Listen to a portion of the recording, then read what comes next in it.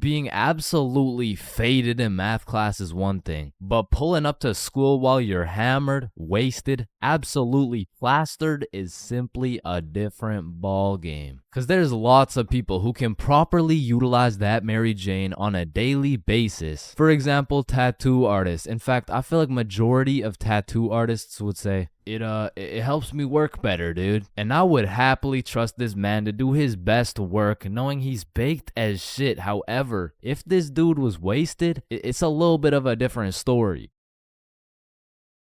Alrighty, dude. All done. Yo, I asked for a rose, bro.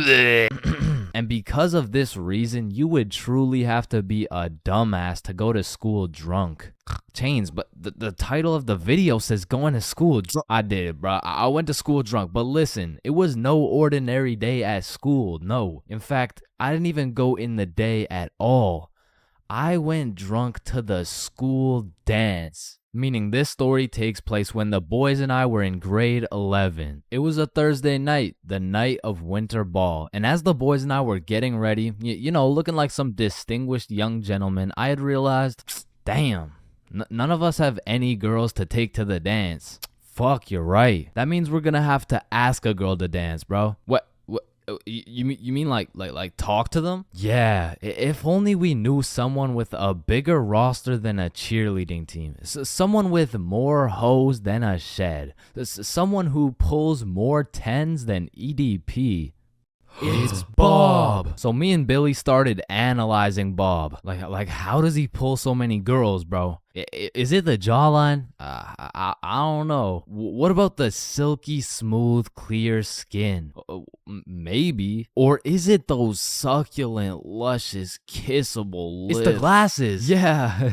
the glasses. Yeah. So we stole Bob's entire flow in the hopes this would put an end to my drought of bitches. So we check ourselves out in the mirror and then we hop into Billy's whip. We throw on some Rihanna to get us hyped, and before we knew it, we had arrived at school. Now to really paint the picture, it was a Thursday at 8 p.m. And on this Thursday at 8 p.m., Billy pops his trunk to pull out 2 bottles of vodka. Now, if you were unaware, it was currently a Thursday at 8 p.m. on a school night, and we were headed into our school. Now, logically, I should have simply denied the alcohol, but I'ma keep it a buck. The whole idea of walking up to a girl and asking her to dance was really giving me the heebie-jeebies. I mean, my palms were sweaty, my knees were weak, and arms were heavy, so I took a big old chug of that liquid courage in order to ease the nerves a little bit. And shit, Billy must have been feeling the same way because Billy was down in that shit like it was water. And right after we consumed enough alcohol to kill a baby elephant, I got a notification on my phone. Oh shit, I got an email. Oh, it's from the school. It says, if you come to the winter ball under the influence of alcohol or any drug, you will face suspension and will lose your right to walk across the stage for graduation.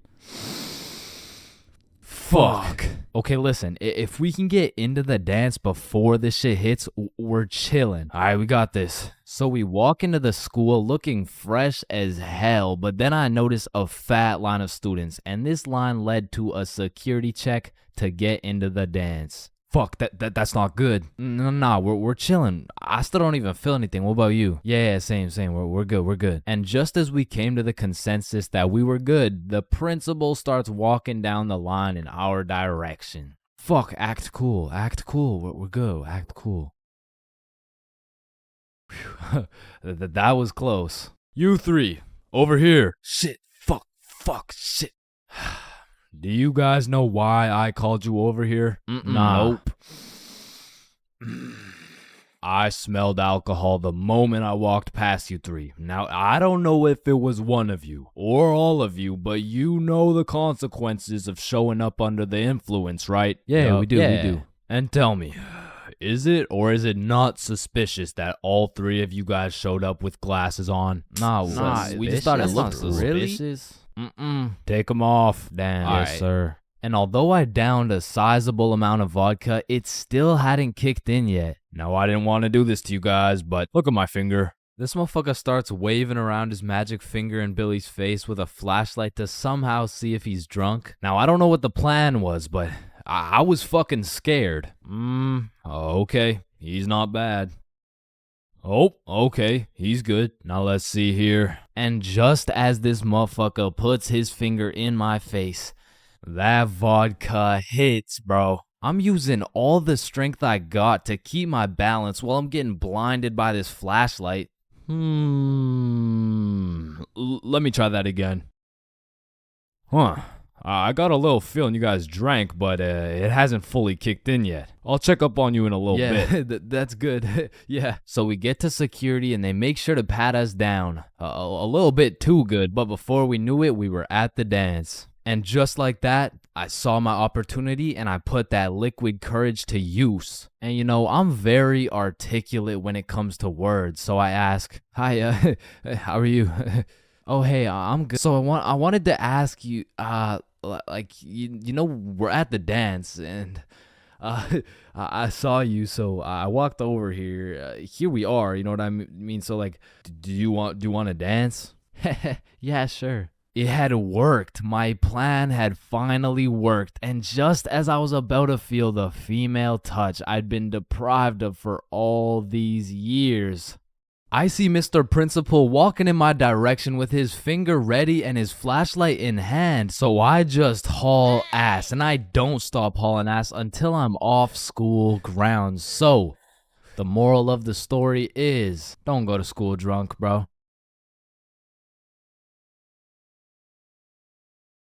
Skipping class in high school is a slippery slope. Like one day you can skip and it'll slide no problem. Like, "Oh, hey buddy, welcome back. We missed you." Yeah. You skip 2 days, you're chilling. "Hey, look who's back." Yeah.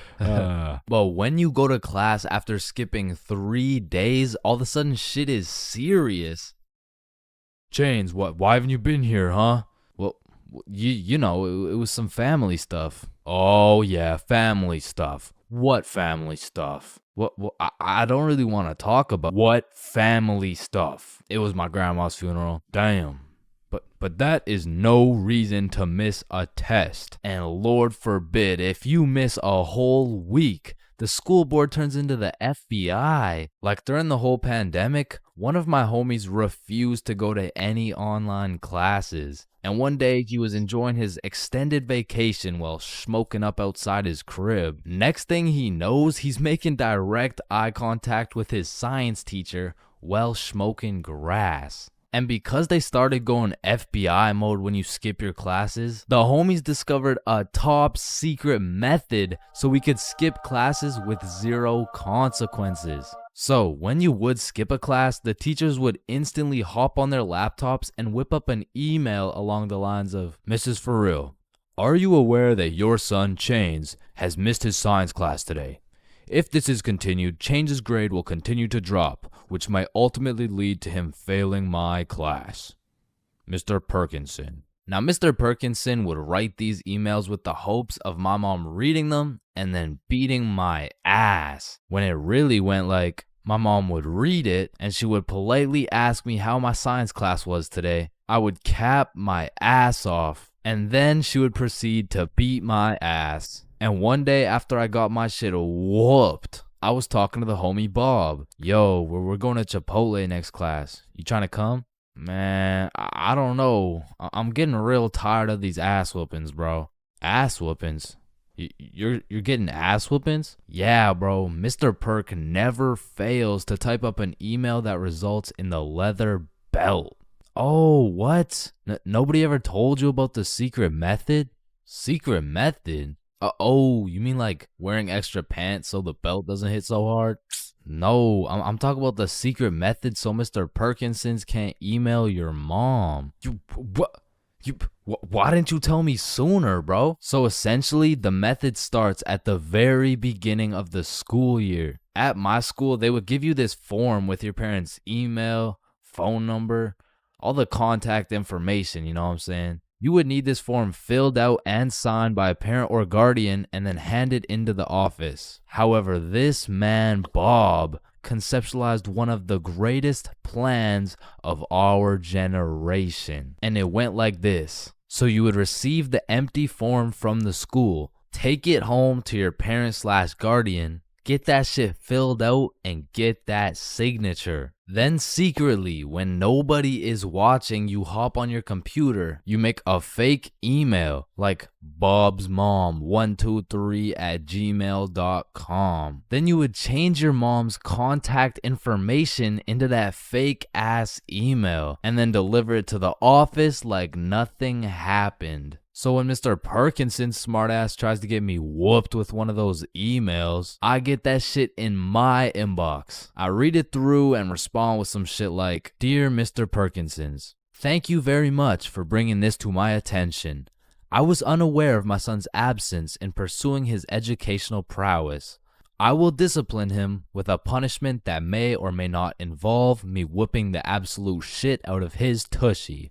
Thank you, Mr. Perkinsons." And I already know this dude, Mr. Perkinsons, was reading that email like, "Oh, yup, he is definitely getting his ass beat tonight." Meanwhile, I was typing that shit up in bed while munching on some nachos. So you best believe I was abusing this newly found secret strategy. I mean, I was missing every other class, and it was just all sunshine and rainbows. But you know what they say, it's not all sunshine and rainbows.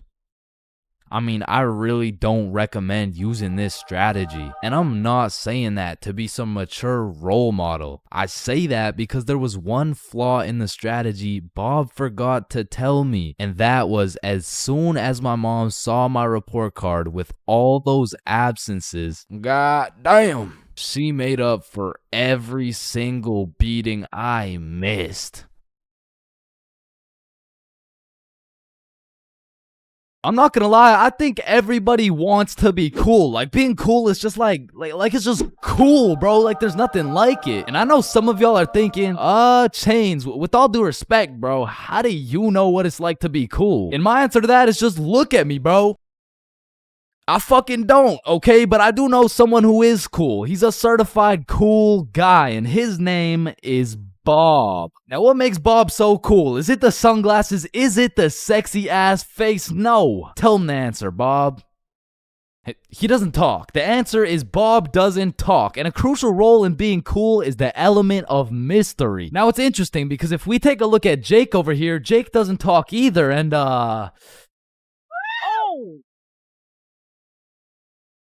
I don't think, I mean, like, me personally, you know, I don't really think Jake's that cool. So that means to be cool, you can't just stop talking. I mean, I remember one time I thought if I threw in some earbuds and stopped talking to motherfuckers, everyone would see me as some cool, mysterious guy in the shadows. And I'm not even gonna lie, I was walking through the halls feeling like Batman. I could even see the people talking about how cool I was. Come to find out, it was more like, does this kid even talk? Nah, I don't think so. Yo, what's up with this kid? I'm pretty sure he's autistic or something. Because the truth is, there's a very distinct difference between Bob's silence and Jake's silence. I mean, Jake didn't talk because he would probably get his ass beat for literally anything that comes out of his mouth. But Bob, on the other hand, doesn't talk because he doesn't have to talk. Like, watch this.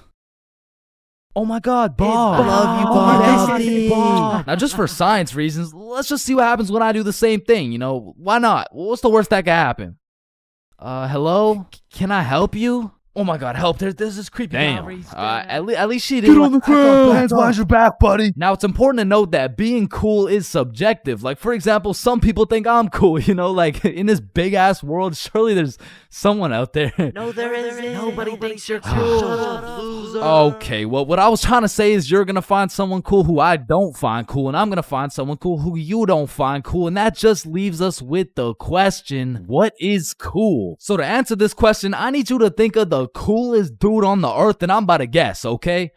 You got it? Yeah, alright. I'm not the fucking Akinator. I'm not about to guess who you're thinking of, but I can guess with 100% accuracy who you're not thinking of, and that's Mark Zuckerberg, okay? How did I know that? Because if you think of Mark Zuckerberg as the coolest guy in the world, you're fucked, alright? Like, there's no helping you. Like, click off the video. It's wraps for you, bro. But how could Mark Zuckerberg possibly help us get cooler? I mean, look at the guy. He's practically oozing uncoolness as we speak. But that's important because if being cool cool is subjective, we need something objective to look at. And objectively, Zuckerberg gets no bitches. Like, let's just look at the numbers here. I mean, this guy's the CEO of Meta, but he's also the CEO of being a uncool lizard nerd guy. And if there's one thing I've learned in my studies of coolness, it's the art of minding your own goddamn business, okay? Like, let's compare George to Bob, who, let's just say, both aced the math test. Hey, Chains, what'd you get on the test? Fuck, I got like a 65%. Oh, that's really good for you. That's good for you. Yeah, I actually got 100% plus the bonus question. Oh, wow, nice, bro. Billy, what'd you get on the math test? Math test? The dog. I could have swore that shit was chemistry. Nope, it was math, and I got 103%. Bob, what'd you get? God damn. 110. There was only one bonus question. That's impossible. Oh, kissy face. Bob, did you pipe the teacher? And that's probably why Zuck over here is so uncool. He's minding a million people's businesses, probably looking through their cameras and shit like, yeah, fuck you, Mark. And the most important trait for being cool is having confidence. You just can't be cool while shivering your timbers, bro. And I know some of you are thinking, oh, well, I guess it's over for me then. And no, it's not over for you, bro, because confidence is the most fake it till you make it shit ever. Like, you're not gonna say the perfect thing every time. Lord knows I don't. I'm pretty sure I say the wrong thing every time, but if you say that shit with your chest, people let it slide, bro. And I said, no, I wouldn't suck your dick for $20. Oh, well, that makes one of us.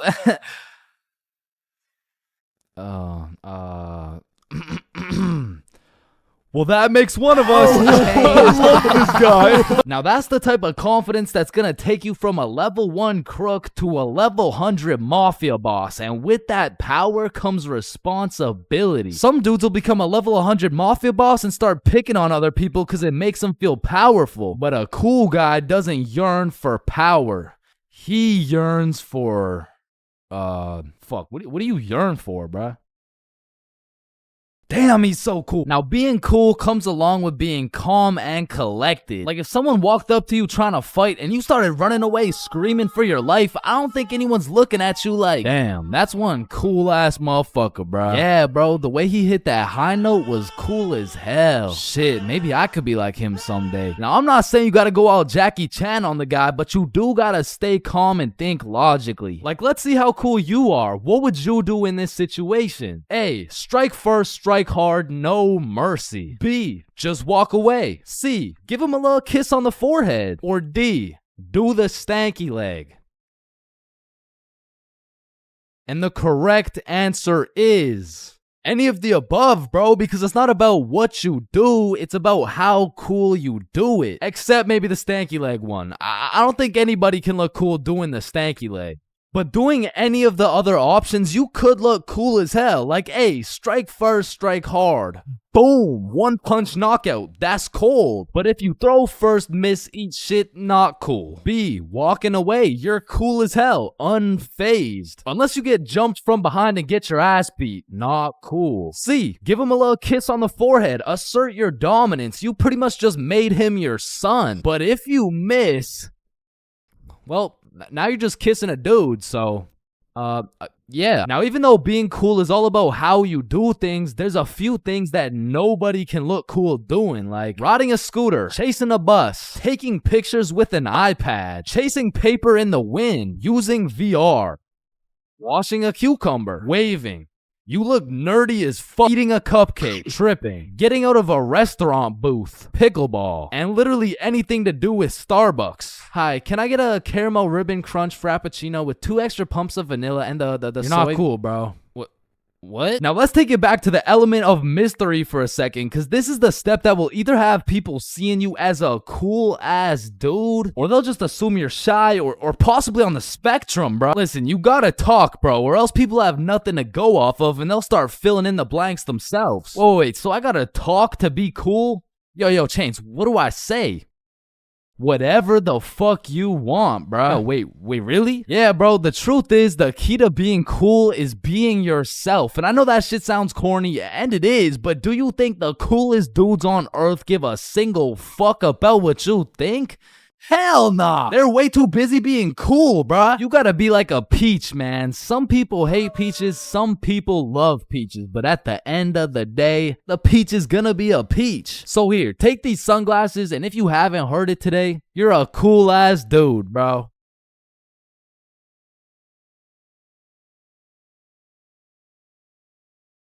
Hello, can I get a green apple and bubblegum, please? Of course, that'll be 25 cents. Oh, gee, what a deal. Life sure is good, huh? Oh, it sure is.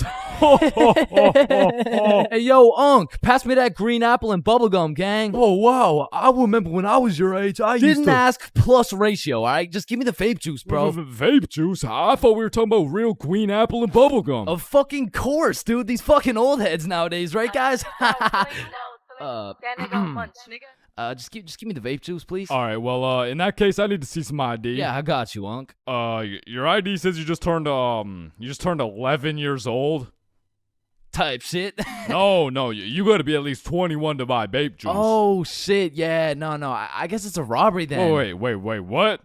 Ah, shit. Listen, the times are changing, bro. Not too long ago, kids were just playing outside, playing sports, and climbing trees and shit. But nowadays, I swear these kids are just grinding TikTok, playing GTA in real life, and the only thing they're climbing is the spectrum, and I blame the internet, bro. Because now these kids are coming straight out the womb watching Skibbity Toilet Brain Rot, and if that was my kid, shit, I would want to restart, bro. Like, take two from the top, bro. And honestly, I feel like most of these kids were coming along just fine, you know? Like, they were developing into some cool dudes. They had a banger theme song and shit. Like, yeah, I was low-key fucking with this new generation. And then...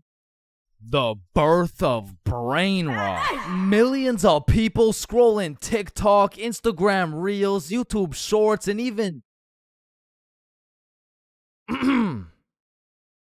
It was great. I mean, we had all the free time in the world to fill up our brains with dog shit, and it didn't even matter until we had to talk to each other again. Like, Oh, shit. Hey, hi. Oh, what's up? What? Hi. oh, what's poppin'? brand new whip just hopped. Oh, yeah, I know that song. I got options. What I could about pass that bitch like Roxanne? stock. Roxanne. Like, shit, even now in 2024, I feel like half the motherfuckers my age still haven't mentally recovered. Like, ever since the great brain rotting, I've unfortunately witnessed some of my closest homies get NPC-ified, and there's really no bringing them back. Yo, bro, you've been watching a lot of TikTok recently, huh? Oh, yeah, nah. I mean, this shit's fire, bro. Just look at this one. We can go gut for gut. Fuck that, we can go wrist for wrist. Yeah, no, bro, you have a problem, like dead ass. Like, you gotta put the TikTok down, bro. Like really lock in up here, bro. Nah, bro really just phantom taxed my phone. And minus 100 aura for throwing it and shit. Like, that would have been El Riz if I wasn't Sigma. But remember what Duke Dennis said? Ohio, Riz Skibbity Toilet, Phantom Tax, did Gronk hugs Libby Dog? And so if some of my homies' brains are still trying to recover, I can only imagine the permanent effects on these kids, bro. Like, I feel like it's entirely possible that these kids' brains will be stuck in 2024 and they'll be old as hell talking about, Hey, can you help me cross the road? oh yeah, for sure. W Riz! Oh, no, my aura! Now, unlike half these YouTubers out here, I don't spend a lot of time talking to kids. But the one kid I did talk to recently was actually my cousin. Hey, you're not alone on that one. No. So I was at this extended family function, and there was a bunch of people I'd never seen in my life, including this one kid who had to be about 10 years old. He was a short little guy, still waiting on puberty and shit, but when I talked to him, it was like talking to a little Kai Cenat or some shit. If he was 10 years younger and like, about the same height. Yo, broski. The fuck? Hey, down here. Oh, shit, what's up? My name's Elijah. Okay, Elijah. How's school, bro? Shit, it's alright. Yo, what grade are you in, bro? Grade 5. type shit. Damn, I remember being in grade 5, bro. I was actually the fastest kid in my Yeah, school. yeah, but you probably had no hoes, bro. I already got a girlfriend and she's bad as hell, bro. You should see the gyat on that shorty. Nah, what? And I never thought I'd be saying this, but back in my day, grade 5, we were still running from cooties and shit, and is this motherfucker vaping? What the fuck? I feel like kids these days just skipped a part of childhood, you know? Like they're fresh out of elementary school, chiefing some coconut watermelon ice. Like, bro, your little ass should be watching Cocomelon twice. Chat, did that hit? Yeah? No. Shut the fuck up, Grandpa. Okay. It's because when I was born, everyone was given a good 10, 11-year grace period where you could be as cringy as you wanted. Like, you could make shitty YouTube videos. You could wear those smart-ass t-shirts. You could even get away with saying shit like, man, yo mama's so stupid. She brought a spoon to the Super Bowl. Oh, yeah? Well, yo mama's so fat. When she walked in front of the TV, I missed 3 episodes. Okay, but yo mama's so fat, she takes selfies in panoramic mode. Well, yo mama's so nasty, she got fired from a sperm bank for drinking on the job. What's a sperm bank? Shit, I don't even know. And I feel bad for this new generation because they don't got no cringe grace period or anything, bro. They just pop straight out the womb like, and it's a boy. Yeah, I'm a dude, whatever. Now snip me up, bro. I can't have the host seeing my foreskin, dog. And maybe I'm just jealous, but to me, it's wild that these kids are getting new-ass phones in elementary and middle school because they'll never understand the absolute crucifixion I would get every single time I whipped out my phone, bro. Like, that shit was staying in my pocket unless it was 100% necessary. All right, class, everyone get your phones out for our end-of-year Kahoot. Change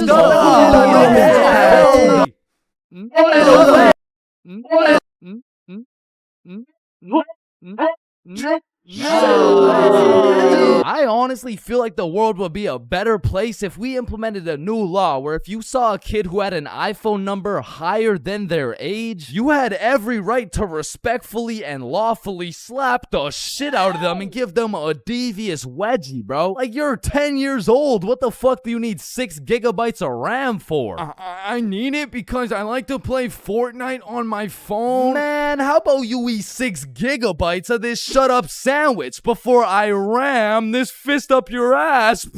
Alright, chat, I know that one hit, bro. What do we think? Stickman Police Department donated $1. Wait, what? Look behind you, Chains. Oh my. And it's the same with these kids' fits, bro. Like, whatever happened to wearing neon shirts and light up Skechers? Like, why am I seeing literal children walking around in Jordans, bro? Like, I didn't even know what Michael Jordans were until I was getting my shit cooked for walking around in some Michelle Gordons, bro. But I mean, that shit was necessary for my character development. And that's what's wrong with these kids, man. They're straight up skipping out on some of the most crucial moments of their lives. I feel like we could low-key do them a favor. Next time you see a kid walking around on the street thinking life is all sunshine and rainbows and shit, you could just give him a little character development and like maybe roast his cut or something, you know? Like, hey kid, you look like you cut your hair with a fucking pencil sharpener. or no, you look like Peter Griffin if he never hit puberty. You look like... Yo, we giving kids some character development? Did he? Now, I don't know why I'm talking like I was born in the 1900s or something, because for the homies who are around my age, we were low-key in the same boat as these kids, bro. They're growing up on some skibbity toilet brain rot. We had MLG brain rot. They're always scrolling TikTok. We had Vine. These motherfuckers are out here looking up to I Show Speed, bro. We had fucking Jake Paul. So the moral of the story is, even if these kids nowadays are absolutely cooked, I was once cooked too, bro. So worst comes to worst, these kids will just end up like me. Oh, fuck no, please, no.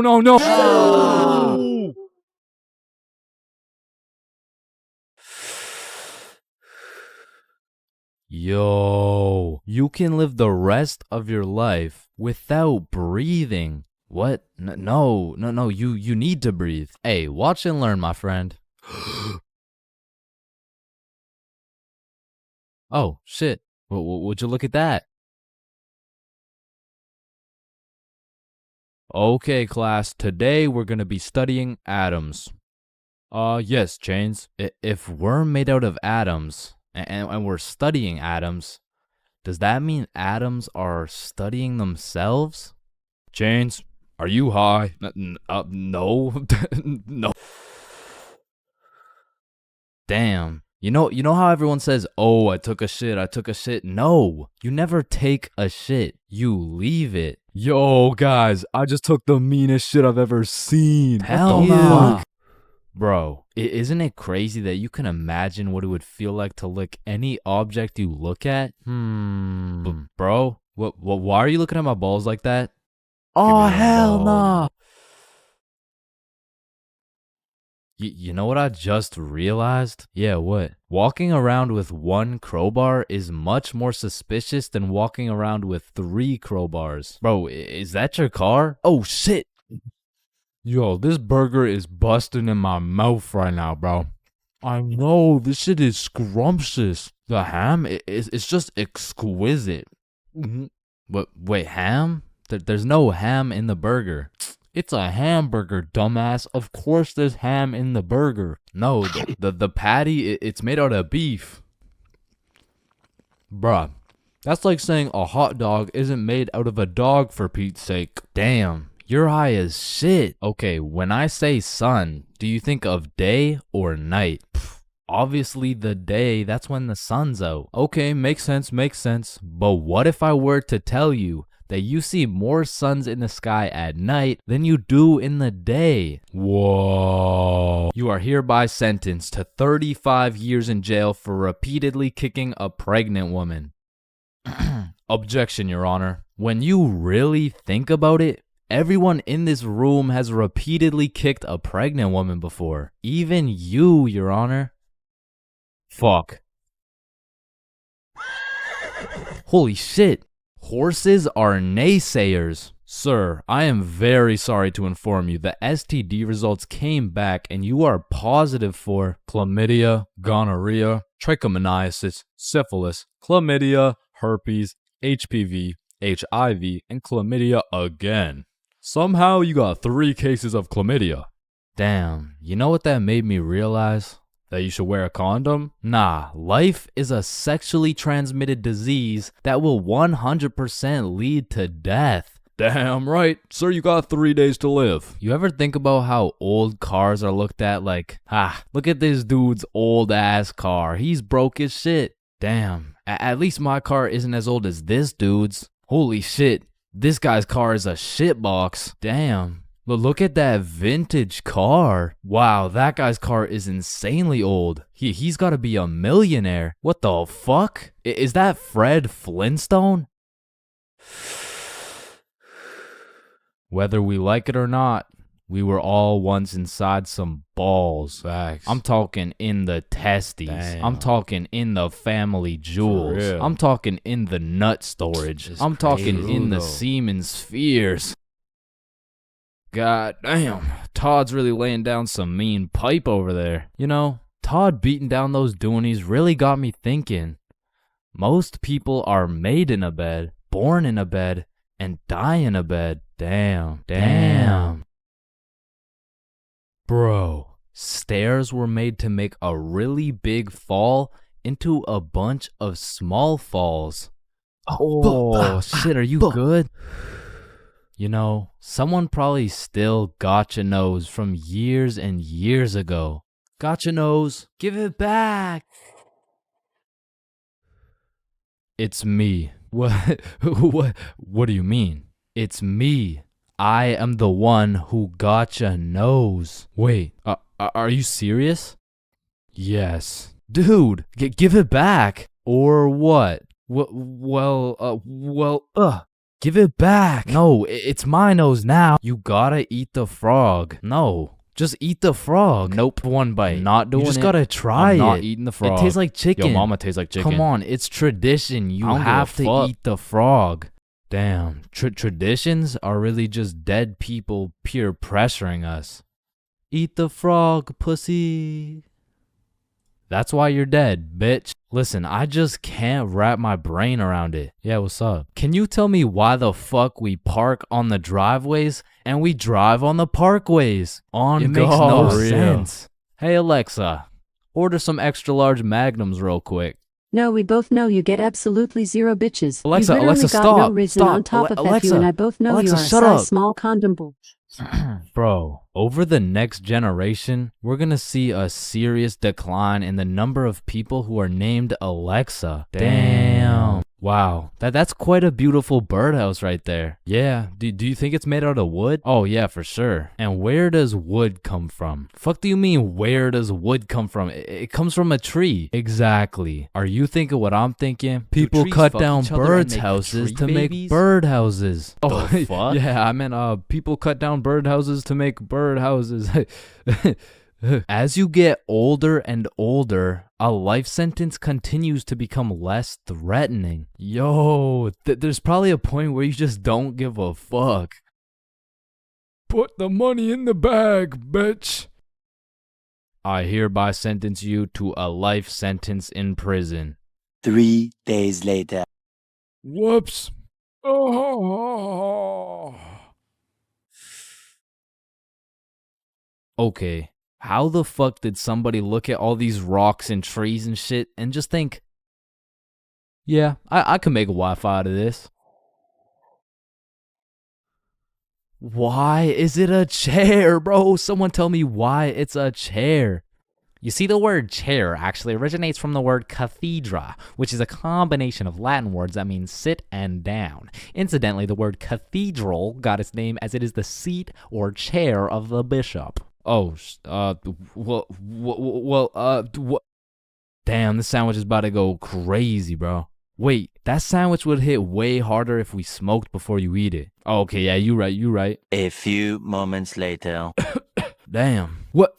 Damn. My sandwich went bad. Nah, when you think about it, your sandwich didn't go bad. Something just started eating it before you did. Whoa, that's crazy to think about. Wait.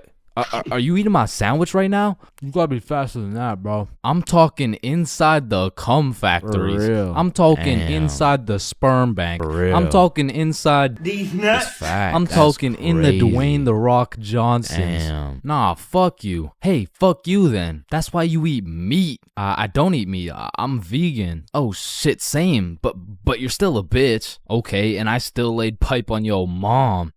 Yo, what's going on here? He called me a bitch, and he said he had sexual intercourse with my mom. Yo, calm down. I thought you guys were both vegan. Yeah, we what are. about it? If you guys are both vegan, are you guys really beefing?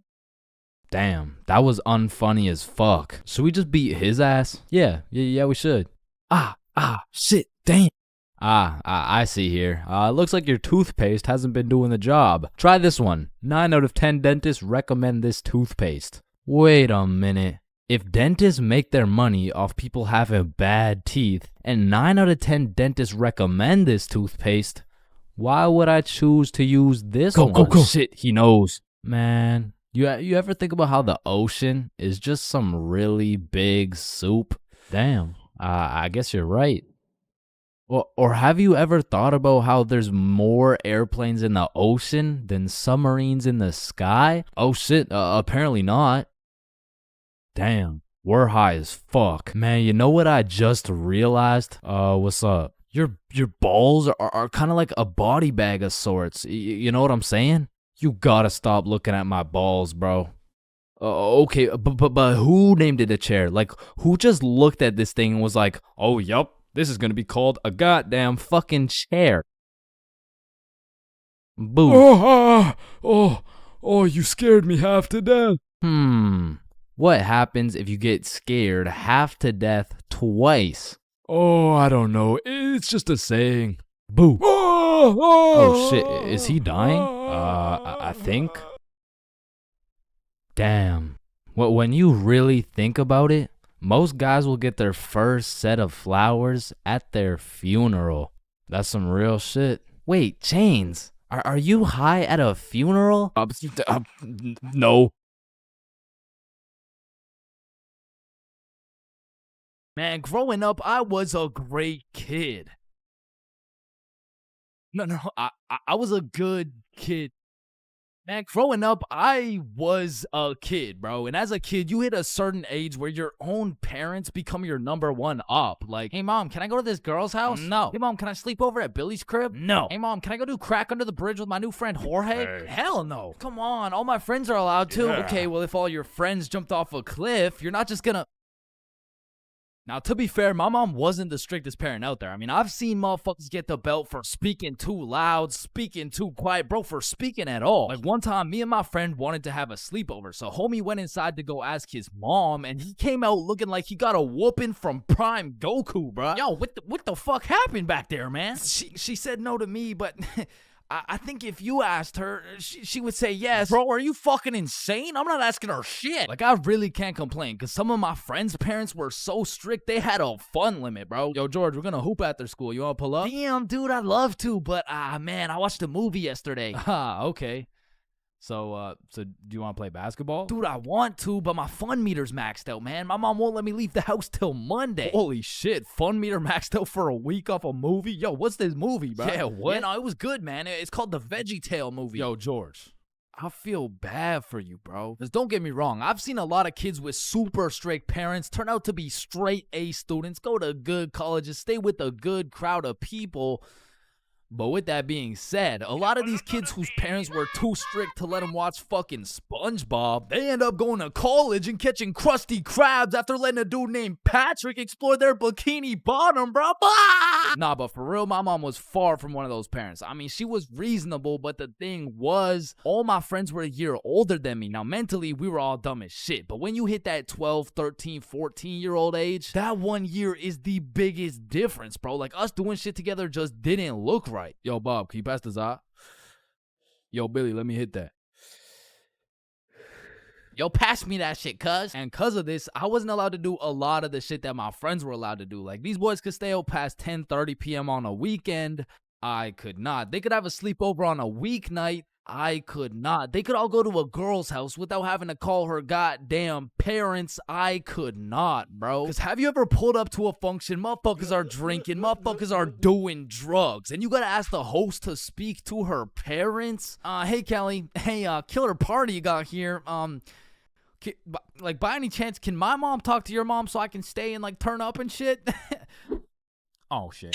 And when you're 12 and all your friends can do shit that you can't do, you're left with just two options. You can either be a good kid, follow the rules, do your homework, eat your broccoli, or you could be a bad kid, break the rules, fuck your homework, and smoke that broccoli. And boy, did I make the wrong decision. I remember the first time my mom caught me lying was back when I was in grade 7. It was just an average Saturday posted up at Billy's crib. Yo, y'all boys know Rosa? Yeah, I know Rosa. What's up? Bro, she's throwing a birthday party at her crib tonight. Oh, shit, man. We about to get freaky deaky on these. I'm about to get so drunk I forget how to speak. Yo, on God, bro. Dead ass. That's facts. For real.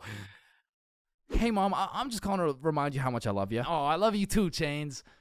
What do you want? So, me and my closest friends got invited to a small little get-together at my friend Rose's house. Can I go, please? Let me talk to her parents. Okay, now, I was actually friends with Rosa, but she was 2 years older than me. So, I swallowed my pride and text Rosa something along the lines of, hey, Rosa, my mom wants to talk to your mom before I can come. And she's like, aw, baby boy needs permission. Fuck. And then she sends me her mom's number. So, I connect my mom with Rosa's mom. My mom gives me the green light, but says, you have to be home at 10:30 p.m. sharp. Say no more, Mom. So me and my homies start getting fresh. We're all up in Billy's dad's expensive cologne collection. I take the coolest looking bottle, little spray here, little spray there. Had me smelling like Tom Ford, still looking like Thomas the Tank Engine, but after looking as fresh as possible, we head to Rosa's crib. So we hop on the bus, hop off the bus, walk up to her house, knock, and the birthday girl opens the door. Happy birthday. Hey, Billy, Bob, and Chains. I was waiting for you guys. Happy birthday, Rosa. Oh, damn, Chains, you smell good. Appreciate it. That's that Thomas Fordinson, you know what I mean? So Bob, Billy, and I go inside, and we realize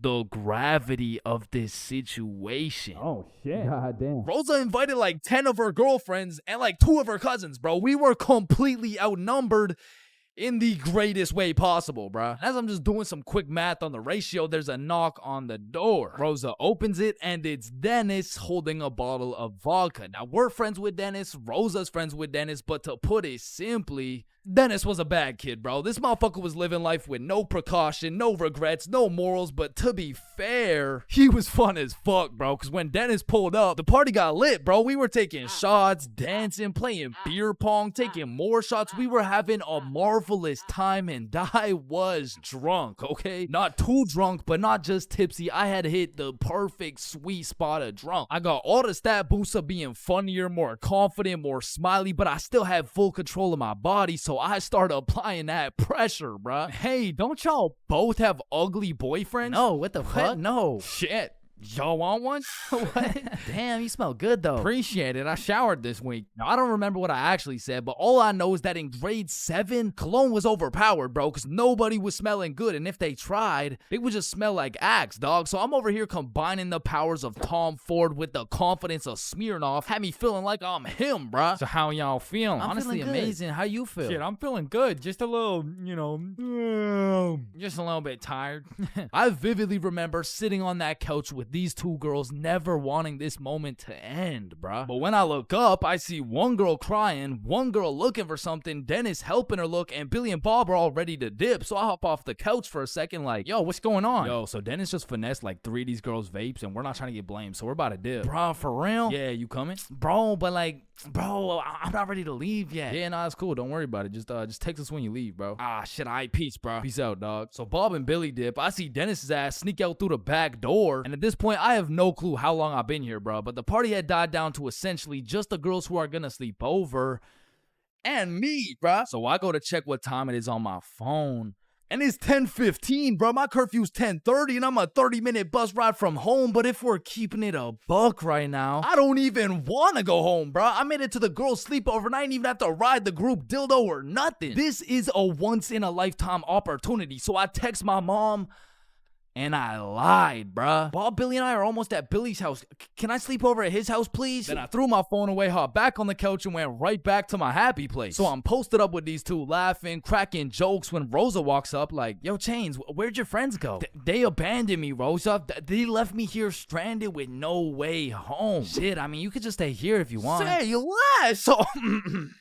Appreciate it. And eventually, all the girls gave up on trying to find their vapes. They all gathered around to play Truth or Dare, and I prayed for times like this, bro. I was deep in enemy lines, and I didn't want it any other way until one of the girls sees my phone on the ground and is like, hey, Chains, I think someone's calling you. So she tosses me my phone. I check it.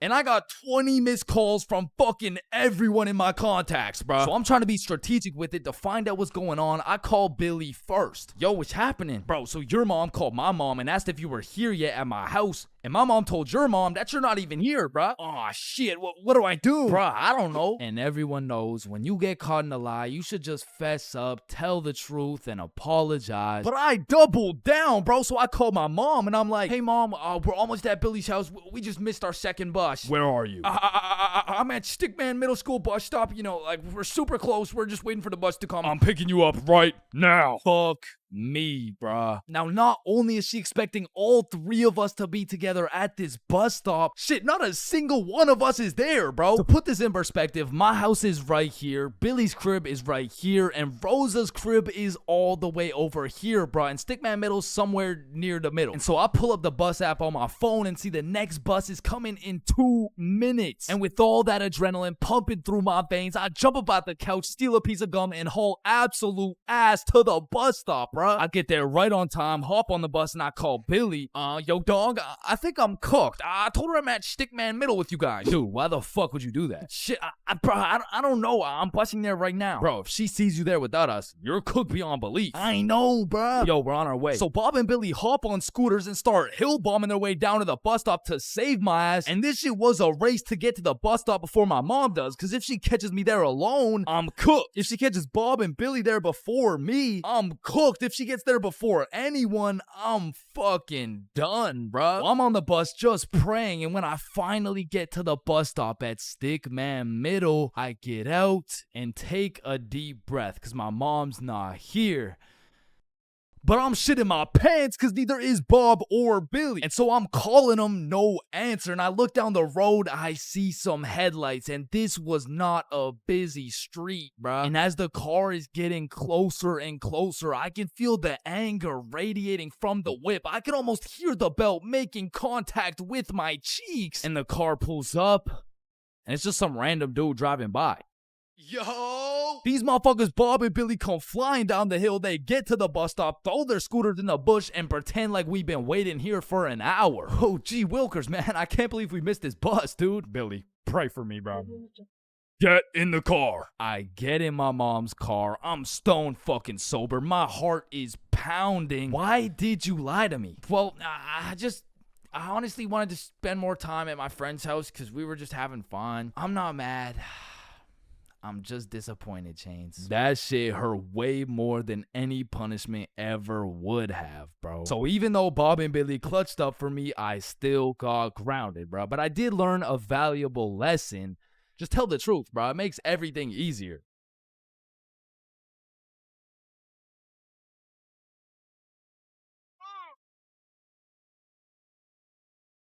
There's a lot of awkward things in life, like the handshake fist bump dilemma, or waving back to someone who is waving to the dude behind you, or the you too situation. Enjoy your meal, sir. Thanks, you too. Actually, wait, no.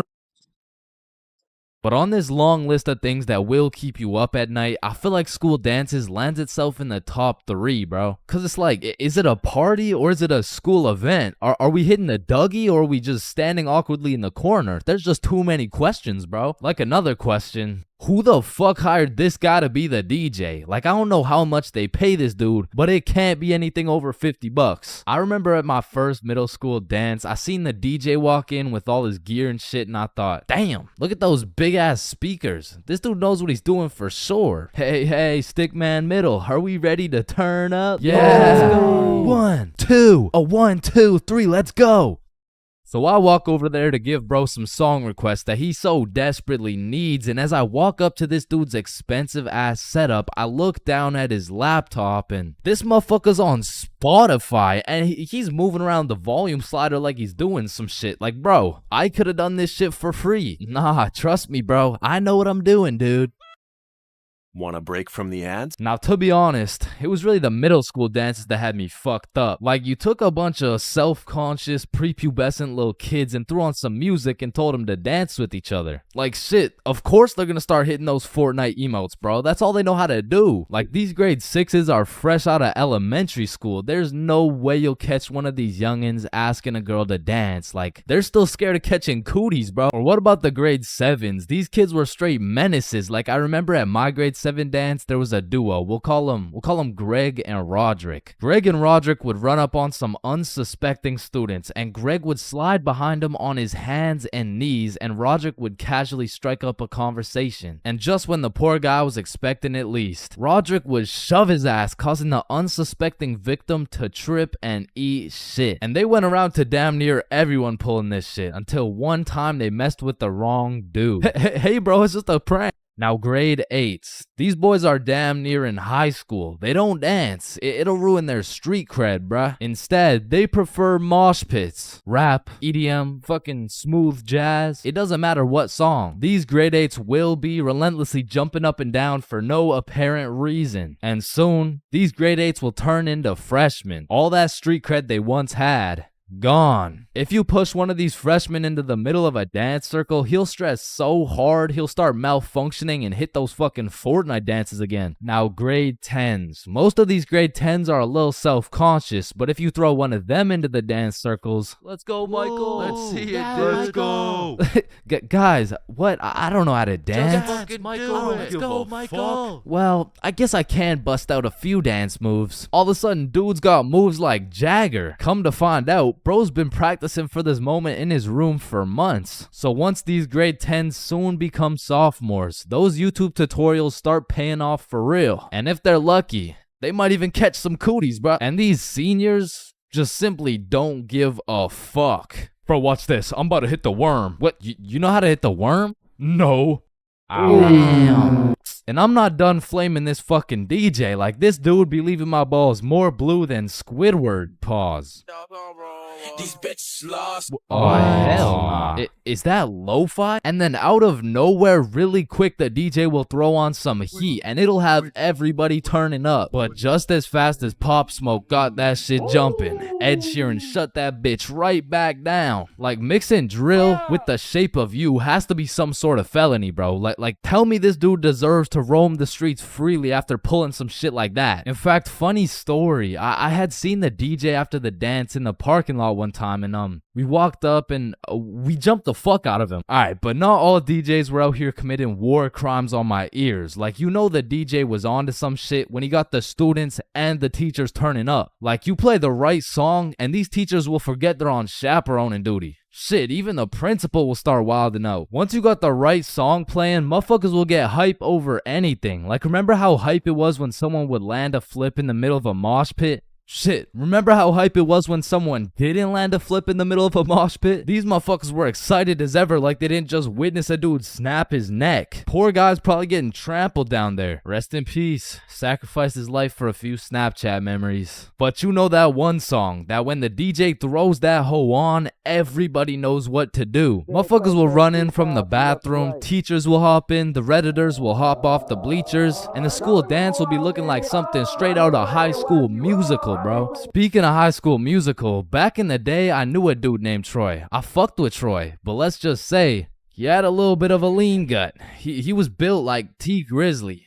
Nah, fuck that. He was built like DJ Khaled. And I remember this dude, Troy, was just coming off a school suspension, but for whatever reason at the dance, this motherfucker must have been looking for another one. Cause Troy came up to me talking about how he was gonna beat Jordan Johnson's ass at the dance tonight, and honestly, I ain't believing him. So once the dance came around, he was beefing JJ every chance that he got, until soon JJ wasn't gonna stand for it. Now, a school dance is simply the best time for a school fight to take place for the dude who wins. For the dude who loses, you literally have every single motherfucker in your school gathered in one place to get several different 4K angles of you getting pieced up. So Troy was really putting everything on the line here because JJ was known for handing out whoopings like food stamps. But to be fair, Troy loved food. Regardless, JJ wasn't scared. In fact, he threw the first punch. Boom. But Troy ate that shit like a Wendy's 4-for-4 combo. And instantly, the entire school gathered in a circle. The circle was so big, there was no escaping. They were gonna have to fight to the death. But the DJ was so locked in that he was completely oblivious to what was happening. He was playing some happy-go-lucky ass shit. Oh, shit.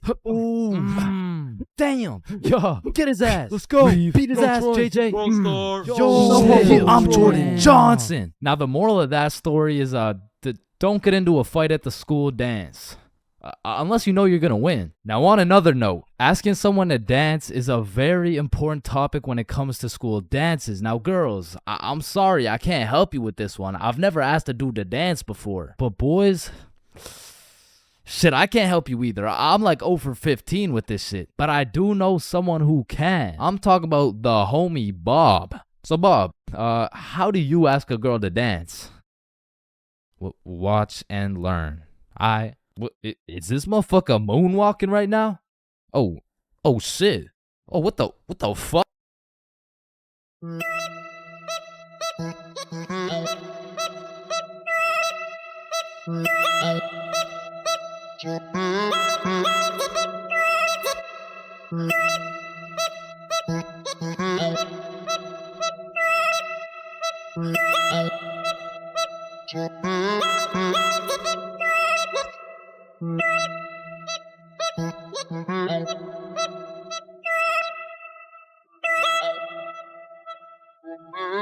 So, 50,000 word essay, 3 worksheets, pages 5, 6, 9, 273, 655 in your workbook, and you'll need to make a TED Talk you'll present in front of the whole school. What do you want, Chains? Well, how much time do we have?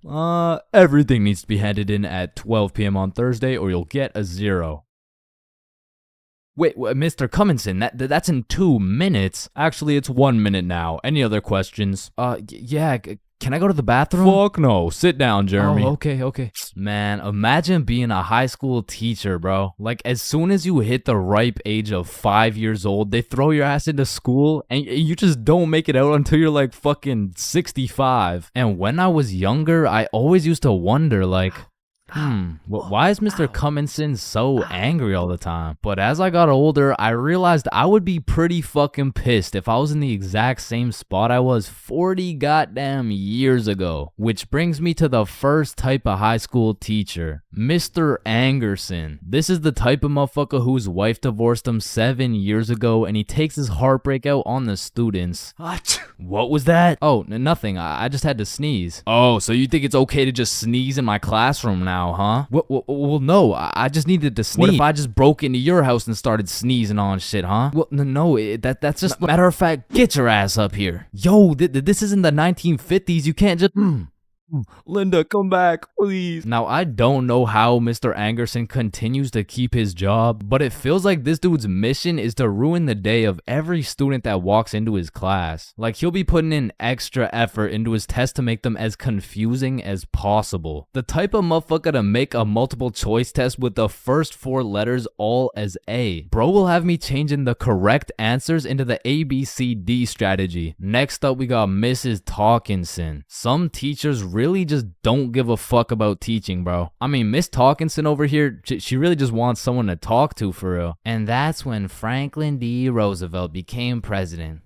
You know, actually in high school, I had a friend named Franklin. He was a really nice guy. We used to go to the movies together and stuff, and then he went to jail for multiple hate crimes. Like, by the end of the class, you'll know her home life, her family, how she takes her anger out on her children. So me and my classmates would recognize the fact that if we could just keep Miss Talkinson talking, we wouldn't have to do shit all class. So in 1938, Germany invaded Austria.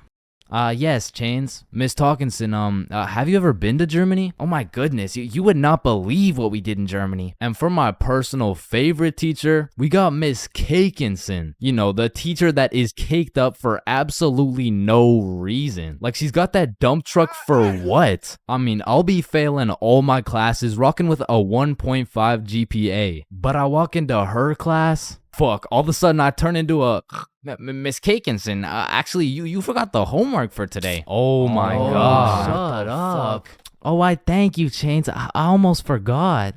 You're welcome, Miss Cakinson. All my homework is done, all my tests are aced, and at any given chance... Oh, shoot, my computer isn't working. Does anyone know? What do you need, Miss Cakinson? And I'm there. Miss Cakinson, if you're watching this, just give me a chance, please. And next, you know we got Mr. Questionable. Ensign. Now I know what you're thinking. Bro's name is a little bit of a mouthful, and that's because he may or may not have a mouthful of little boys. Okay, listen, I'm not here to point fingers at anyone, but if I was to point fingers at someone, it would be fucking him. Like, I'm really not trying to accuse anyone of anything, but there does come a point when some things this man does gets a little questionable. Maya, let me help you. So you put your hand like this and you... OMG, Chains, you will not believe who just followed me on Instagram. Oh shit, was it at Chains for real?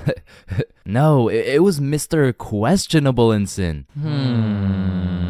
Damn, brother, this test was hard as fuck. Yeah, bro, literally everyone failed that shit. Facts, bro. What did you get? Yo, I got 22%. What about you? Oh, I got 103%.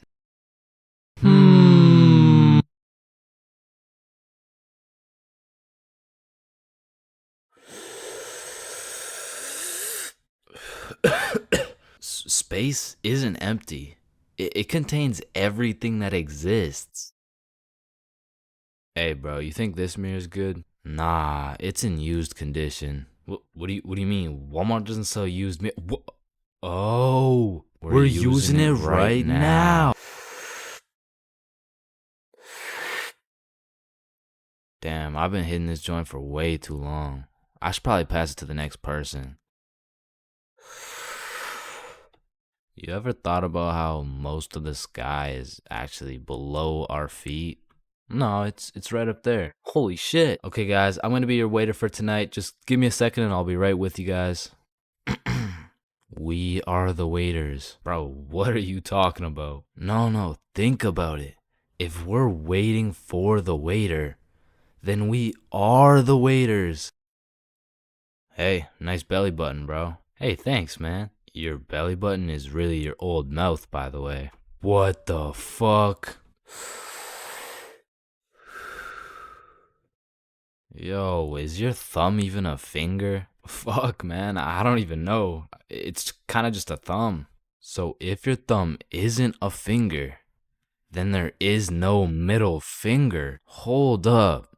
If you were the first person in the world to break 2 world records, then that would be a world record. So you'd be the first person to break 3 world records. But then that would make it 4 world records. And that would make it 5 world records. Holy shit. Then it would be 6 world records. Man, who the fuck named this shit a chair? Like why a chair? Hey, bro, I got you a milkshake. Oh, thank you, man. Does a straw have 1 hole or 2? Obviously it's 2. No, but what if it's like 1 long hole?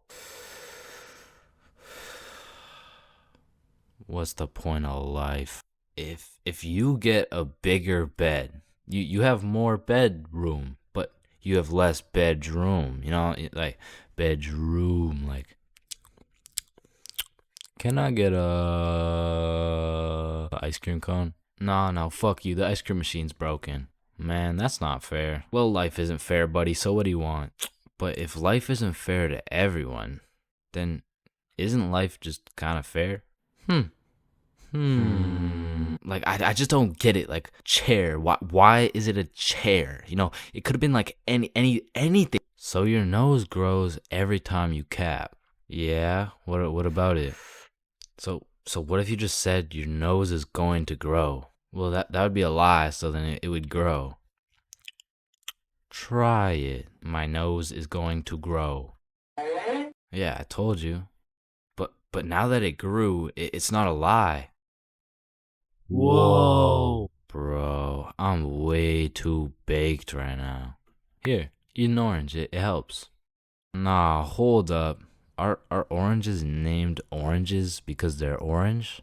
Or is orange called orange because oranges are orange? Just eat the fucking orange. Boys, we got the pizza. Let's go. Sir. Why the fuck is the pizza box square? Like, if the pizza is circle and a slice is a triangle, yo, who the fuck invited this kid? Yo, can you pass the lighter really quick? Yeah, I got you. Wait.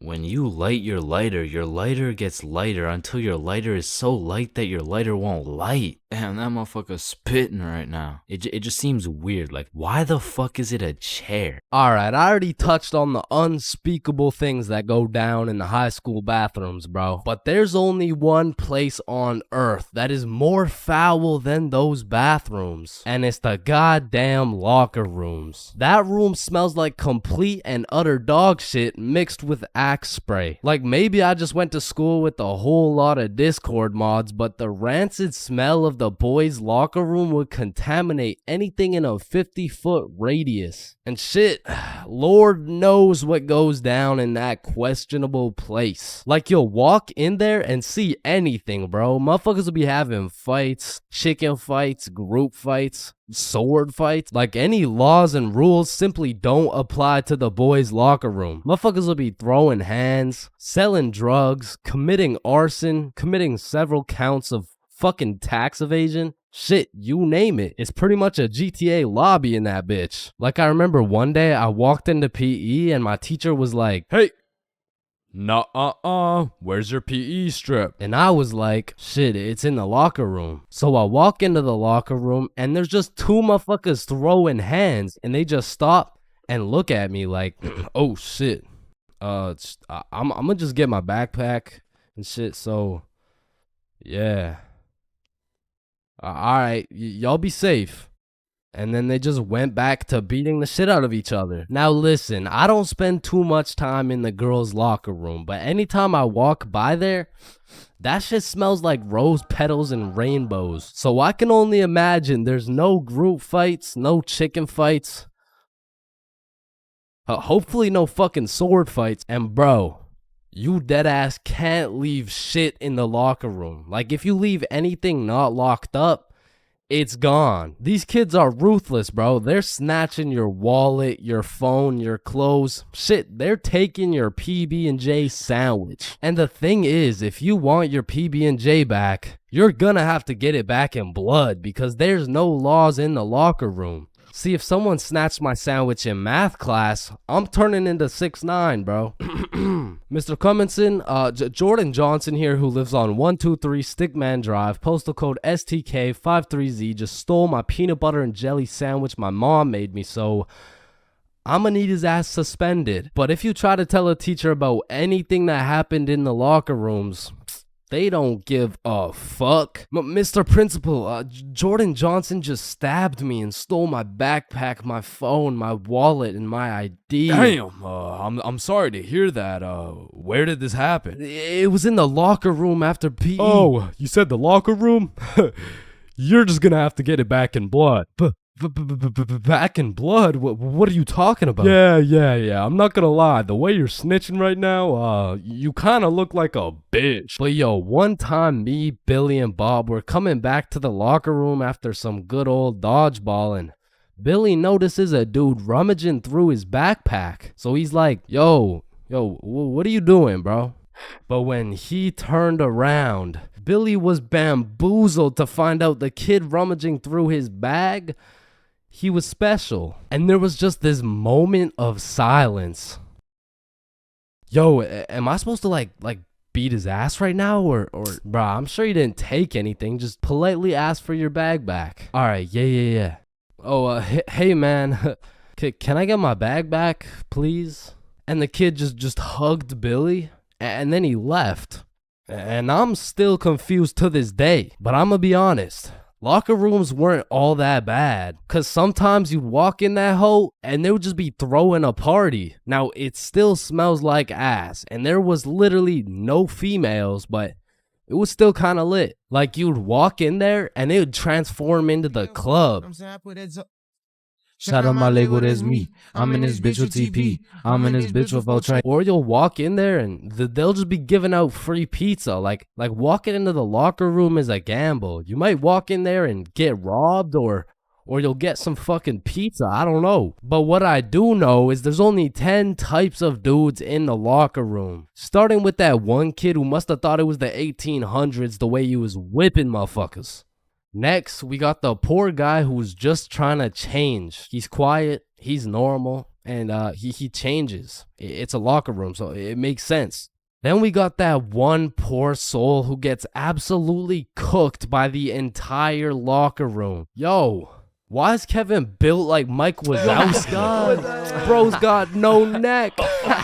We're stick men. None of us have neck. Shut up. You skip neck. Yeah, he skips neck. Next, we got Bob. Bob's just that guy that casually takes his shirt off, and he's built like Giga Chad. Like, shit. Fucking sexy ass Bob.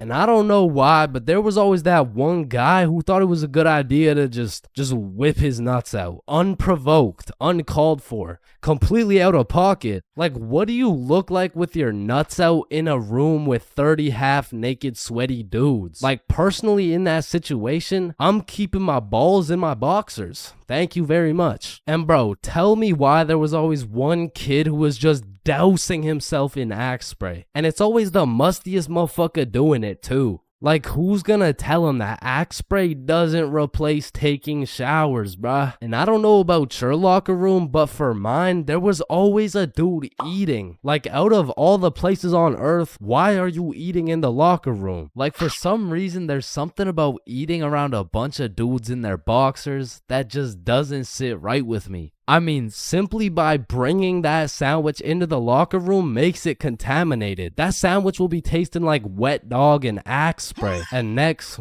we got the kid who just makes as much noise as humanly possible.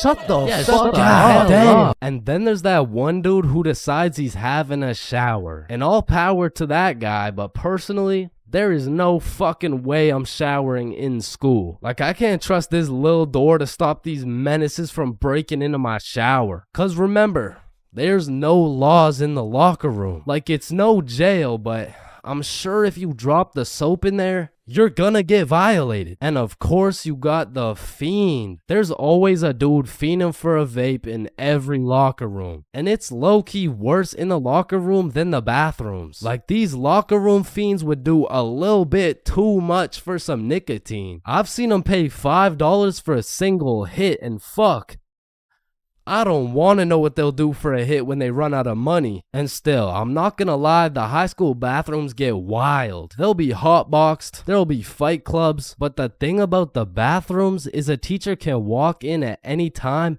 and get every student suspended. Like, even the poor kid taking a piss will probably get suspended just by association, which is exactly why the high school locker rooms get so fucking rowdy, because there's truly no teacher strong enough to stop the buffoonery that goes on in these locker rooms. So they don't even try. Shit, I don't care if your teacher is John Cena. There is no single man who can put a stop to the fuck shit that goes down in the locker rooms. But there is one thing that can: a female.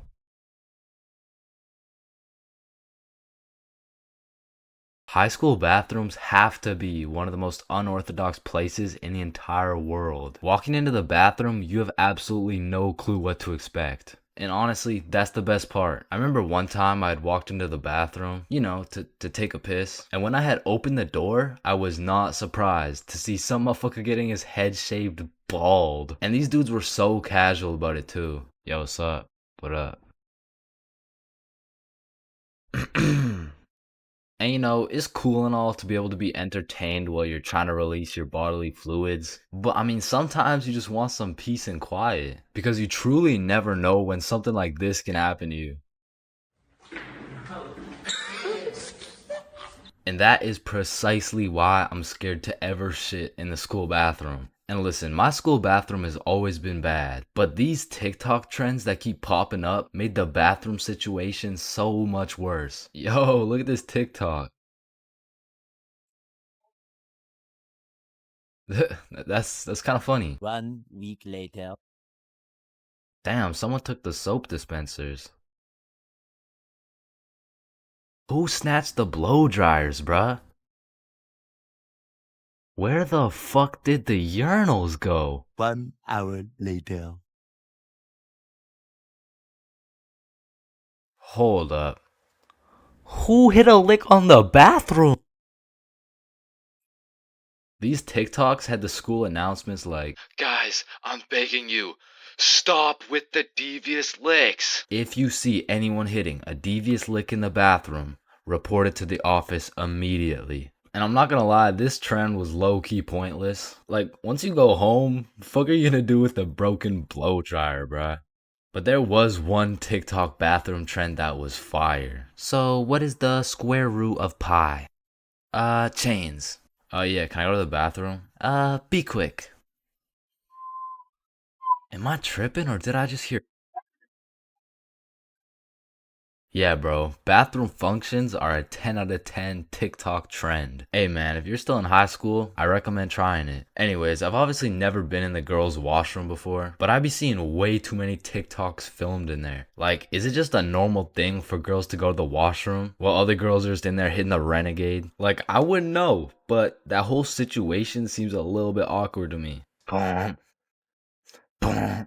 Wait, renegade, renegade, renegade. And when it comes to most public schools, the washroom is like the black market of the school. So there's always some dude trying to sell you something. Yo, you need anything right now? I got that Gandalf OG, that Alaskan Thunder, some purple monkey balls, got those Girl Scout cookies. Hey man, just give me a second, I'm kind of busy right now. I got that Sour Diesel, that Granddaddy Purple Deluxe. Trust me, this stuff will blow your socks off. And every once in a while, someone will bring boxing gloves. All of a sudden, the school bathroom turns into the octagon. People are getting knocked out, dropped, and getting hit with the guillotine chokehold. But as soon as a teacher walks in,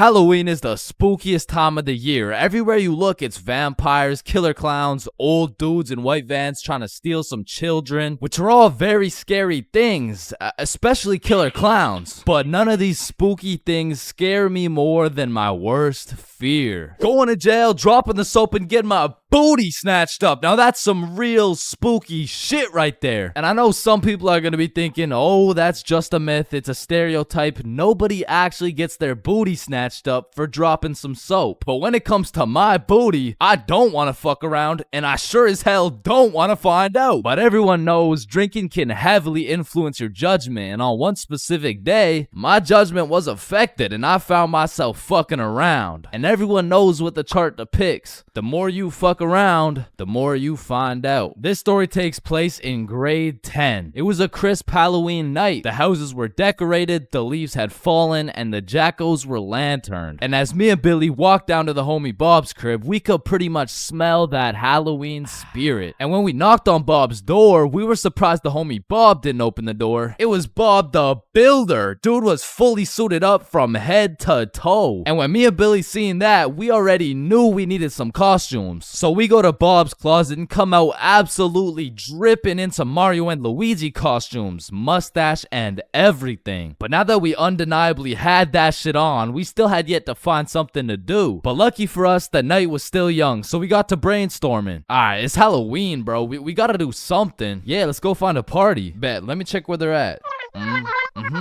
Okay. Yeah, there's no parties, bro. Fuck. I mean, we could trick or treat. Shit, we might have to, bro. And just as 3 15-year-olds decided we would knock on strangers' doors asking for candy, our Halloween was looking grim. And not in a good way. But you know what they say. Can we fix it? Yes, we can. Because Bob pulls through and sets up a goddamn 3-man mission. And just like that, Halloween goes from an L to a W night. And I thought the homies and I couldn't get more hype, that is, until Bob pulls out a bottle of Hennessy. And you would have thought Peach took the kids the way I was abusing that bottle. And we passed it around until we were all tipsy. Then we started walking to Chloe's house for the little Halloween 3-man. And it was already 9 p.m. at this point, so we're walking through the neighborhood admiring these decorations when we see the creepiest house of them all. It was Chloe's crib. So we walked through a whole graveyard just to knock on the door, and Chloe opens it looking like a whole angel. I mean like literally, like she had the halo and the wings and shit. So we go up to her room where her 2 friends Lucy and Mia were, and we sit on her bed, and I'm not gonna lie, it was a little awkward, bro. I was sitting there with my Mario fit, my little mustache, like, so, Chloe, why'd you choose to be an angel? I don't know. I just liked it. Why'd you choose to be Mario? Shit, you know, Mamma Mia, am I right? Shit. Fuck. Then Chloe whips out some tequila and all of a sudden we're playing drinking games and shit. But honestly, I was just trying to get drunk, so it'd be like, haha, drink up. Oh no. Alright, it's your turn. Wait, you're supposed to get it in my cup. What the fuck? And after purposely selling multiple games of tequila pong, I was feeling what some would call completely and utterly drunk as fuck. And next thing I know, we're playing spin the bottle. And I was up, so I spin the bottle and it spins and spins and lands on Chloe. And in my head, I'm thinking... And just as Mario's about to get some peaches, we hear the door open downstairs and Chloe's like, oh shit, my parents are home, hide. So me and the homies run into her closet with a bottle of tequila and we can hear her dad come into the room. Hey, what's going on up here? Oh, you know, we're just watching scary movies. All right, I'll be downstairs watching TV. Let me know if you need anything. Thanks, Dad. And once her dad went downstairs, we all came out of the we exited the closet, and Chloe said, you guys gotta sneak out through the front door. Just be super quiet. And so we creep down the stairs and peek around the corner, and Chloe's parents are right there with a clear sight of the door. So we know what we have to do. We take a shot for good measure and then run to the door. And my drunk ass couldn't even figure out how to unlock this fucking door. Hey, who is that? It's me, I'm Mario. Then we ran out that joint, and we didn't stop running until I got a call from one of my homies named named Dave. He was like, yo, what are you doing right now? Oh, nothing really. Just drunk as hell running from Chloe's angry ass dad. Yo, that's what's up. Come link me and Joe at Stickman Elementary. And we had nothing else to do, so we pull up. And it's Dave, Dave's girlfriend, Joe, and Joe's girlfriend. And they got some couples costumes going, but I couldn't help but notice Dave and Joe were shiestied up. What are you? If the Simpsons grew up in Chicago? Nah, I'm just Homer. Yeah, but I mean, Homer doesn't usually wear a fucking ski mask. Oh, yeah, no, I just wore this because we graffitied the hell out of this school. What?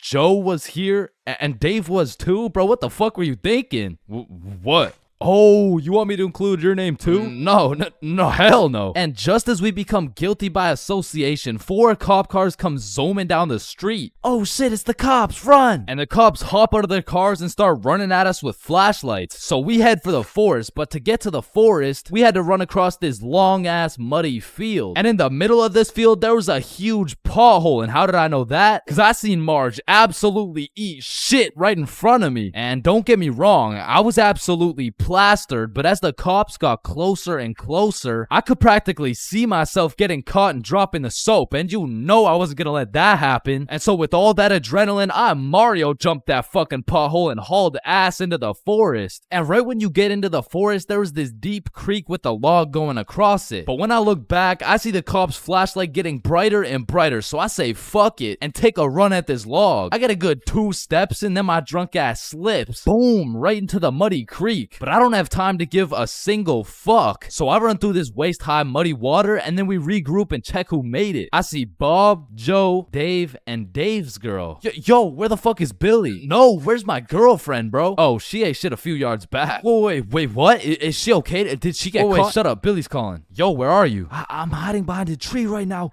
In the middle of the field. The cops are looking for me. I bet we're coming. I gotta go. Fuck no, bro. If you go, you're gonna get caught. Listen, bro, I have to. He's the Luigi to my Mario. So I go back in to save Billy, and my main man Bob comes with me. So we get to the edge of the forest and see Billy absolutely shitting his pants trying to hide from these cops, but they keep getting closer and closer. So Bob turns on his flashlight and both cops look at him. He's right there. Get over here. And while the cops were looking for Bob, me and Billy both run for the street, and we ran, but once we were at least 5 blocks away, we text Bob like, bro, we both made it, are you good? And Bob's like, so Bob makes it out of the forest and we all link up. And we take a moment to appreciate the fact that none of us went to jail. And more importantly, none of us got our booty snatched up. And after our moment of appreciation, we were like, yo, maybe we should have just went trick-or-treating. Yeah, bro, some Reese's Pieces would hit right now.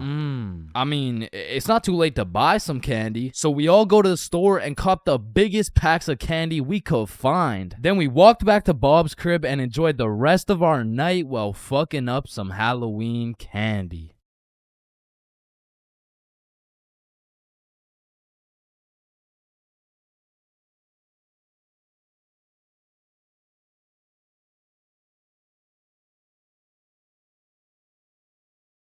First dates have the potential to be magical, fantastical, romantical, a night you will never forget. But they also got the potential to be straight booty. I mean, first dates are just a gamble, bro, especially if it's from a dating app. Like, you could show up to your first date with a 5'4" blonde Tinder girl and end up finding out she's 5'9". And she's brunette. And she's a dude. I mean, first dates from dating apps is kind of like buying one of those SpongeBob popsicles from an ice cream truck. Like, you know it's not gonna look the same as the advertisement, but the question is, how fucked up can it really be? And let me just say, extremely fucked up. I'm talking massive buck teeth, eyes crossed with a bite taken out of it, and I'm not talking about the popsicles. And these are the exact reasons my very first date was not from Tinder. Also because I was in grade 7. And that would be illegal. And when I was in grade 7, I was 12, as most grade 7s were. And for whatever reason, me and my homies loved going to the mall after school, which was weird because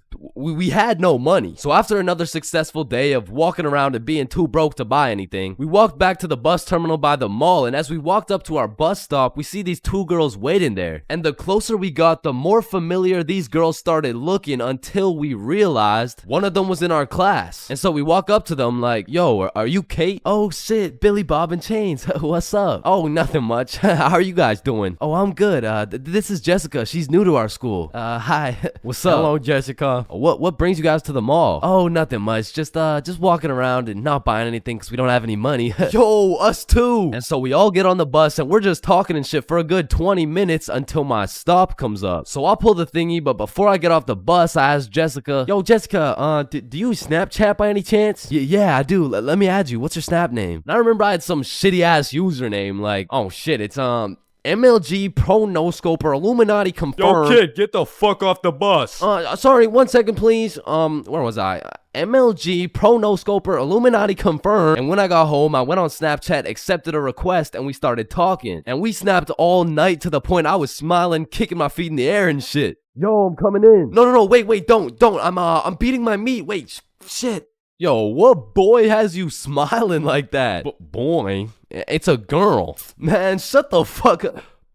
Oh shit, you're serious? Wait, so the whole time you were watching Powerpuff Girls? It just had a good plot. Okay, bro. Okay, so this is what you gotta know. And my brother started running me through the do's and don'ts of being in a talking stage. Alright, listen, don't text her too much, but don't text her too little. Don't talk to too many other girls. Yep, nope, that won't be a problem right there. Yep, I know, buddy. And you also gotta talk to her at school. So the next day at lunch, Bob, Billy, and I walk over to Jessica and her two friends, and we start talking again, and we make plans to go to the mall together. And boom, all of a sudden we started forming a little friend group. It was me, Bob, and Billy with Jessica, Kate, and Nikki. And we started hanging out damn near every day, hitting the mall, buying nothing, going to Nikki's house, doing nothing. But we had fun, and so inevitably, Bob and Kate start having a thing, Billy and Nikki start having a thing, and that just left me and Jessica. And so one late night, we're on Snapchat with my feet kicking in the air faster than ever, and Jessica hits me with a, so I've been thinking, well, I like you. I like you back. So... And I typed up, do you want to be my girlfriend? I fucking threw my phone across the room, nervous as hell. I get the notification, and when I go to check what she said, she was like, yes, I do. And call me Josh Giddy, the way I just bagged this 12-year-old. But the next day at school, when me, Billy, and Bob walk up to our girlfriends, I started getting all nervous and shit. There was something about the title of being a boyfriend that just had me shitting bricks, bro. It was like, hey, Chains, how are you? Oh, you know, I'm good.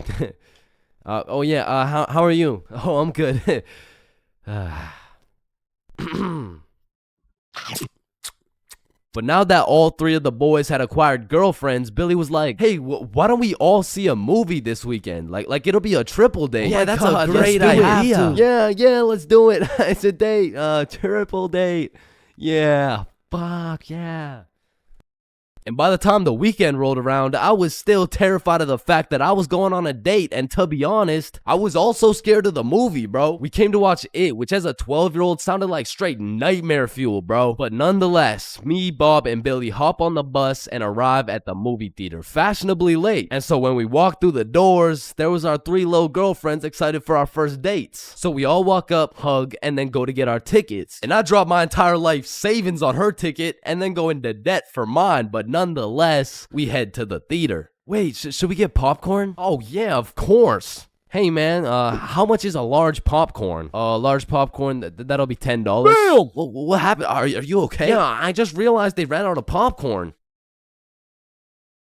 Are you fucking stupid? Yeah, no, don't worry. Thank you, man. Is it no problem? Have a good day. And we got to our seats and sat down and the movie began. And as the movie progressed, I realized it wasn't even too scary, but about 20 minutes deep, I get a tap on my shoulder from Bob. And he gestures to me the fact that him and Kate are holding hands. And I look over to Billy and Nikki and they're all cuddled up and shit, which meant I had to make a move, bro, which inconveniently made my hands start sweating bullets. So now I was in a position where I couldn't just grab her hand while my shit was sweaty as hell, cause then she'd think I'm weird. But then I also couldn't just sit there and do nothing the whole time, cause then she'd also think I'm weird. So I just started doing the only thing I could think of, which was blowing on my hand like some hot soup, and believe it or not, made me look fucking weird. But at least my hand was dry, so I go and hold her hand, but when I do, I make a grave mistake. A tactical error, bro. When I held her hand, my hand was on top and hers was underneath against the armrest, and my dumbass was scared I was gonna crush her arm or some shit. And I don't know where I got the idea that I even could crush her arm from, bro, because those 12-year-old stickman arms couldn't crush a fucking pretzel if they tried. But for whatever reason, I decided my best option would be to hover my arm slightly above hers so my 1-pound arm couldn't come down and fucking demolish her forearm. And you know, this was cool for about 60 seconds until I started feeling the burn, which started hurting so bad that I forgot I was even watching a movie. I was just 100% focused on thugging this shit out. And about an hour into the movie, I was just fucking shaking relentlessly. I mean, at this point, it wasn't even about not having this girl think I was weird, because Lord knows it was too late for that shit. But now it was about proving to myself that I could finish the movie this way, and sure enough, I did. But at what cost? Wow, you were so scared you were shaking, huh? No, I wasn't scared at all, actually. Oh my god, are you sweating? No. So, looking back, it wasn't my best performance, you know what I'm saying? But with that being said, after that triple date, Billy's girlfriend Nikki ended up breaking up with him and gave up on dating dudes as a whole. So, I mean, it could always be worse, bro. Bro, in life, there's so many things you can cheat on. Like, you can cheat on your diet, you can cheat on your girlfriend, you can cheat on your barber, you can cheat on your girlfriend with your barber. Shit, you can even cheat on your taxes. So compared to everything else, cheating on a little math test is not that bad. Like, compared to your taxes, you know what I'm saying? Like, oh shit. Hey, we've all cheated on our barber, but you cannot cheat on this math test. Oh shit. Damn, bro. I know we've all cheated on our girl, but you cheated on me, dog. Oh shit. Babe, I know we cheated on our taxes, but you cheated on me?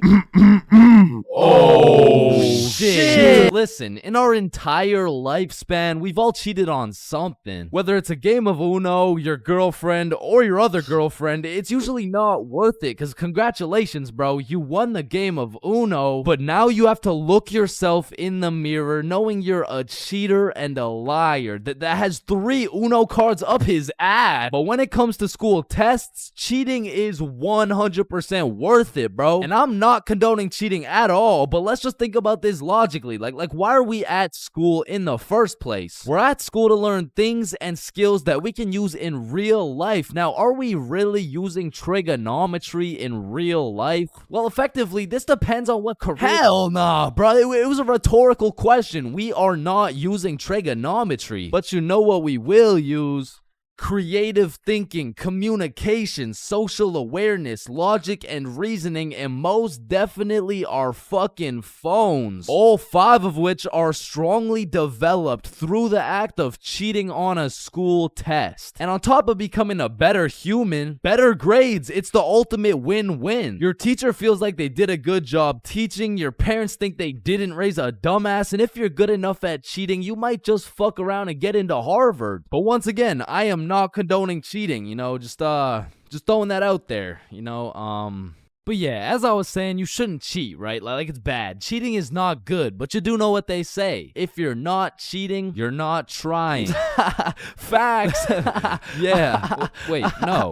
What? So if cheating in school is so valid, why doesn't everyone do it? And that's because if you get caught, let me tell you, bro. This story takes place in grade 9 when me, Bob, and Billy were some straight freshmen, bro. And coming into high school, you get your shit absolutely clapped by double the workload. But lucky for me, Bob and Billy were both in my math class, which meant we had triple the studying power.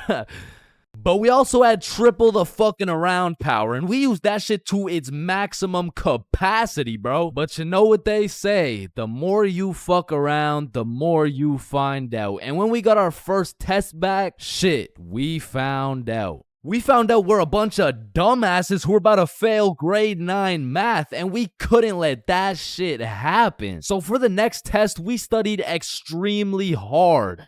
Off George's math test during the test. I mean, we were cheating with maximum efficiency. Like, we had a whole assembly line where Bob would look at George's test, throw up the number, and Billy would pass it along. And all of a sudden, our grades are making the meanest comeback Mr. Matheson had ever seen. I mean, life was great. We went to school, cheated, played some Fortnite, succeeded, browsing history, deleted, and then repeated. I mean, we were just living life with no worries until the polynomials test. I walked into this test thinking, I know what a polygon is, I should be chilling. And when the teacher handed out the test, I was bewildered to see all these fucking letters on my test. Like, is this math class or English, bruh?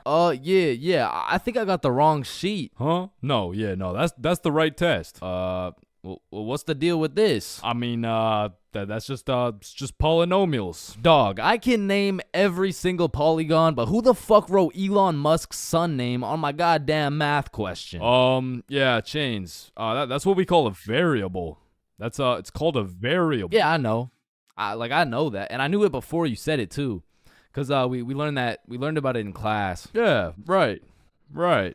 Now, this would have been extremely bad if we didn't have the ultimate method we like to call George. Because George was one of those dudes who loved studying. Like, he'd wake up and go to school, then come home and study till he dropped, bro. Like, if you kidnapped George's whole family and told him you'd only give them back if he answered this equation, this motherfucker would just be happy he got more homework, bruh. And cause of this, we had a little deal going with George. If he let us cheat off his math test, we would teach him how to be a normal dude. We were teaching this kid how to dap someone up, how to use slang, and all I'ma say is, this motherfucker should have just stuck to math, bro. Yo, Chains, sauce me a bite, big dog. I got you.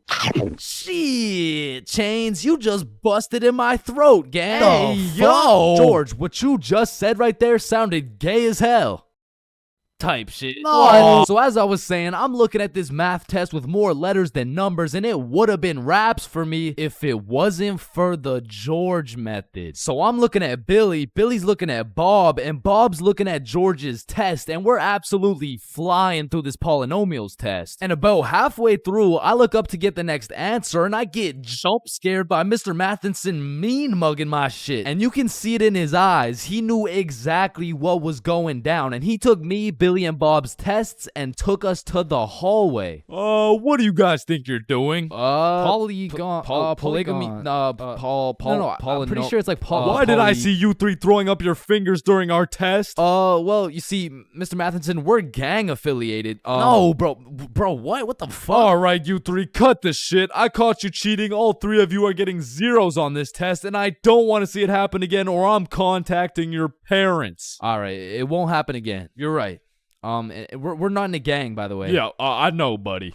Well, shit. Yo, what happened to you, Jits? Are you chilling? Bro, Mr. Matheson caught us lacking real bad. Yeah, he gave us all zeros on the test. Holy shit, it sounds like Mr. Matheson just absolutely railed you guys. No cap. Now. And all three of us proceeded to absolutely shit the bed on all of our next tests. And it was at the point where our grades were on life support and our math final was coming up. So if we didn't get our shit together for this final, our parents were about to put us on life support with that leather belt. So we put our cheating ways in the past and locked in, bro. We were focused in class, and after we went to Bob's crib and kept studying there. And then it clicked. We all finally understood polynomials. And so the next day we walked into class confidently, knowing we were equipped with hours of studying. We lock in, sit down, and then the teacher gives us our test. And as soon as we lay our eyes on that very first question of the test, we were fucked. Now, don't get me wrong, we could do polynomials all day long, but we forgot this was a final. Meaning, we forgot to study numeracy, exponent laws, rational numbers, linear relations, inequalities, geometry, probability, and statistics, and in other words, we didn't know shit. And before I can even make eye contact with the boys to tell them I'm fucked, these motherfuckers already hopping back on the George method. And listen, bro, as you can tell, I'm no mathematician, and I did not study probability or statistics, but from what I'm seeing at this very moment, I have two options. I can do the test legitimately and have a 99% chance of failing grade 9 math and getting my shit whooped while simultaneously having my entire family realize they raised a dumbass who won't go anywhere in life and is destined to draw stickman for all of eternity, or I could cheat. So we're out here hitting the George method, and I'm being extra careful because if we get caught lacking twice, it's complete and utter raps for us, bro. So we're grinding out the method, then the teacher looks up, boom, we're locked in on our own tests. He puts his head down, back to the method. And there was a few times in there I thought we were cooked, but we just kept it pushing. But still, we were low-key running out of time, and I had a whole page to complete. And God bless this random ass dude's soul, because he raises his hand to ask a question, and as soon as the teacher turns his back on us, it's crunch time, bro. It's like double XP right now. Bob was out here throwing up these numbers so goddamn fast, I thought he turned Crip for a second. And then the bell went off and we were all done, bro. We hand in our test and then it was time to wait. A few classes go by and then the teacher hands out our math finals alongside our report cards. And nervous as hell, we all check our report cards and we all passed, bro. So we all go home happy as hell to show our parents our report cards and the fact that we passed. Chains, you got a 54 in math? Yup, mom, I sure did. You raised one hell of a smarty pen. Oh, fuck. But at the end of the day, even if we all got our shit whooped, maybe the real treasure is the friends we made along the way. Yo, homies, I'm bricked up right now. Oh, no.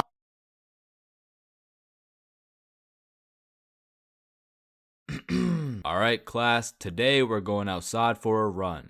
But it's literally 0 degrees. Oh, Chains, don't be a bitch. It's not even that cold. See? I told you guys it's not even that cold.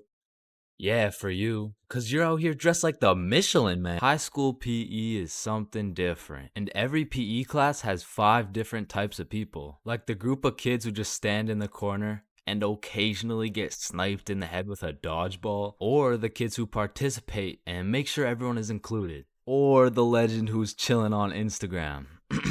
He follows at ChainsFR. There's also the dude who just never shows up, and of course we got the sweats. These motherfuckers treat PE like they're in the military. These motherfuckers treat PE like they're training for the Olympics. These motherfuckers treat PE like they're gonna get scouted to the league, which is honestly just funny as hell because, let's be honest, 85.7% of the class doesn't even want to be there. So you'll have some innocent souls zoning out during a basketball game, and all of a sudden they'll be getting posterized like they're playing against Ja Morant. Yeah, bitch! I mean, these kids will come out of PE drenched in sweat, breathing heavy, and with a smile on their face, knowing they dropped 104 points on some kids who have never touched a basketball in their life. And listen, don't hate me, but I do understand the appeal of sweating your balls off in PE, because I too once participated in the sweaty activities. Ow.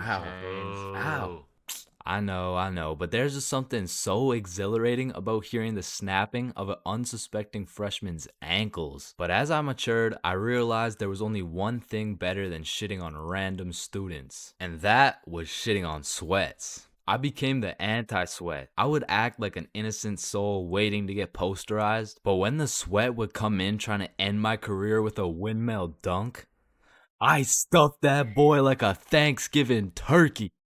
Pause. And don't get me started on the fitness gram pacer. Whoever created this legal form of torture will catch these hands. Oh, Chains, no, I heard he sadly passed away a little while ago. You could be having a good day and you pull up to PE like, hey bro, you know what we're doing today? I'm not sure, but I think we're playing soccer. No, it can't be. Alright class, today we will be doing the beep test. Fuck.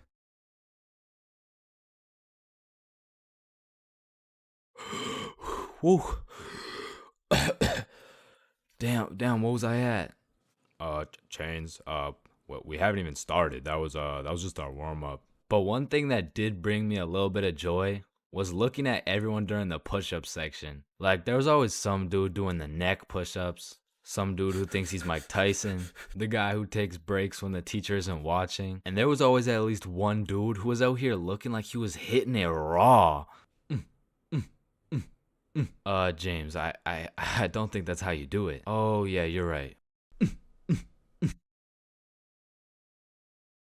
Yeah, bitch. There's levels to friendships. I mean, you could have known your homie since you were 2 years old. You could have lived together. I mean, you could have survived the whole zombie apocalypse together. But shit, the truth is, you haven't truly experienced brotherhood until you and your homie have participated in a 2-man mission. Like, just look at Kobe and Shaq, man. That type of chemistry can only be achieved by running a two-man. Shit, I bet these motherfuckers were running two-mans every night. And you already know Kobe was laying down that Mamba mentality while Shaq had his girl, kneeling. But for those of you who may be wondering, Chains, what the hell is a two-man mission? Well, I'm glad you asked. It's quite simple, really. It's when you're gonna link with a girl, but you bring your homie and she brings her homie. And what this does is it sets an environment when you and your homie can dribble, pass, alley-oop, and ideally dunk that shit. Now, don't get me wrong, it's simple, but not easy. I remember my first two-man mission like it was yesterday. It took place when I was in grade 7. And it started when my friend Joe hit me up like, Yo, bro, I'm going to this girl Sophie's house and her friend Ava's there. You trying to pull up? and I was like, am I trying to pull up? Hell yeah, I'm trying to pull up. So we show up to her house, and I'm new to this whole thing. So I'm sitting there like,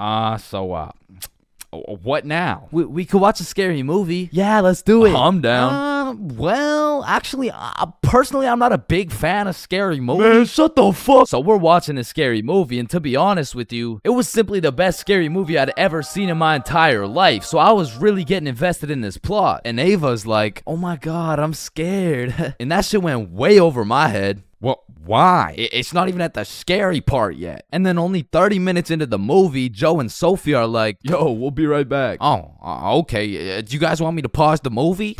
Nah, it's all good, bro. And you see, what Joe just did right there was a calculated move. In basketball terms, he just set an ISO. So now it was 2 1v1s. And the situation was absolutely perfect, but the problem was, I actually liked the fucking movie. And that violates rule number 3 in section 7 of how to pull off a successful two-man. Never give a fuck about the movie. Cause the truth is, the movie length is like the shot clock. If you end up actually watching the entire movie, you failed the mission. But I had no clue, and to be honest, I didn't even know what a two-man was at the time. So I got some popcorn and I was just watching the movie. But when the climax of the movie was about to come around, I did something that violated every term and agreement of the two-man mission. I went over to Joe and Sophie like, hey guys, quick, you're gonna miss the best oh, fuck. And I missed the climax of the movie, but shit, I seen a climax. And needless to say, Joe never invited me to a two-man mission since. But you know I had to redeem myself, even if it was 3 years later when I was in grade 10. It was a Saturday night, and me and Bob were looking for something to do. And I'm gonna keep it a stack with you, bro. I had no motion. Like, my Snapchat was drier than a Popeye's biscuit, bro. But lucky for me, Bob had a roster. And I'm talking an all-star lineup of girls who just want Bob on their body. And I don't blame them. I mean, shit, I got Bob on my body right now. And you can too at chainsclub.shop. That's right, we got hoodies, shirts, beanies, socks, keychains, stickers, you name it. And starting at the price of $4.20, Bob can be all yours. Or if you want me, I wouldn't mind being on your keychain or something. Treat me like white teeth. So as I was saying, me and Bob were bored. So Bob hits up this girl named Avery like, what are you doing right now? And she's like, just chilling. Who you with? My friend Alice. Let's link. I'm with my homie. Okay, is he cute? Cute as hell. Okay, come over. And I'm excited as fuck, so we get Bob's sister to drive us to Avery's crib. And as we pull up to her house, I remember a crucial detail that I'd been forgetting this whole time. I was scared of the hoes, bruh. And as we walked up to her door, I was starting to get flashbacks of me and Joe's two-man, where Joe tossed up an alley-oop for both of us, and I blocked his shot, metaphorically and literally. And as I'm psyching myself up, Bob calls Avery to tell her we're here, and she's like, so, my parents are asleep, so you're gonna have to come in through my window. Shit. So we walk around the side of the house to Avery's room, and lucky for us, there's this big-ass window, and I'm like, yo, can you open it so we can get in? And she's like, it is open. Bro, only this tiny ass rectangle in the top left was open at a 60-degree angle. But that was our only way in, so I helped Bob up and through the window. But now I gotta get up there, and I'm bigger than Bob, so I put my head through and I'm trying to slowly creep into the room. And then I lean just a little too far, and I'm headed face first onto Alice's hardwood floor. And listen, Bob has come in clutch many times. He saved me from drowning, coyotes, getting in trouble. But out of all these things, I'm most grateful for for Bob catching me as I fell through this fucking window. Because drowning and dying would have been pretty bad, like boo-hoo, rip Chains, you know what I'm saying? But imagine falling through a window and eating shit face first in front of the hose. Like, I would have preferred the drowning, bro. But after that close call, I was a little flabbergasted, you know what I'm saying? But Alice has the audacity to ask me this loaded ass question like, oh hey, what's your name? Me? Yeah, you. It's the name's for real. Chains for real. Nice to meet you, Mr. For real. I'm Alice. And so we all just started talking and shit, but I keep noticing Alice was getting a bunch of text messages. And I remember thinking it was probably her mom or something, so I shrugged that shit off and I'm like, yo, we should watch a movie. Yeah, we should. God, yeah. And I wasn't about to make the same mistake I made last time. So I found the most dog shit horror movie on the face of Netflix and threw that shit on. And man, that shit was ass. In fact, it was so ass that we just started cuddling and shit. Like, what else was there to do? But now that we were close, I could feel the vibrations of Alice's phone getting a call, so she's like, 1 second, I'll be right back. And I wasn't trying to eavesdrop, but I could low-key hear what she was saying through the door. I'm just at Avery's house. We're watching a movie. Oh my god, okay, that's fine. Okay. But when she comes back, she puts a pillow between us. Like the same type of shit two dudes do to make sure they don't fuck in their sleep. And I'm trying to piece everything together, and as I'm coming to the conclusion that this girl has a boyfriend, I hear footsteps coming towards the door. And when the door opens, I'm fucking bamboozled to see a 60-year-old man who looks furious. And I'm just hoping this isn't Alice's boyfriend, because if it is, we got bigger problems on our hands. But as I seen the way this man looked at Bob, I realized he's Avery's dad. And Bob wasted no time jumping out that fucking window. But for me, let's just say that shit wasn't very elegant, because I got stuck for what felt like 5 minutes making eye contact with this grown-ass man. Well, what are you trying to seduce my dad or something? Like get the fuck out. And I'm not gonna lie, we ran, bro. And once we made it home, me and Bob were relieved. But when I go to check my phone, I got a little notification on Snapchat. And I'm expecting it to be Alice or maybe even Team Snapchat or something, I don't know. But I sure as hell wasn't expecting it to be a motherfucker named Ryan Donaldson. And Ryan must have woke up on the wrong side of the bed this morning, because he's like, what the fuck did you do, dude? So I hit him back with a, who dis? And he's like, Ryan Donaldson. Yeah, no, I can see your username, bruh, but I have no clue who you are. I'm Alice's boyfriend, bitch. And Ryan got his shit hit with an instant block, bro. And so the moral of the story is, if you're gonna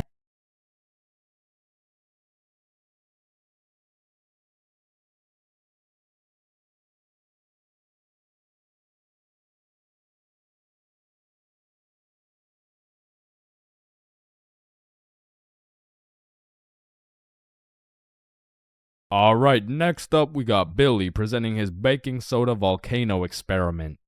hey guys, how we doing? Alright, so you see if I put a solid amount of baking soda in here and then a little bit of vinegar here. It's supposed to explode. Oh, shit. Fuck! Quickly! Organize a single file line in alphabetical order. Hey, I'm first. No, you're not, bro. I'm first. Your last name is literally Johnson. I have 2 last names. Listen, bro, I'm not saying we shouldn't have school drills and all, but what I am saying is the school drills we do have are straight bullshit. Like, if there was a fire in my class, I'm jumping straight out the window. The fuck? There is no way you'll catch me waiting for Alexander and Arnold to debate who's first in line while I'm out here getting sauteed. And shit, fire drills aren't even close to being the worst of the drills, cause we got lockdown drills. Now, I don't know who planned out these drills, but goddamn, these drills are ass. Now, if you never had lockdown drills, they're pretty much a foolproof plan set in place to completely counter anyone pulling up to school with a strap. You see, the plan is pretty simple. You lock the door, gather all the students into the corner of the class, and you turn the lights out. And the reason we turn the lights out is so we can politely tell the intruder that nobody's home. Now, if every classroom followed these steps perfectly, we might even be able to convince the dude that it's a pro D-Day or something. Now listen, I hate to be the bearer of bad news, I really do, but there's one minor flaw in this plan. The shooter's in the class, bruh. You're out here telling the opposition your exact game plan. Then you're surprised when bro pulls up to the hiding spot. Like shit, it's just easy pickings at this point. Now, earthquake drills, man. The game plan here is to essentially hop under your desk and start counting. Now, when I was in kindergarten, I thought this whole earthquake drill thing was a fun game we played to learn how to count. But 12 years later, we were still counting. Like, let's be honest. What the fuck is counting gonna do? Are you telling the earthquake how long it has to dismantle the school? Cause I'm pretty sure it doesn't give a shit how long it takes. Me personally, I feel like the best way to see if an earthquake is over is by observing whether or not the entire fucking building is shaking. But listen, I will say this. Out of all the drills, the earthquake drill is pretty valid. Like, whoever thought of this one was kinda cooking. I mean, these desks are pretty much made out of steel, bro. Like, out of all my years, I've never seen one break before. So it probably provides some solid protection. But shit, me personally, I'm still jumping through the fucking window, bruh. I don't care how many times I practice crouching under my desk. If I ever felt the slightest shake in the ground, I'm out of that hoe. So if you carry the 674 to the power of 2 over to the 47, you will find— oh shit! Well, why did Chains just dive out of the window? Shit, I don't know. Now I'm gonna keep it a stack. I've never done a single tornado drill in my life. So after doing some quick research, it looks like you just, you do this. Now I don't know shit about tornadoes, but what I do know is that I'm not gonna be doing this shit. Like, I'm no scientist, but I don't think the doggy position is gonna stop the tornado from packing you up. So to be honest, once again, I'm jumping out the fucking window, bro. Like, that's just my default reaction. And if that tornado ends up putting me on a t-shirt, then so be it. At least the last position I was in before I died was not the face down, cheeks up pose. But bro, imagine being the kid who poorly timed his piss and now the fire alarm's going off midstream. And you don't even get to know if it's a drill or not. Then there's the whole do you wash your hands dilemma, right? Cause you don't want to get trapped in the fire and fucking die, but on the other hand, you don't want to just not wash your hands. Because if it's a drill, then you're just left with dirty ass hands. And while you're trying to decide whether to wash your hands or not, the class is outside taking attendance like Rosalina. Here. Jared. Here. Chains. Chains? Oh, fuck. Where did Chains go? I don't know, bruh. Shit. Oh, no. I was just in the bathroom. Woo. Oh, you scared me there for a second. Wait, did you wash your hands? No. I was in a little bit of a rush. Get back in there and wash your hands, buddy.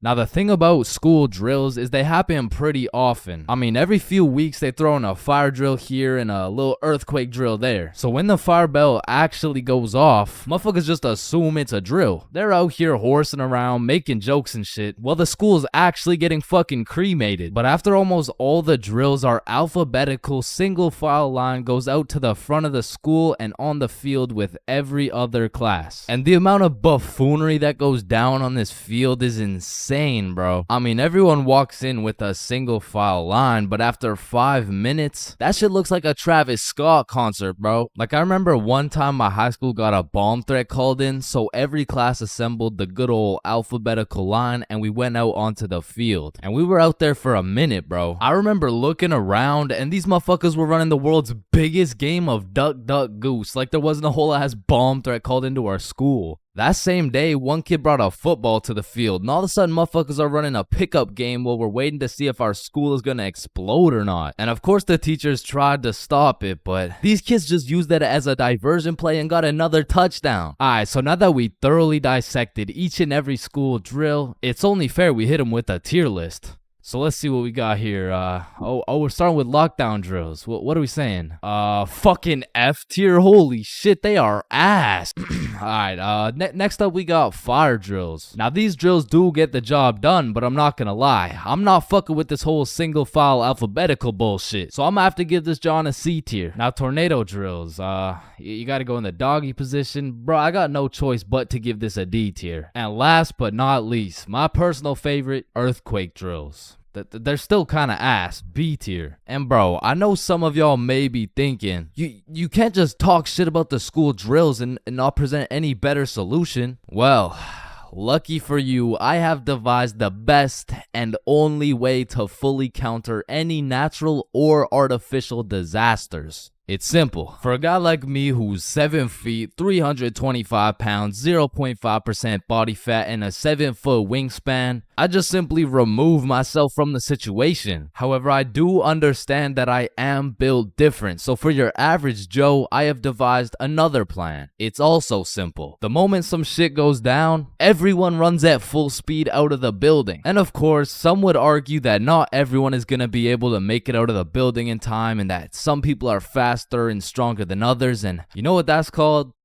Natural selection. You see, if I was principal, instead of running students through these impractical drills, I would be running students through different kind of drills. I would have my students in peak physical condition. Instead of a fire bell, I would have a push-up bell. At any given time, if that shit goes off, you drop down and give me 50, or your ass is getting expelled. You see, this way, when there's a fire, everyone can simply remove themselves from the situation. Or in other circumstances, they can simply intervene.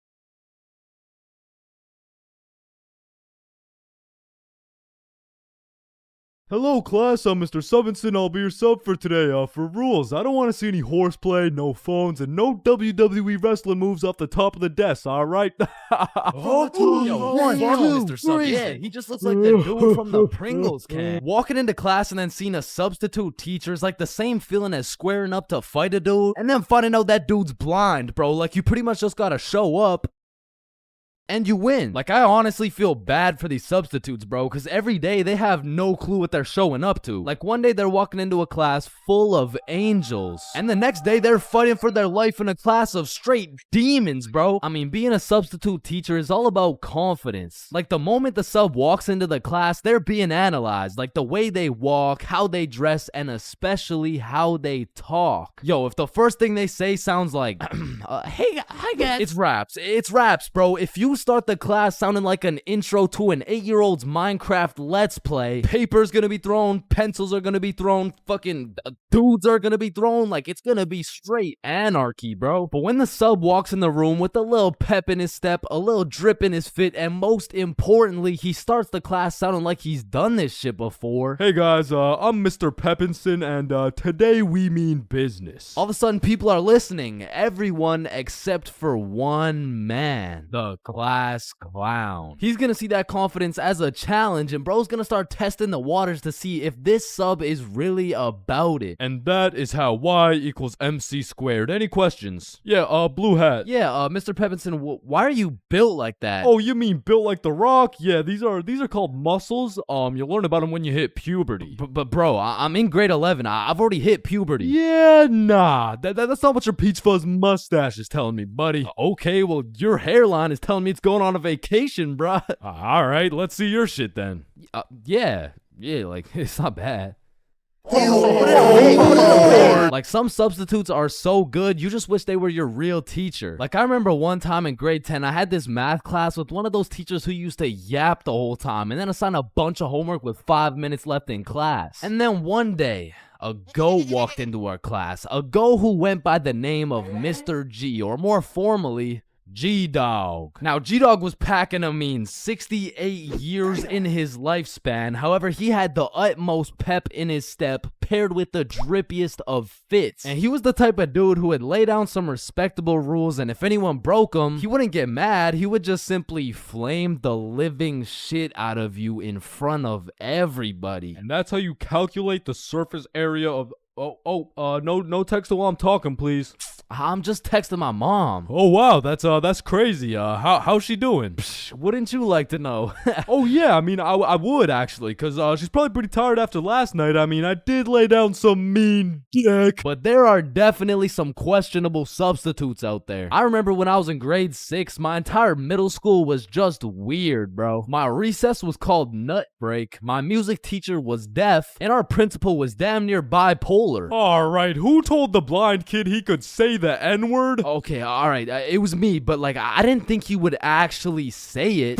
Oh no, that's actually a pretty good one. I mean, I gotta give it to you, kid. Wait, so you're not mad? No, I'm fucking furious, okay? Get in my office right now. Okay, wait, I thought you were just laughing. What's going on right now? Yo, I'm just messing with you, kid. You're good to go.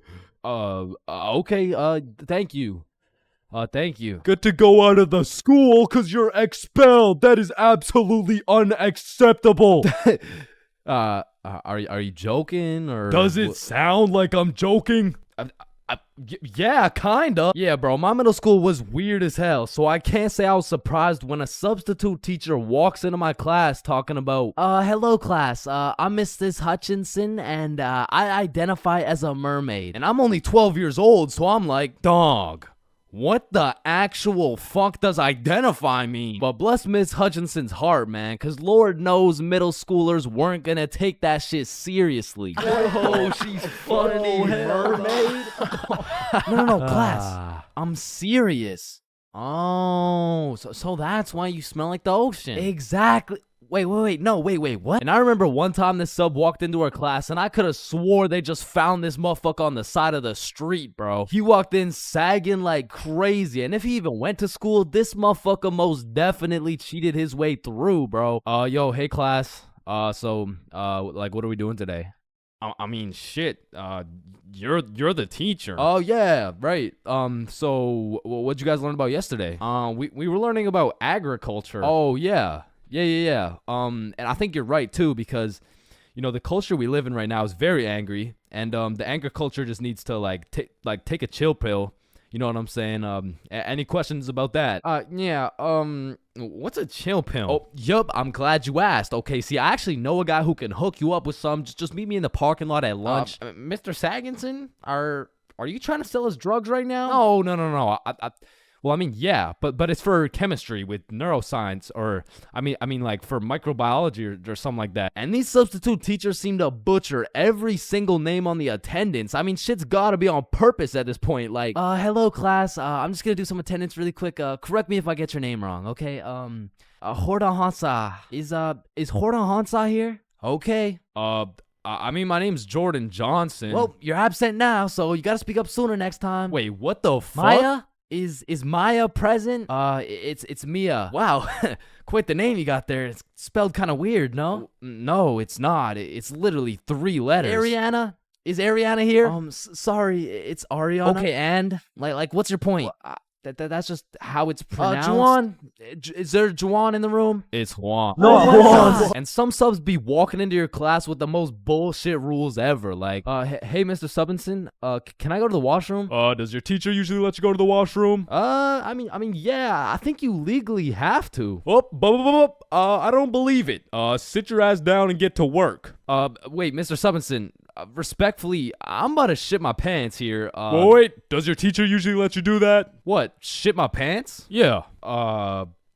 Yeah? Alright, I'll allow it. Hey, who the fuck is this guy? And I feel like there's no greater sense of community among a class than when a substitute teacher comes in. The entire class just comes together to gaslight the fuck out of this poor substitute. I remember one time in grade 10, me and my homie had a sub come in who was giving us this multiple choice test. And my homie was the type of dude who'd be getting 0% on everything, and the way his grades were looking, he just couldn't afford to fail another test. So what he did, I just need to preface, I do not condone. But from the moment the teacher walked in, he acted like he needed a little extra help. You know what I'm saying? And to be honest, he put on a spectacular performance. I mean, someone either needs to get this man an Oscar or a diagnosis, bro. And I just acted normal, but I guess by proxy, I got a little extra help, and I don't know what that says about me, but I do know what it means. It means the substitute teacher walked out of that class happy she was able to help 2 students in need. And it also means me and my homie both walked out of that class with 100% on our tests.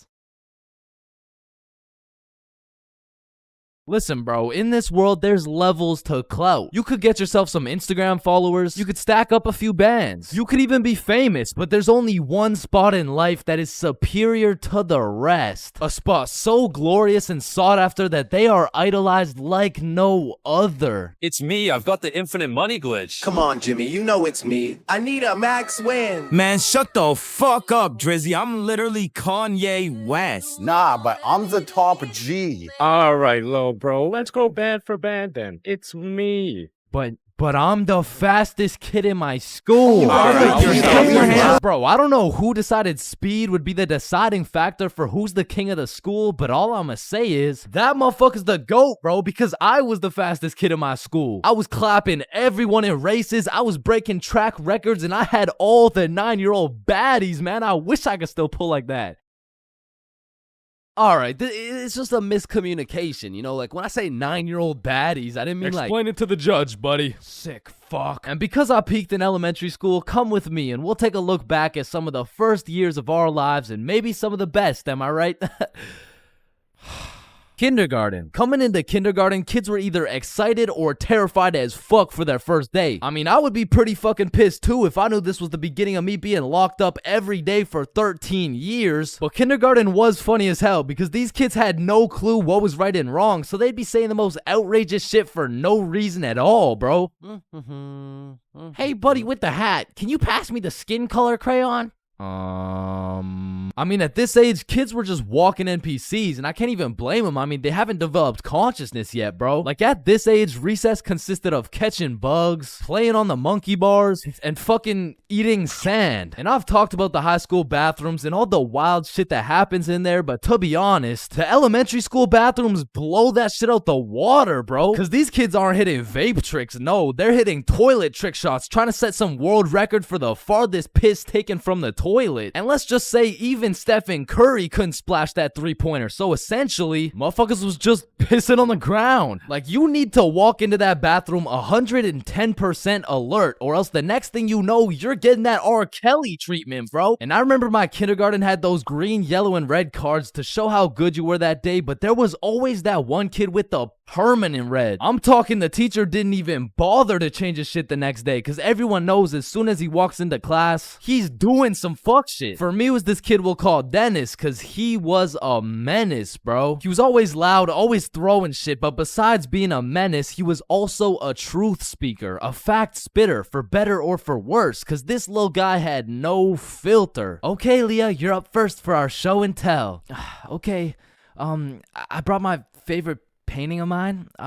This right here, this one's me, and this is my dog, Peanut Butter. That shit is ass. Dennis, what did we say about saying the truth out loud? I mean, not the truth. I'm talking about, like, he was the only dude I knew who could talk over the quiet coyote. I mean, to this day, if I see one of those things, I just can't I just can't talk over it. I mean, maybe he's gonna eat me. I don't fucking know. But there was one thing that could shut Dennis up, and one thing only. Boy-girl seating arrangements. Dennis always had so much to say until you put him beside Isabel and Leah, and all of a sudden it's like, hey, what are you drawing? Nothing. Aw, is that your dog? Maybe. Shit, he's just like me for real. Like, to this day, you know?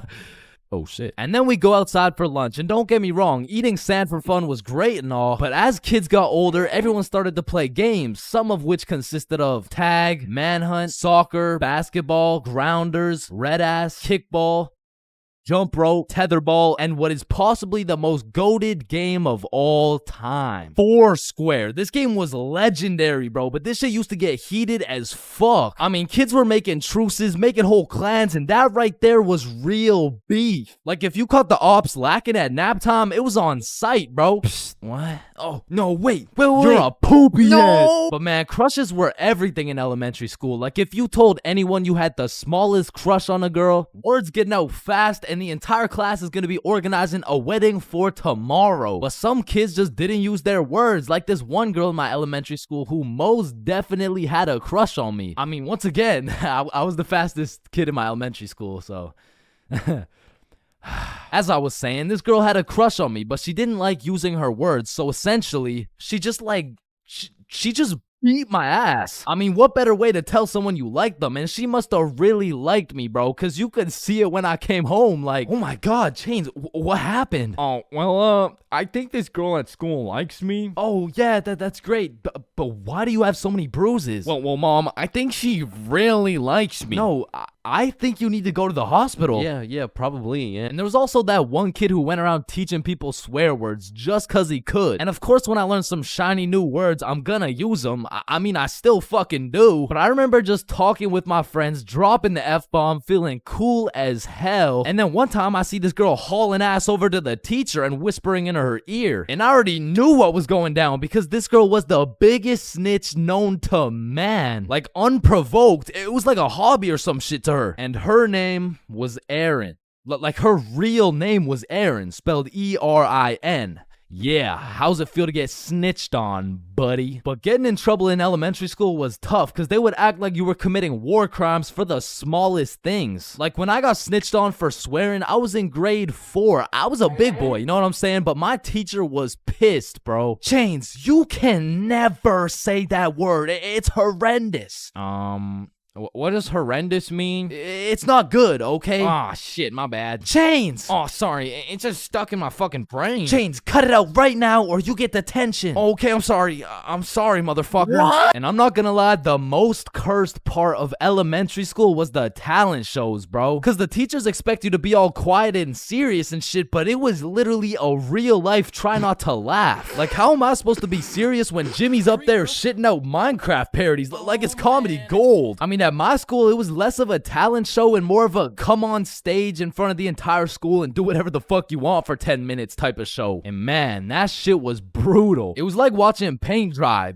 But if the paint was 7 years old and standing on a stage in front of the entire school, nervous as hell, shitting his pants. Cause elementary school had some weird kids, bro. Like those kids who used to put glue on their hands to let it dry so they could peel it off. Or the kid who would just straight up eat the glue. Or the weird kid who would secretly take a bite out of every single foam football. Like, how are you that hungry? The kid who only wore shorts through rain and snow. The kid who was mad at everyone for no reason. The kid who wouldn't stop yapping. The kid who always had to flex how strong their dad is. My dad is so much stronger than yours, he can beat up your dad with his pinky finger. He can bench press 625 pounds. Wait, what even is that? You don't know what a bench press is? No. What the fuck is a dad? The kid who thought he was Albert Einstein. The snitch named Aaron lives at 354 Stickman Way. The fake snitch. Bro, you won't believe what I just did. What'd you do? I just put my juice box in the recycling. Get this?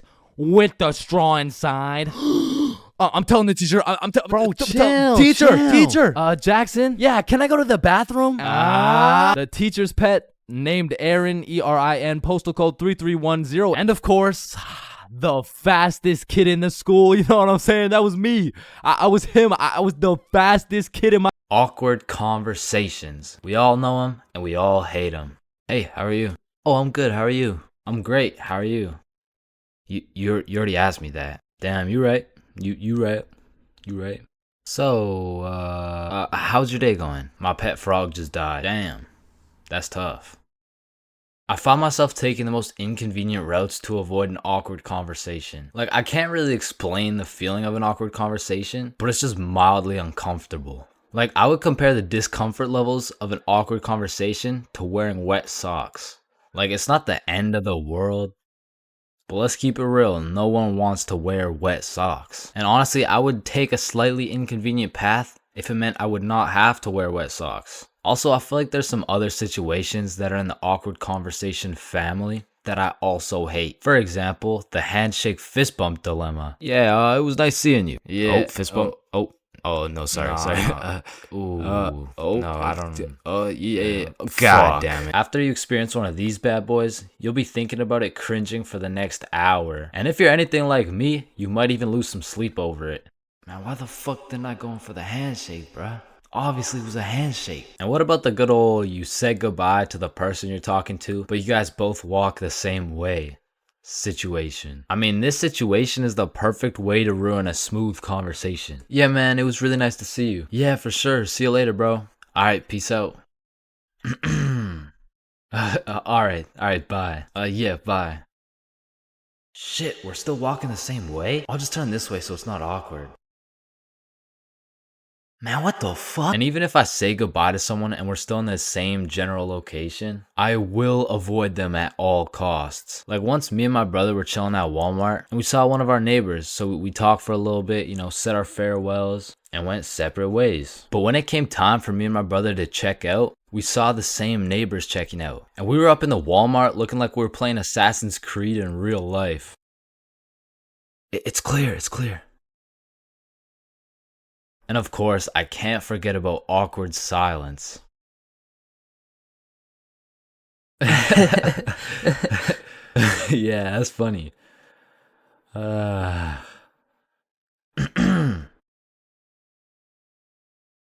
Me personally, I have some procedures in place to avoid awkward silence no matter what. For example, my philosophy is to just say things. Yeah, that's funny. So do you play Minecraft? What kind of question is that? In the end, they may think I'm a dumbass, but at least there's no awkward silence, you know what I'm saying?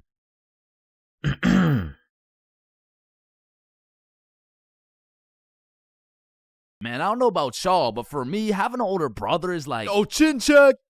Damn, bro, L chin, am I right? Nah, I got you a gift, though. Damn, for real? Yeah, open them up. Oh, these are tough. Let me try them on. Yup, you know what these are good for, bro? Yeah, what is it? Wedgie! I'm not gonna lie, bro, I still love having a big brother. Like, yeah, you get your ass beat bi-weekly. Yeah, these motherfuckers will steal your food, and they be frying your shit for no reason whatsoever. ChainsFR, not as Chipotle for real. Because he's wrapped like a burrito. But let's think about it, bro. What is the alternative? A big sister, bro? Hell nah. These motherfuckers will force you to do your makeup and shit. All right, yeah, pull the plug. But it looks good. Pull that shit. Like, pull the plug. So I don't think pull we can the do plug. that. Pull the Damn, plug. are you Pull serious, the bro? man. Pull the fucking plug. Like, having a brother's an interesting situation because I would trust this motherfucker with my life, no questions asked. But I'm not trusting him with my Chipotle for a second, bro.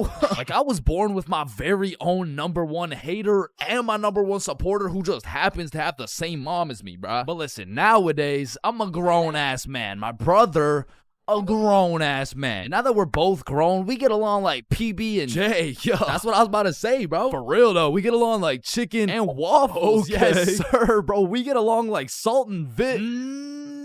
Nah, I don't get it, bro. I don't know what you're trying to say. Nah, I mean, what I'm trying to say is if I'm eating, worried, and if he gets into a fight, we get into a fight, if someone reads my search history, we searched up Lola Bunny furry buns, lubed up, shaking it wild style, Nah, hell nah. What are you doing, bro? We didn't do that? Fuck no. Okay, yep, no, that's fine.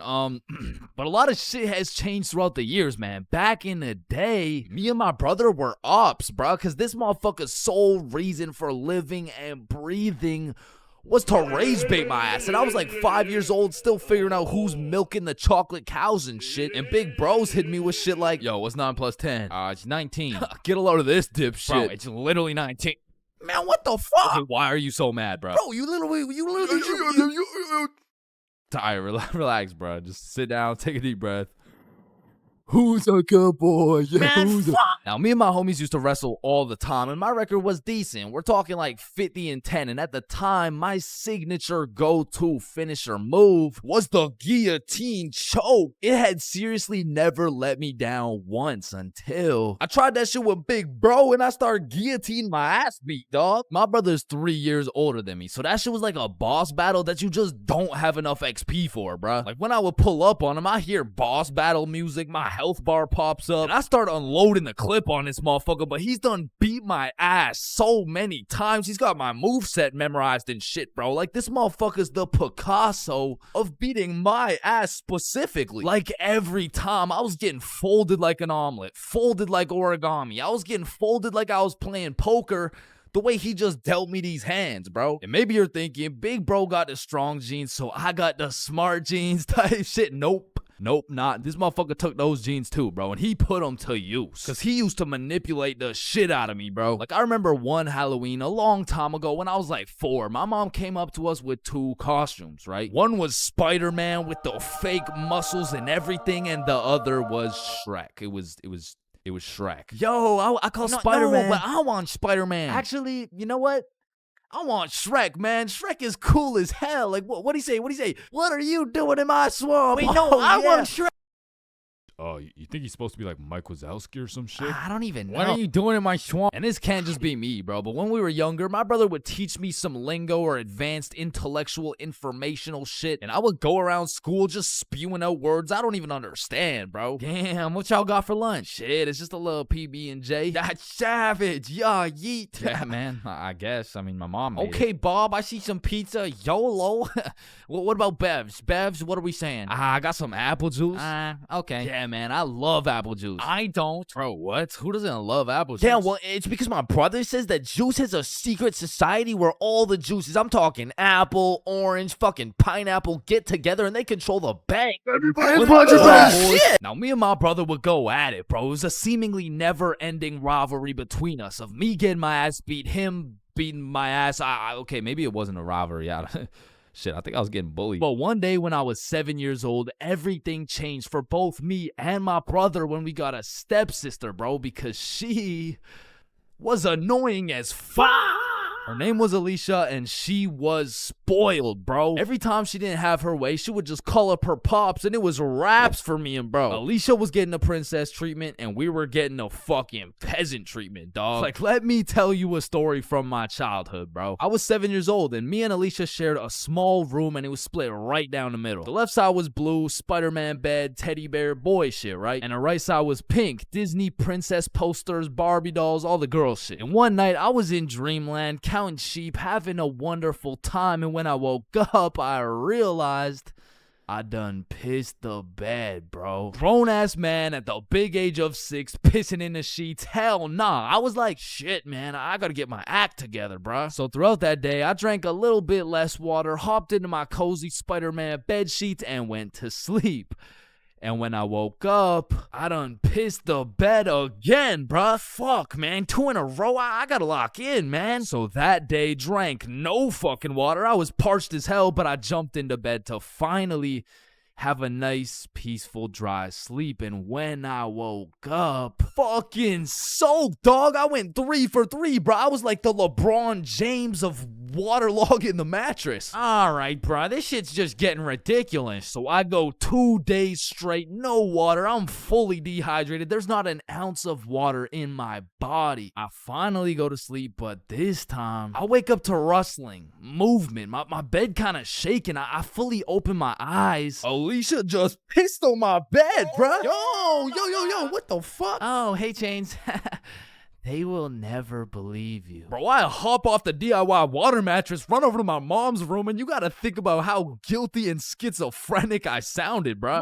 Mom, Alicia's pissing on my bed. Chains, it's possible you wet your own bed while you were sleeping. No, come here. Look, she's probably doing it right now. Chains, Alicia's dead asleep. No, but every single day I wake up and there's just piss all over the Spidey blankets. All right, Chains, what's next? Alicia's just gonna shit your pants too, bro? And to this day, nobody believed me except my motherfucking brother, bro, because he's a G. And when he realized how annoying a little sibling can actually be, he was like, shit, I low-key fuck with you, little bro. Hey, I fuck with you too, twin. So we started playing some Mario Kart together. He taught me how to play basketball. He introduced me to Minecraft. He even taught me how to make a YouTube channel. And as we got older, big bro got a car. And that shit felt like when Greg and Roderick finally started fucking with each other, bro. We were running around, hitting late-night Severons, eating straight Roderick-ass meals. We were in that bitch like, brain freeze. And ever since that day, my big brother's been like my second half, bro. My twin in him. Truly, I can say my big brother's my vinegar, bro. It was salt and vinegar. It was on the tip of my tongue, bro. How did I not get that?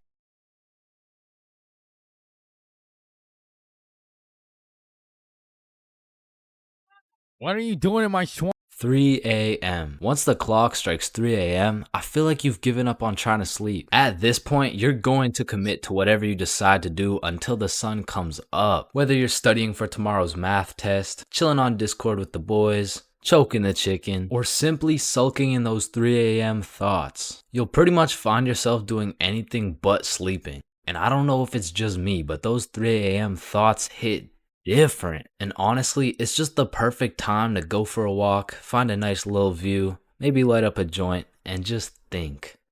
The youngest picture of you is the oldest picture of you? Does Lightning McQueen cop car insurance or life insurance? Wait. Did the brain name itself? Hold up. What if soy milk is just regular milk introducing itself in Spanish? I have no clue if this is just me, but every once in a while when I'm laying in my bed at 3 a.m., I suddenly get the motivation to become the best person on the planet. Like, I set an alarm for 5 a.m., I tell myself I'm gonna go work out, then go for a run, then meditate, then drink kale smoothies, then become a millionaire, then donate it all to a family in need. But as soon as my alarm goes off, I'm just like, shit, I'm too tired for all that. Then I just end up sleeping until 1 p.m. And my brain is constantly playing games with me, bro. Like, tell me why I'll be using all my strength to stay awake during the day thinking, ugh, man, I can't wait to go to sleep tonight. But when it comes time to sleep, I just can't.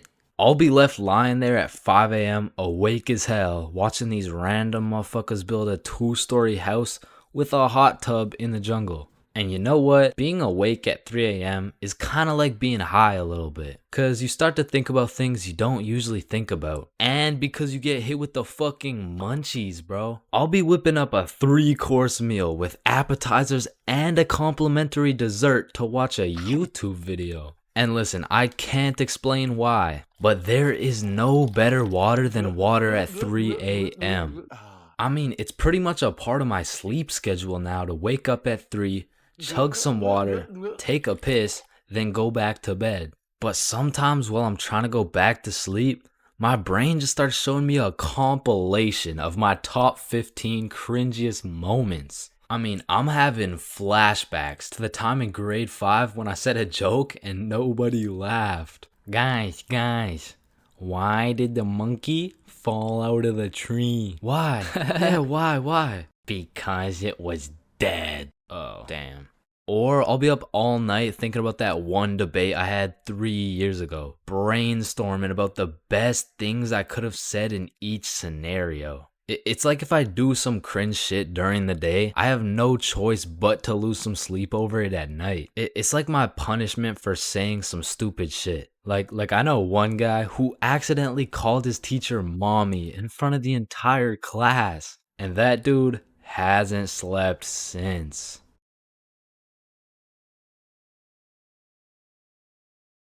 If you saw this video, you would know my very first time drinking, I got both high and drunk at the same time. But my first time being drunk takes place back when I was like 14 or 15. And this story takes place at my grandma's crib. No, listen, I know that sounds bad, but like, I mean, it's pretty bad. So the story starts with me and my brother pulling up to the family function. And right off the bat, we notice the chill cousins are nowhere to be seen. So instantly we can tell it's gonna be a long night of engaging in conversations about school, sports, my lack of ability to pull bitches. And about 5 minutes after arriving, I'm just doing some good old small talk. Oh, hey bud, how's school going? Oh, it's going.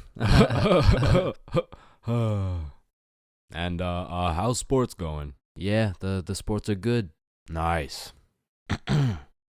So the weather lately, huh? And then after about 20 minutes, me and my brother are just getting our shit flamed by every member of the family. No wonder you can't get a girlfriend. You're ugly as shit. Damn, that was just mean. And don't get me started on you. You had a 3-year head start and still can't get any bitches. And honestly, we just can't say anything back because last time I tried, man, still no girlfriend. That's brutal. not as brutal as your third divorce, am I right? Guys, so instead of flaming the living shit out of this grown man in front of his mom, I decided to be the bigger man. I just laughed that shit off and then got the fuck out of there before they brought up my school grades. So as my brother and I sit down in a different room, I'm just in agony thinking about how everything this dude flamed me for was actually true. But my brother, on the other hand, he was whipping up some devious plan. Yo, Chains, follow me. Oh, okay. So we walk down to the basement. So, what are we doing in the basement? He opens a cupboard full of alcohol. Bro just cracks the seal on some vodka and starts downing that shit. Now, usually I would know this is a bad idea. But to be honest, I just got done getting my entire existence shit on by my own family. So I'm really just trying to drink my pain away at this point. I mean, we were passing that bottle drinking like rent was due and the wife was taking the kids. So with that being said, we got a little hammered. And keep in mind, this was my first time being drunk. So as soon as I stood up, I ate shit. It was like I had to relearn the controls of life. But we had to get out of the basement or else we'd look suspicious. So our drunk asses plug walked our way up the stairs. But we were trying to act as casual as possible. So we sit back down with the rest of the family like we didn't just down a bottle of vodka. And me and my bro were just sitting there looking at each other trying not to laugh. But the next thing I knew, this dude, Uncle Jerry, was back on my ass. Hey, look, Dumb and Dumber are back. And at this point, I'm using every bone in my body not to end this man's whole career. Man, whose gene is it that made you so damn hideous? Don't do it, bro. Don't do it, bro. And I really didn't want to do him like that, but the vodka took control. It was your hideous gene, Gerald, but at least I didn't get the same gene that has you 5'2" and balding. Like, I can't tell if you're going through puberty or a midlife crisis. And shit, I didn't stop there.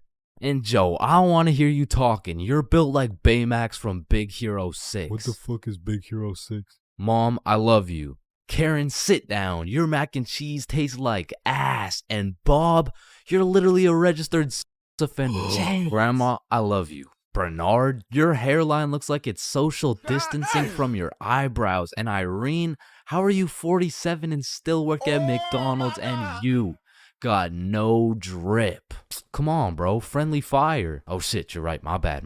Needless to say, I was handing out smoke to everybody. Something in that vodka turned me to a demon. And I guess since everyone was mad at me for dissing the entire family, they never knew I was drunk as hell. But in the end, I did feel really bad for roasting my entire family tree. But ever since that day, everybody stopped flaming me, so it was worth it.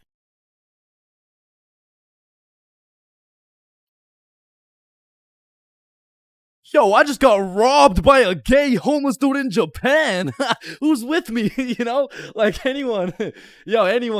Yo, is this not relatable? Bro, ain't no fucking way. Nah, bro. What the fuck does that even happen? Not again, bro. Now, I'm not gonna lie. Japan is one of the safest countries in the entire world. And apparently there's only 3,065 homeless motherfuckers in the entire country. So in order to get robbed by a homeless dude in Japan, you either need to be unlucky as fuck or just a complete dumbass. But way back when this story took place, I was a certified dickhead, bruh. At the time, I had the critical thinking skills of a newly born chimpanzee mixed with the spatial awareness of a fucking Joe Biden on top of the decision-making skills of Joe Biden's son. So with that being said, this story takes place way back a few weeks ago when me, Bob, and Billy hopped on a flight to Tokyo. And as soon as we arrived in the city, we started absorbing all that food, bro. Sushi, ramen, fucking cow testicles, you name it, we ate it. And after an entire week of decimating every last crumb of food in Tokyo, we thought, well, that was fun. I guess it's time to go home. Yeah, I guess so. And as we're ready to pack it up, we overhear a few people talking.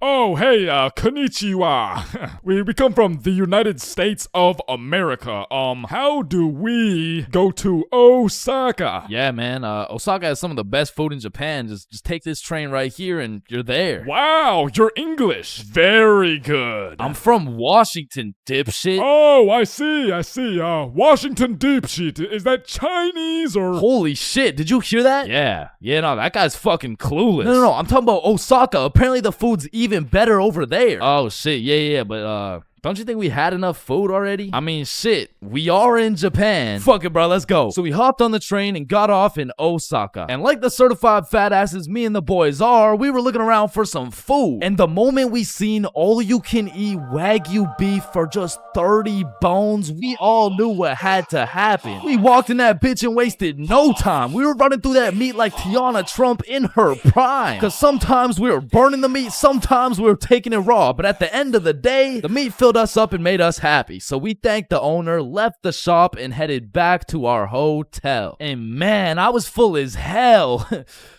For like an hour, and then I was like, yo, who's trying to get some more food? The fuck? Bro, we just ate a whole goddamn cow. Yeah, we did. Like, we probably just canceled out the life work of 5 vegans in one sitting. Type shit. And it's already like 8 p.m., bro. It's dark as hell. Well, I'm gonna go out anyways. You know why? Why? Cause we in Japan. Man, get your fat ass out this goddamn hotel. So I got my fat ass out the goddamn hotel and started walking around. And all I took with me was my phone, the key to the hotel, about $100 worth of yen, and a smile on my face, knowing I had never in my life been robbed by a gay homeless dude in Japan. But little did I know, all that was about to change on this wild ass Friday night.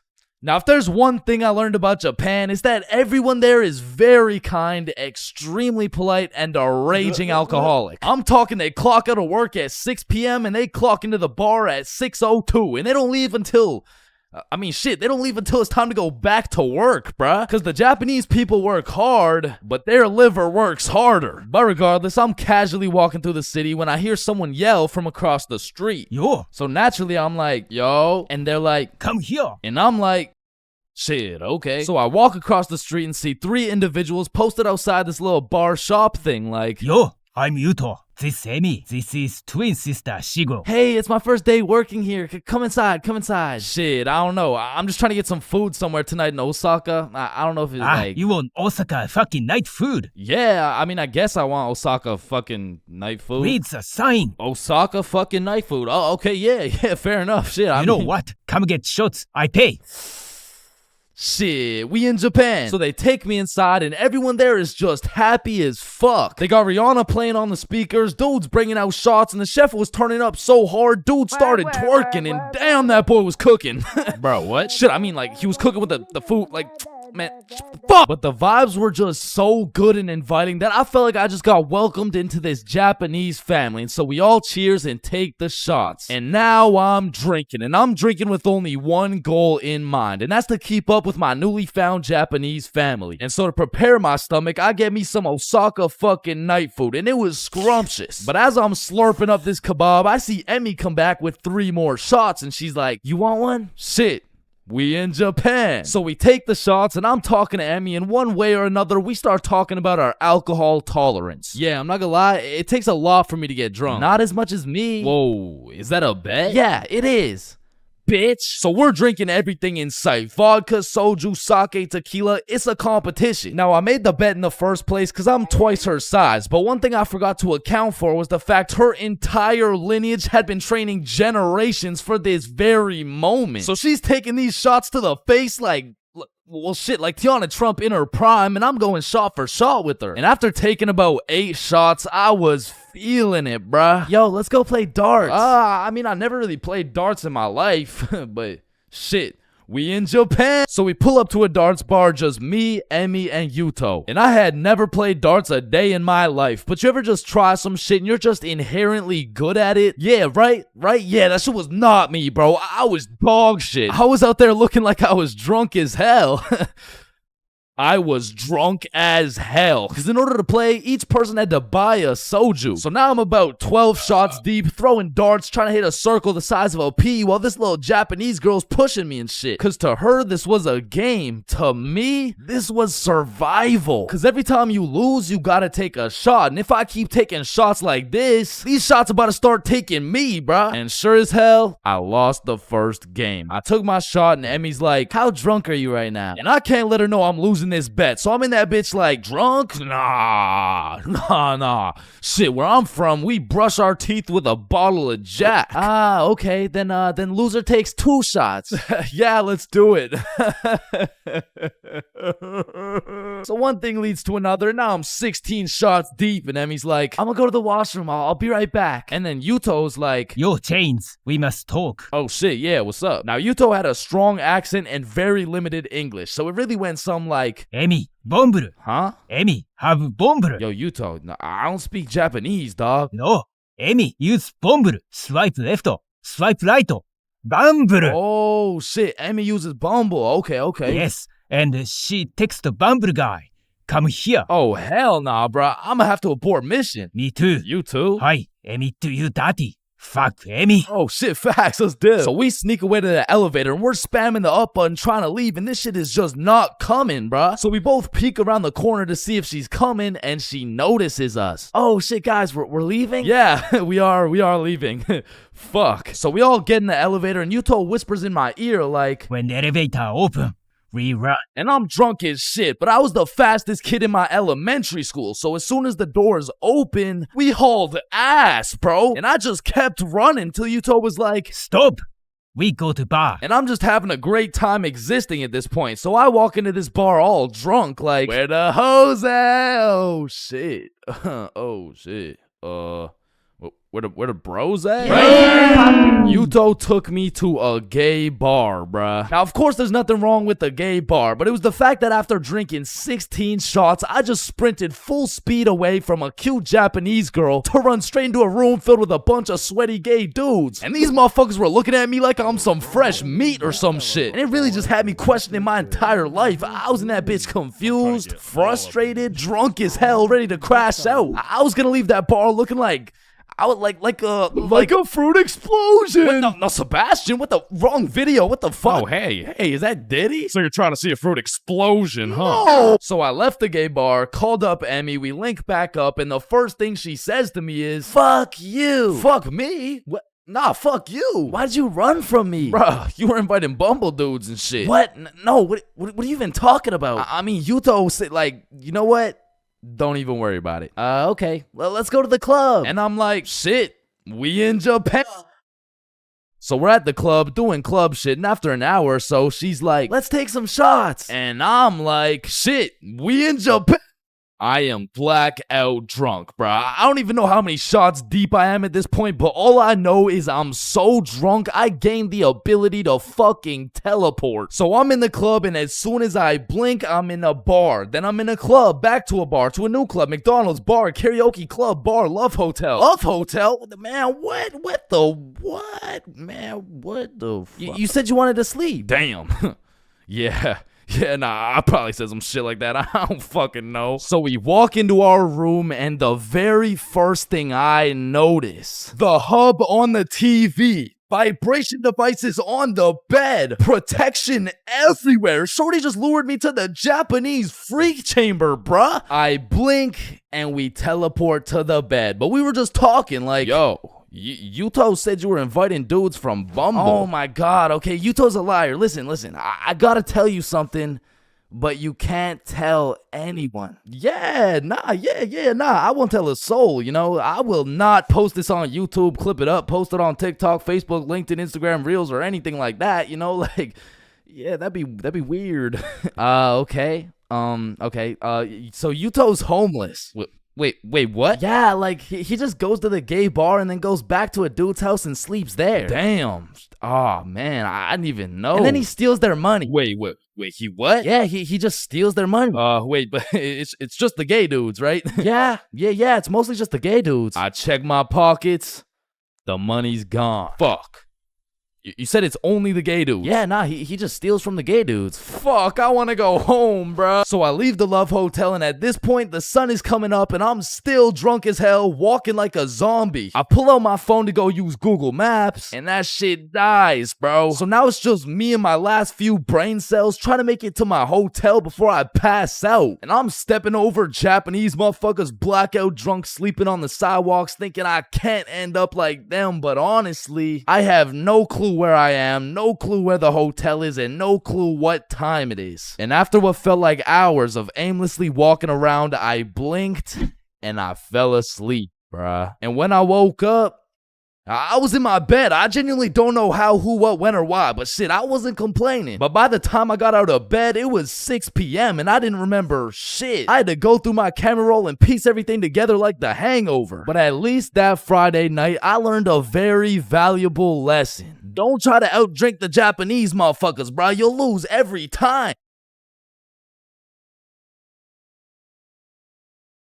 High school, the only place you'll find nerds and jocks chilling in the same room, where there's fight clubs and book clubs in the same building, where you can find the plug selling something and the school thought-giving dome all in the same bathroom. And surely one of the few places you can pursue your educational prowess and to get off that Benjamin in the same institution. High school, man. Love it or hate it, it's quite the experience. And although every single person will have a different experience at high school, there are some things you are guaranteed to encounter. Like the PE sweat, the nerd, that one strict ass teacher, the teacher's pet, the redditor, the predator, the chill teacher, the plug, the stoner, that one motherfucker who walks like this, the class clown, the band kid, the kid who just never shows up, the hot Cheeto girl, that one sexy ass kid who you got all the girls and you know what I'm saying, he was like super cool, the bathroom fiend, the oh my god I almost failed that test, I did so bad, oh shit same, I got a 51%, what about you?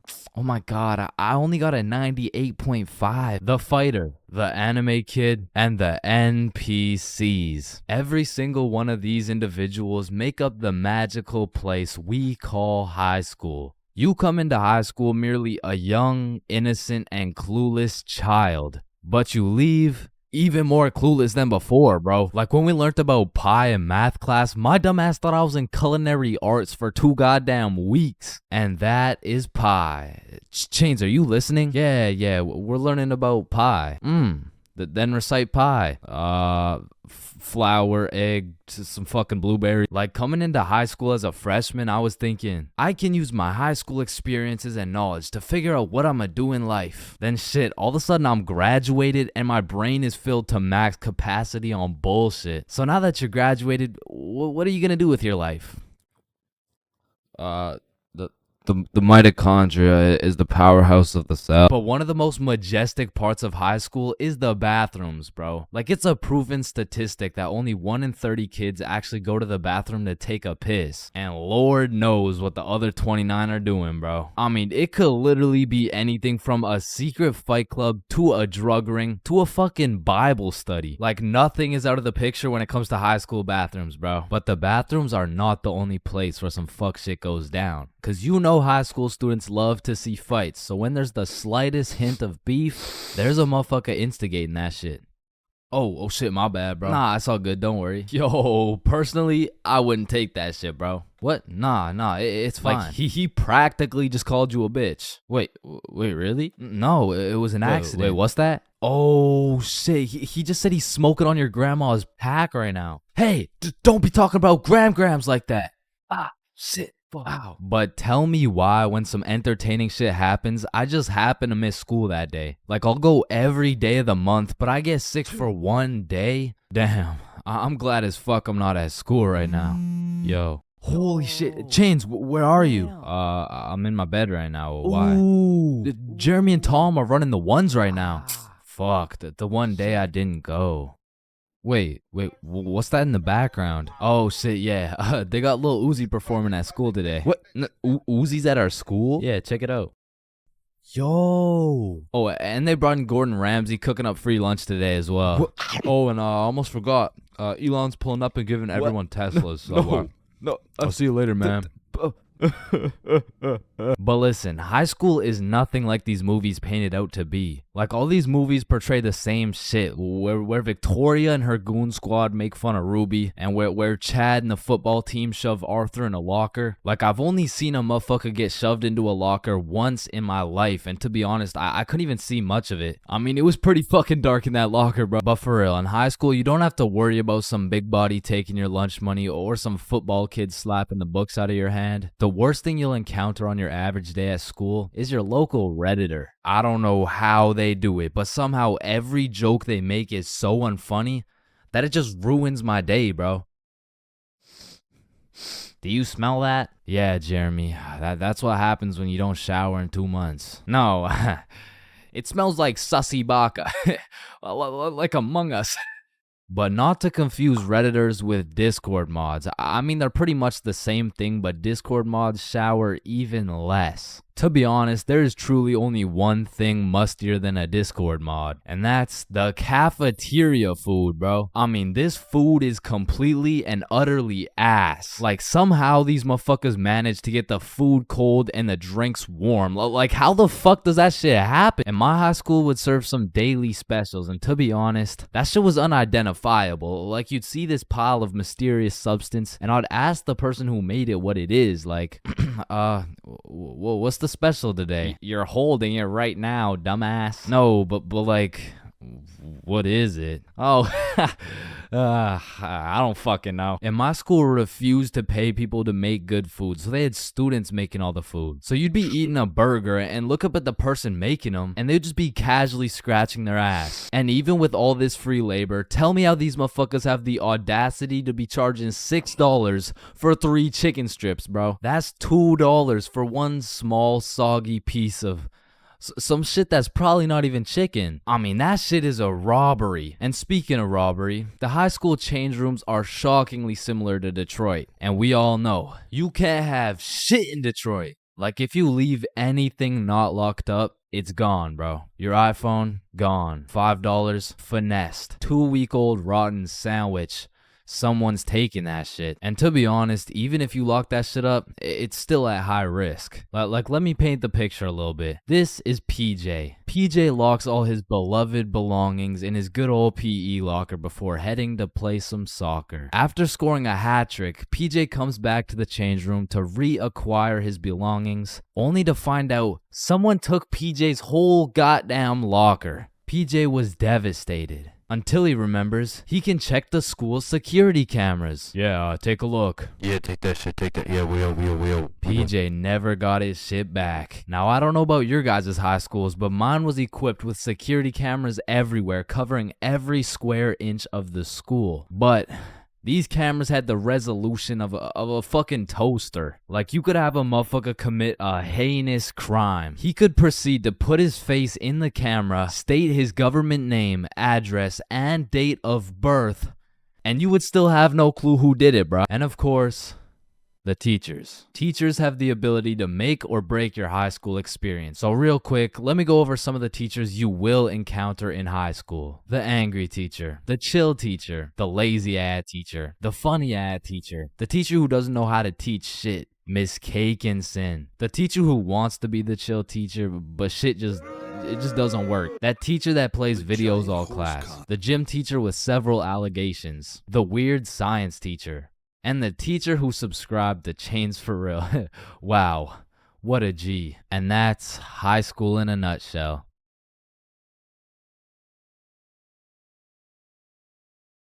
Man, sometimes this world can be a little cold. It can get a little gray, but there is nothing that can bring more excitement and vibrance to your life than having a crush. I mean, it gives you something to wake up for, something to smile for, someone to impress, and someone to be absolutely crushed by, leaving you more depressed than ever before. Which is when you get a new crush. I mean, crushes make the world go around. Everyone's had a crush at some point in time, and sometimes that shit gets too serious. I mean, I've had homies prepared to throw away their entire lives just to impress their crush, bro. Oh my god, look at these big weights. I wonder if anyone's strong enough to lift these. Oh my god, look at this big jump. I wonder if anyone's athletic enough to make. Oh my god, look how creepy this cave is. I wonder if anyone's brave enough. Oh my god, look how tall this building is. I wonder if anyone could stick the landing. I said, I wonder if anyone could stick the Oh, ew, did he just die? Oh my god, I'm getting the ick. Nope, just getting a few extra reps in. Man, I remember my first crush like it was yesterday, bro. She was 5 years old. But I was 5 years old too, right? Like, so it wasn't actually yesterday, you know, it's a saying, but we were both 5 years old, and I remember sliding in smooth as hell. Yo, shorty, you like Legos? Yeah. How about you and me go Lego my ego? what does that even mean? Shit, I don't even know. I seen it in a commercial once. And after that day, me and Rose hung out all the time. We'd be playing Legos, we'd link up at recess, and I couldn't help but let her know how I truly felt. Hey Rose, I like you. Oh, I like you too. And that shit had me thinking, damn, this life shit is easy as hell. I'm barely 5 years old and I already got a wife to raise my kids. Little did my dumbass know life wasn't all sunshine and rainbows, cause when I came to class the next day, I saw Rose playing Lego with another dude. And that was the day I realized crushes cause nothing but pain. Especially before high school, cause let's just think about the 3 possible outcomes. 1, you have a crush on this girl and you decide to tell her, cause what's the worst that could happen, man? You guys are right. Stacy? Yeah, I have a crush on you. You're ugly as fuck. Or 2, you never build up the courage to tell her and end up watching your crush sit in a tree with the faster kid who had the light up Skechers and the Charizard EX. And we all know what happens when Stacy and Jimmy are sitting in a tree. Or outcome 3, you confess to your crush and it's the perfect scenario. I like you too. Now you've officially started your first middle school relationship, which is probably the worst outcome of all, bro. Cause now you've been sentenced to 14 days of relentless cringe and countless awkward scenarios. And I say 14 days because that shit's lasting 14 days max, bro. Hey, Stacy, do you want to be my girlfriend? Yeah, okay. Oh, yeah, awesome. Yeah, awesome. Woohoo. So do you want to like hold hands or something? Yeah, sure. So, Stacy, I've been thinking. I don't think this whole thing's gonna work out. Oh, okay. It's not me, it's you. Oh. Wait, what? Yo, fuck my ass, bro. Or what's even more tough than having a crush in middle school is having a crush on a fictional character, bruh. Cause it's like you'll just be chilling, watching some Teen Titans eating cereal or whatever. All of a sudden your crush is kissing other dudes right in front of you and you can't even do shit about it. I remember back in my day, I was down horrendous for Lola Bunny, bruh. And I really don't know how I feel about admitting my attraction towards a 2D cartoon bunny, but you gotta remember, this was in the past. Like, this was at least 2 months ago. And maybe I'm tweaking on this one, but the red fish from Shark Tale, bruh, she was different, bro. And her name, I think it was Lola as well. Shit, maybe I just like cartoon girls named Lola or something. That's exactly what I want to hear. No. And I don't know about you, but for some reason, whenever I would talk to my crush, it was like I got an instant nerf, bro. I'm talking minus 10 charisma, plus 15 stutter, minus 5 strength, and plus 350% chance of getting put in a random ass headlock. Like I could be in the worst scenario of all time with a girl who has 5 kids and is married to a member of the cartel. And just cause she's not my type, I'll get an instant stat boost that'll have me pulling like Mr. Duke Dennis himself. But put me in a room with my crush and all of a sudden I got the same charisma as fucking McLovin. Hi. Hey, it's 10:33. What? AM. Like in the morning. Like I'm saying, it's 10:33 in the morning. Fuck. And on top of your crush turning you into McLovin, it also leaves you open to the inevitable pain of being embarrassed in front of your crush. And man, let me tell you, there is nothing quite like it. It was a beautiful sunny day and I was in grade 2 wearing my favorite bright blue basketball shorts in math class, gazing out the window at those shiny old monkey bars, excited for recess. And when the bell rang, I hauled my little ass over to those bars and I was swinging like there was no tomorrow. And before I knew it, the whole class was on these monkey bars, which quickly turned into chicken fights. And I wasn't complaining. I mean, hanging from a bar and kicking the living shit out of some toddlers, sign me up, you know what I'm saying? So I'm in line watching these grade 2 gladiator battles go down until it was my turn. And when I step up to those bars, I look into the crowd and see my crush of 2 weeks, Lexi. And now that Lexi Lexi was watching, there was no chance I was about to lose this fight in front of her. But as I look over to see who my opponent is, I realize it's Axel. And Axel was known for being the undisputed chicken fight champion. Legend had it he once took on 3 dudes at once, pause. So I knew going into this, I had to lock the fuck in, bro. So we climb over to each other and he's kicking my shit in off rip until I hit his ass with my specialty move, the Python squeeze. And in 10 seconds flat, let's just say I folded that motherfucker's clothes. With him still in him, and everyone was hyping me up because I just did the exact equivalent of dunking on Michael Jordan in his prime with Beyonce watching. So of course Axel's pissed. Hey Chains, you, me, rematch now. And I look over at Lexi and she looks over at me and now I can't back down. So we get back in position, climb over to each other, and I go for the Python squeeze again, and this motherfucker Axel just winds up and kicks me in the balls. And I'm not gonna lie, that hefty kick to the dick accessories was the worst pain I had ever felt in my 7-year-old life. But I couldn't just drop and lose to Axel in front of Lexi, so with all the pain and anger I feel radiating from my nuts, I hit Axel with the meanest 20-piece combo in chicken fight history, and he drops. And then he pantsed my shit, bro. And embarrassed, I drop and try to run away, but the shorts around my ankles trip me and I face plant. Face down, tighty whities up, balls in shambles in front of everyone, including Lexi. And some people like to say, oh, it could always be worse, but this time, I don't know. I don't know, man. I don't know. So the moral of the story is, man, fuck Axel, bro.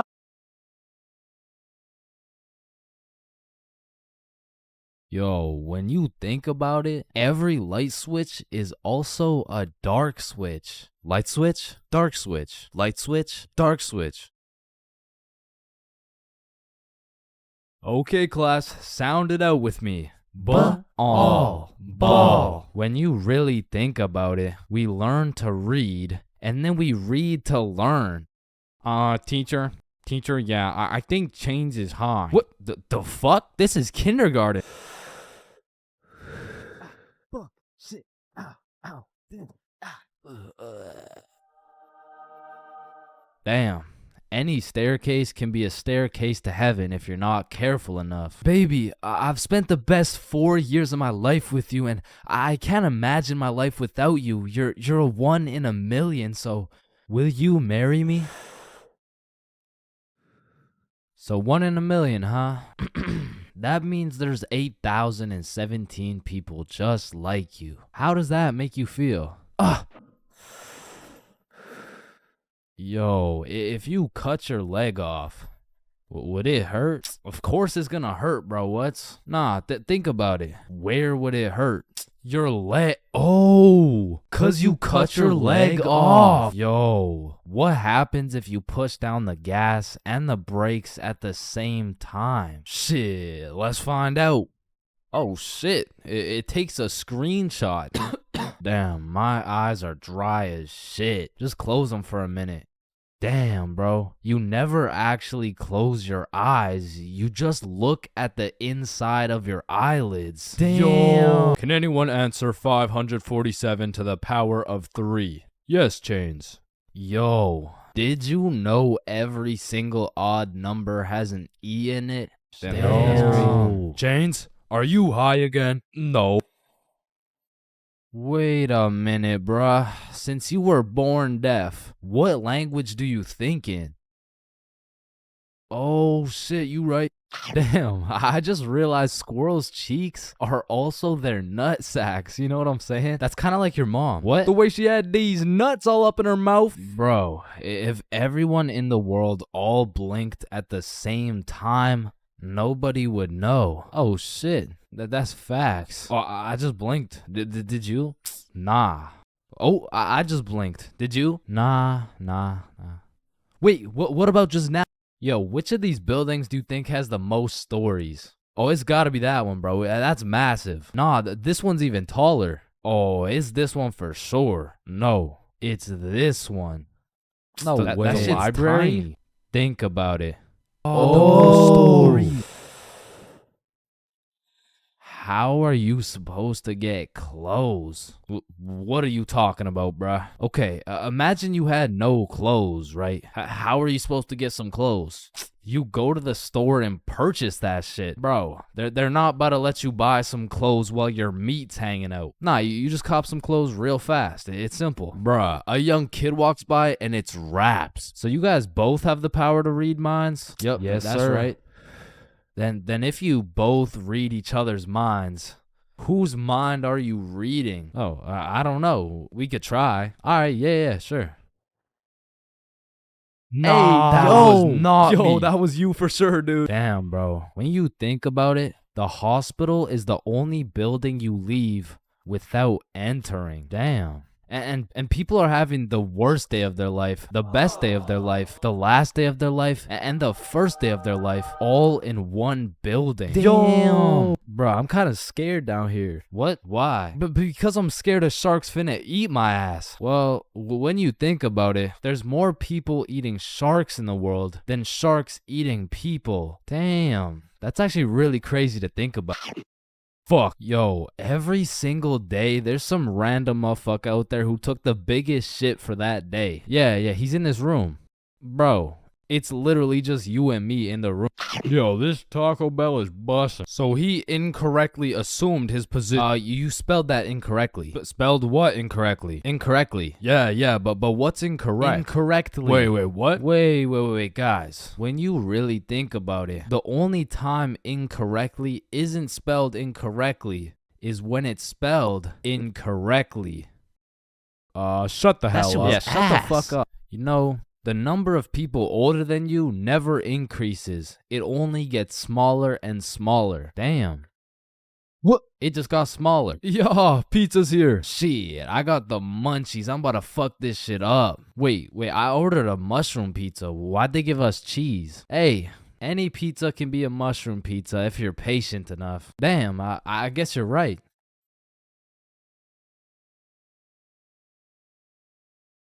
At last. Damn, you know what I just realized? What? A pregnant woman swimming is pretty much a submarine. Are you just always this high, bruh? Yo, did you boys know your last name comes from what your ancestor used to do back in the day? Oh shit, mine's Baker. Yo, mine's Carpenter. Oh, mine's Smith for blacksmith. Well, what's yours, Johnny? It's Donald. Well, wait a minute. Your last name isn't Donald. It's Dickinson. Guys, chill. I can explain. Get the fuck out of bed, bitch. Go. Your alarm is really your theme song because it plays at the start of every episode. Well, why the fuck are you in my house?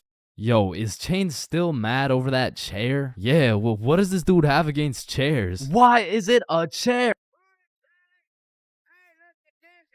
Yo, why is there sidewalks in the movie Cars if there's no humans? This dude won't shut up. Like, just watch the fucking movie, bruh. Damn, think about this. When a child is an asshole, the child gets a whooping. But when the parents are an asshole, the child gets another whooping. Shit, tell me about it, bruh.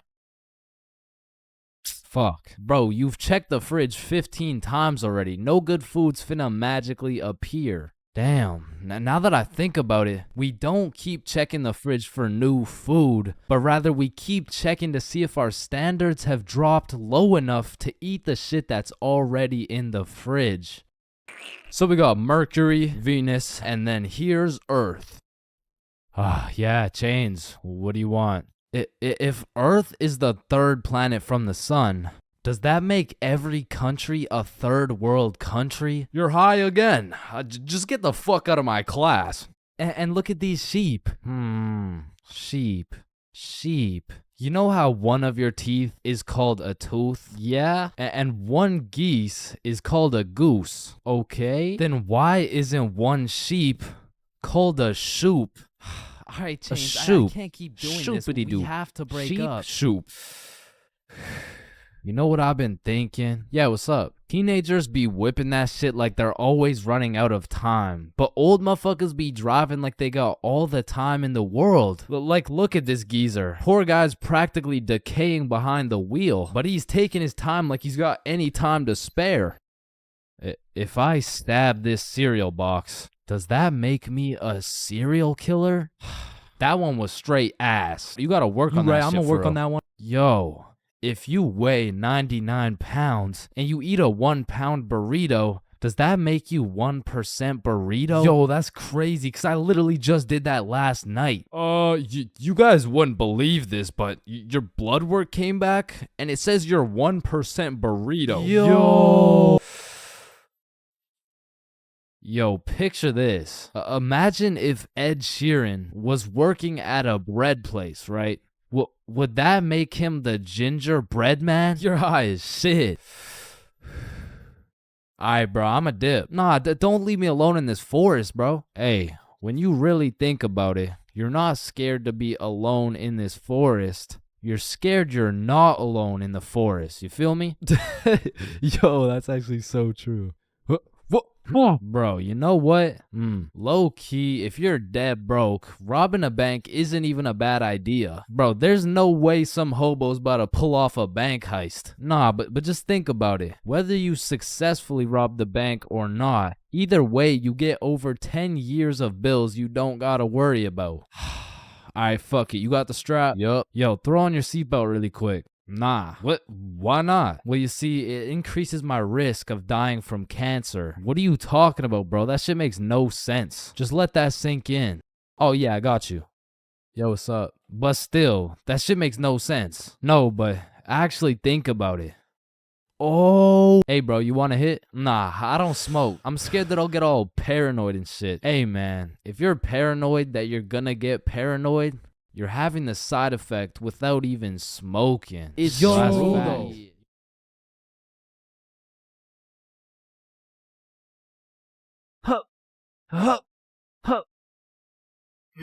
Pain. I've felt pain. He's felt pain. That dude's felt pain. What? No, I haven't felt any pain.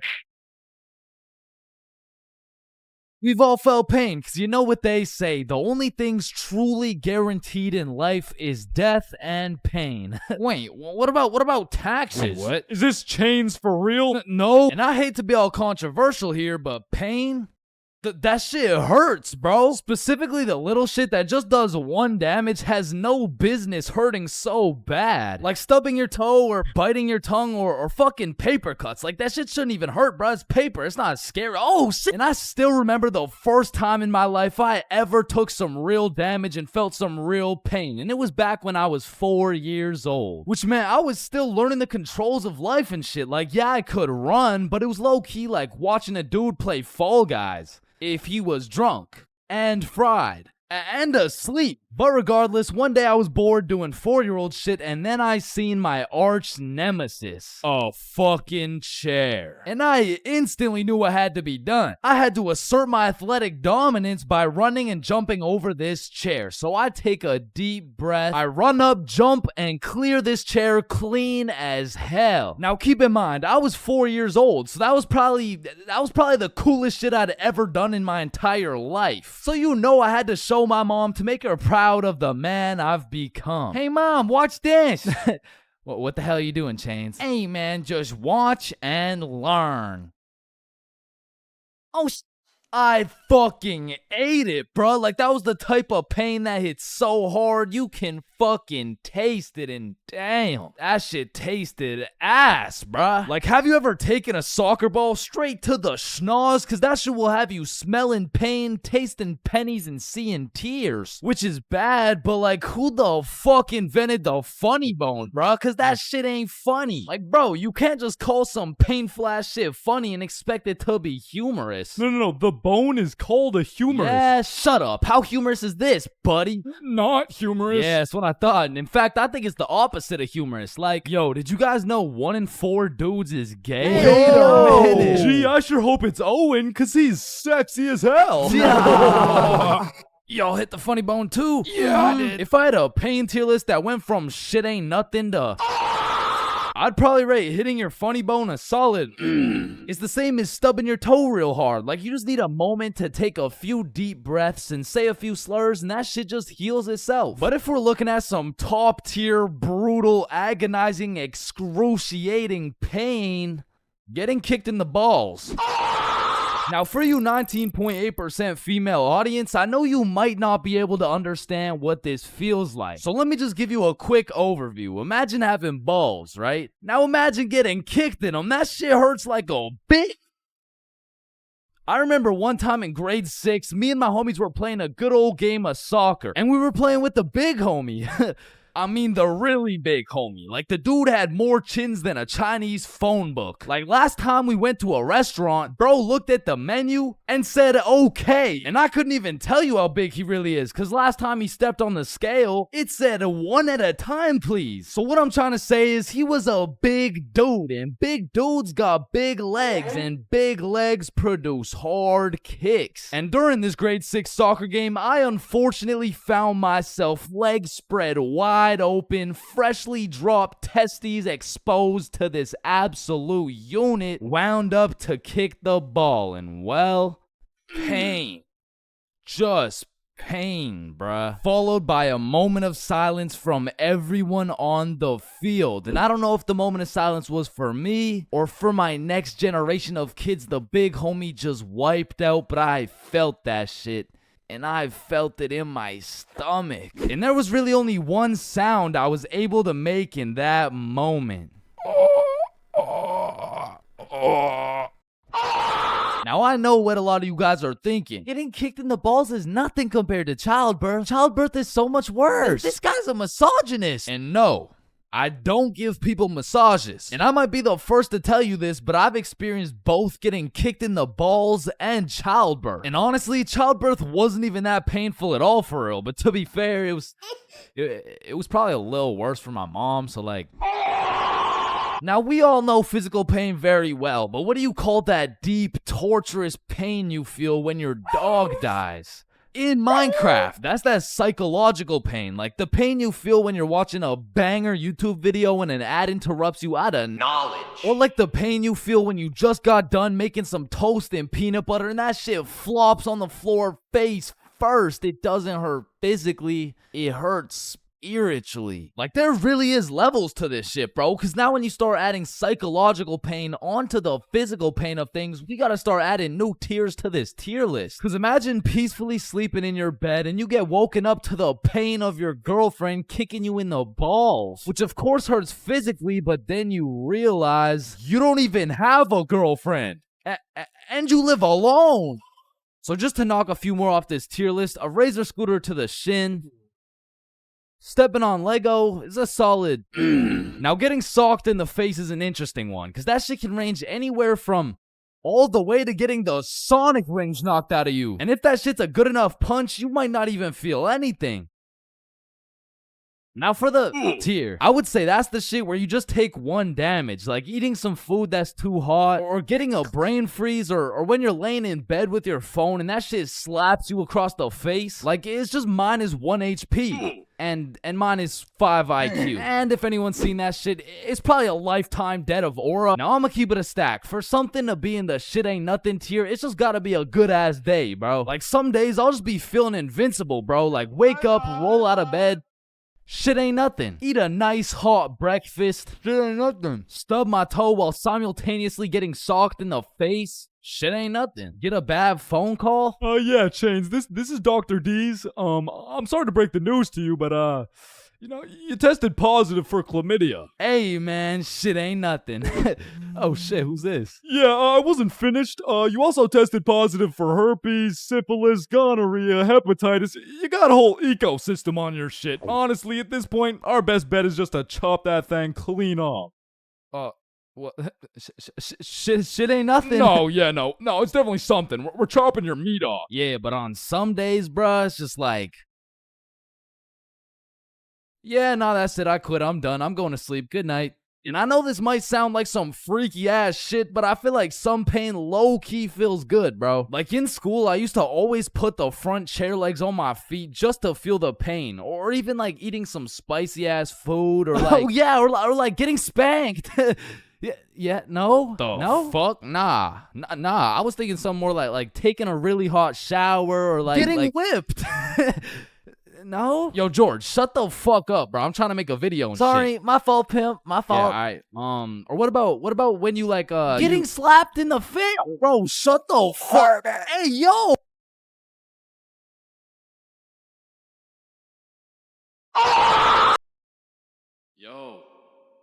Hey. Yo, wake up. Bro, wake up. Hey, man. What?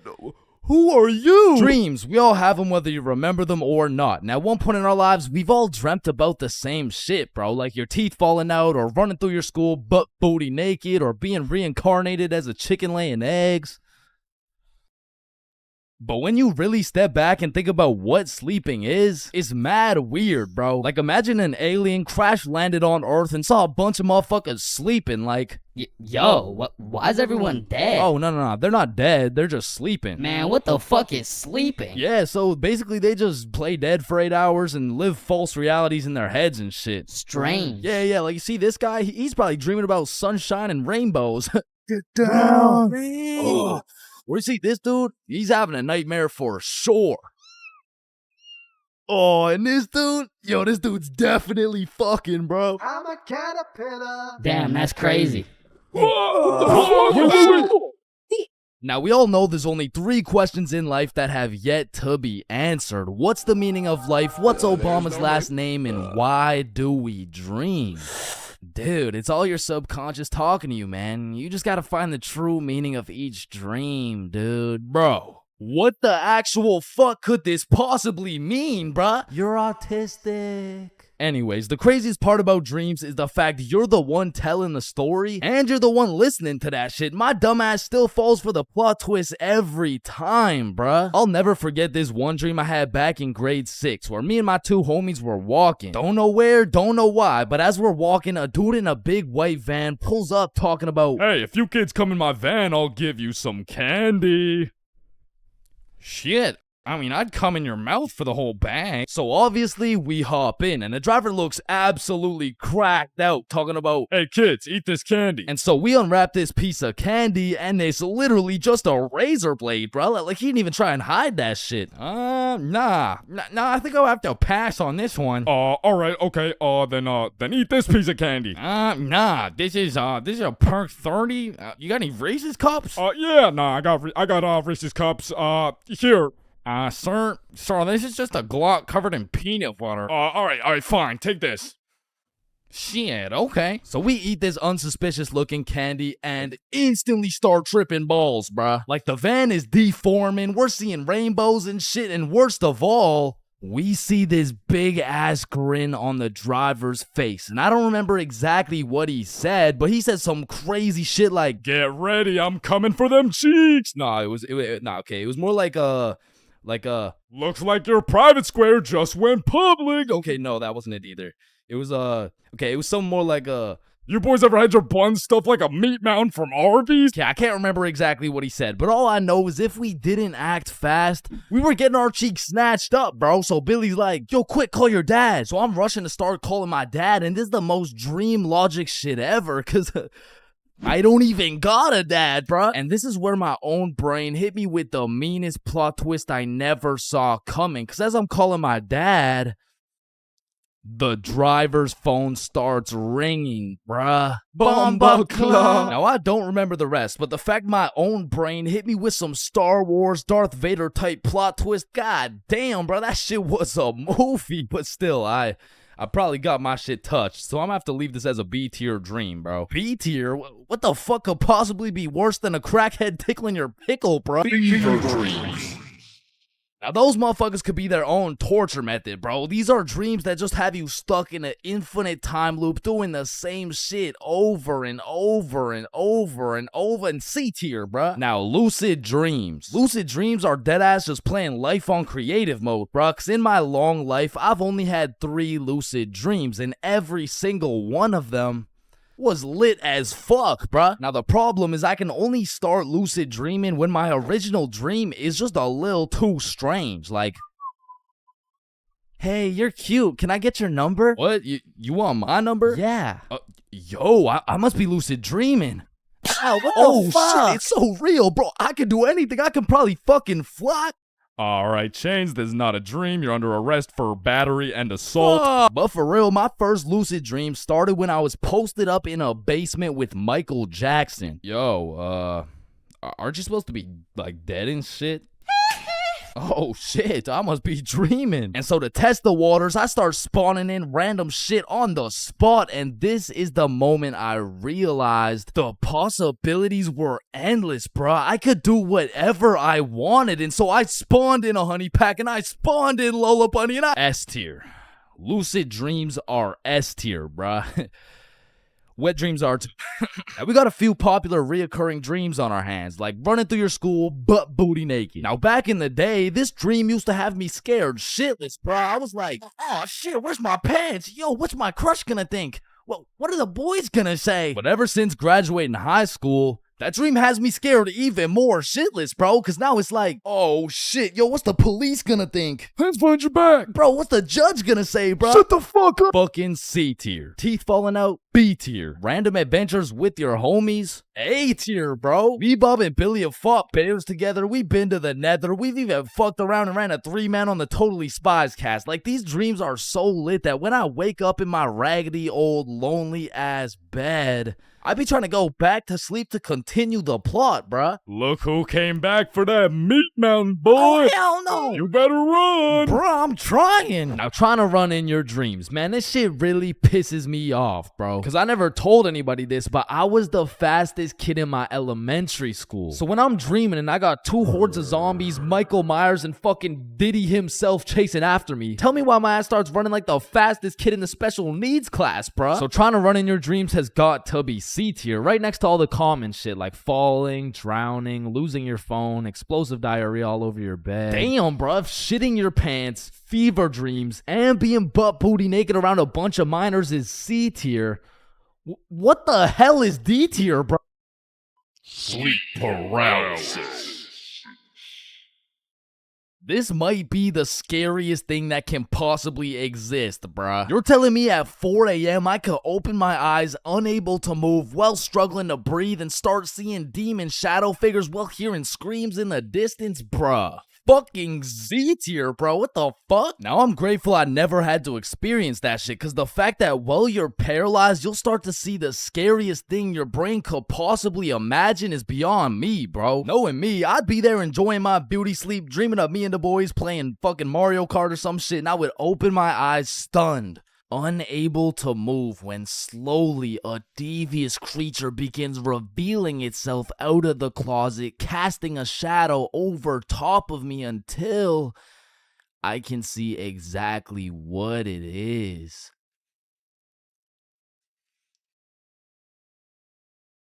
Looks like someone ordered a meat mountain.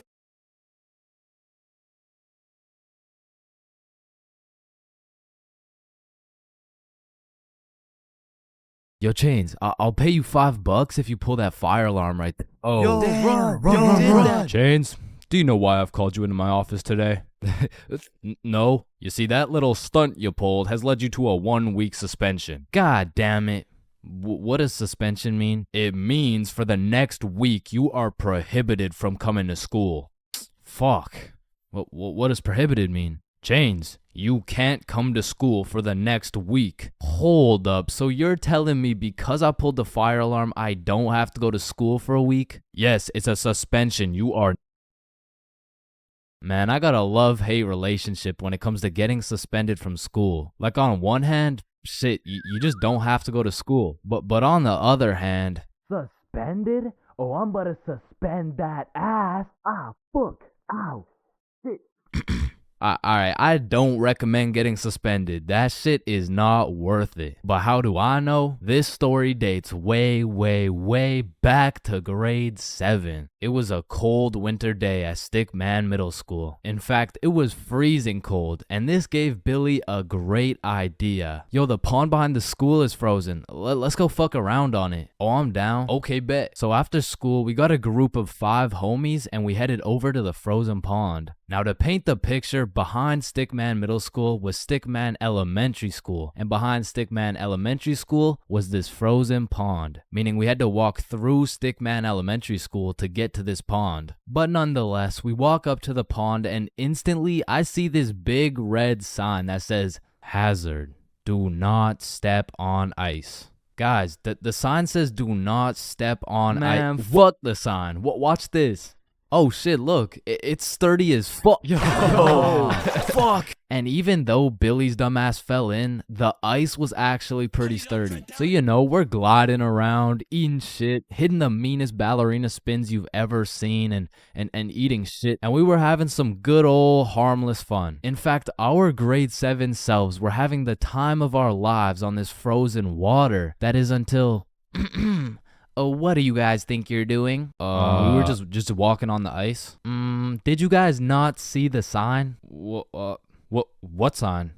I could have swore I put a sign right here. Nope, no sign at all. There was no sign. I have no clue what you're talking about. Okay, but you guys have to get off the ice. Well, why? Nobody's getting hurt. Yeah, we're safe. Okay, it's your choice. You're gonna regret this. So we continued with our ice skating antics for approximately 10 more minutes. Until the same lady came back up to the pond, but this time she was equipped with a Sony Alpha A7 mirrorless digital camera with the extendo lens. In other words, she was quite literally about to catch us in 4K. But at least she doesn't know what school we go to. Hey, what school do you guys go to? Not Stickman Middle School. Absolutely not. No, definitely not. Fuck, she knows. We had to think quick. How are we gonna smoothly get out of this situation without getting in trouble? So we called a boys emergency meeting. We huddled up and discussed our best plans to get out of this situation. And after combining all of our genius grade 7 brains, we made the ultimate plan. If we started mooning the camera, it would then be illegal for her to take pictures of our middle school cheeks. I don't know how this became our best option, but regardless, we put the plan in motion. I mean, me personally, I got a little shy and kept my pants up, but some of the boys were out there going crazy, looking more caked up than Summer Rae. And after a little while, the lady must have decided it wasn't a great look to have a camera pointed at some 12-year-old cheeks, and she left, which means the plan had worked flawlessly. Now, the next day at school, I had completely forgot about it, to be honest. But strangely enough, while I was sitting in math class, I hear the little class phone start ringing. Hello? Oh, yes, he's here. Oh, okay. Yeah, I'll send him your way. Thank you.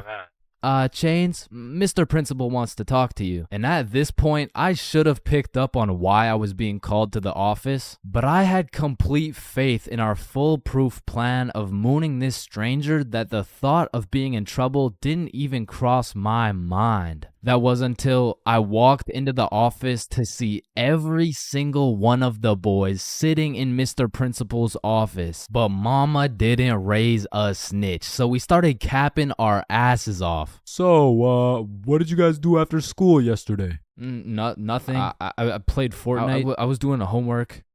Don't play stupid with me. I got a call from Mrs. Principal over at Stickman Elementary. So tell me, what were you doing on the pond yesterday? I wasn't there. It wasn't us. I don't know what you're talking about. I don't even know what a pond is. I see. Well, I've got evidence. And as he shows us this undeniable evidence, you can see this dude Billy's cheeks in the corner of one of the pictures. So I slowly look over at Billy, and he looks over at me.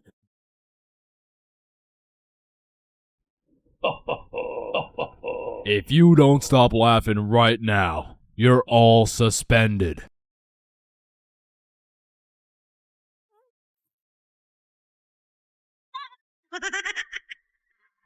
That's it. You're all suspended. And as I explained the situation to my mom, let's just say Mama Chains was not happy.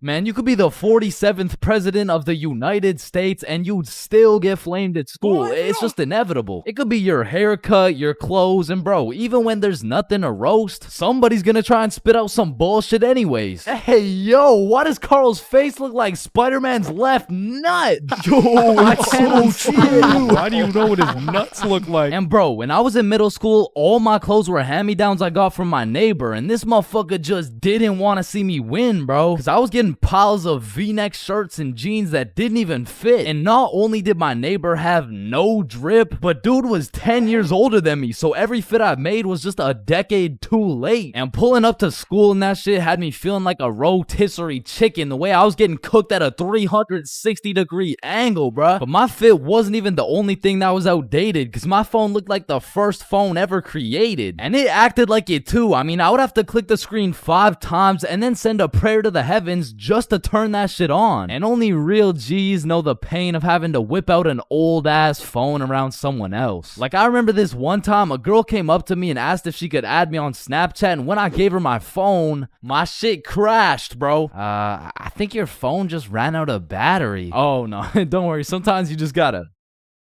Yeah, here you go. Actually, I have a boyfriend, so... Wait, what the fuck? And ever since that day, that phone was my #1 op, bro. So much so that the next time a girl came up and asked for my Snapchat, I started fucking malfunctioning, bro. Hey, can I get your Snapchat? No. Oh. Okay. No. It's just cause I don't have Snapchat. Oh, well, what about your phone number? I actually don't even have a phone. You don't have a phone? Oh, well, I did, but then my dog ate it. You know? Oh my God, is your dog okay? Sorry, I don't even have a dog. I don't have one. Then who ate your phone? Fucking I did.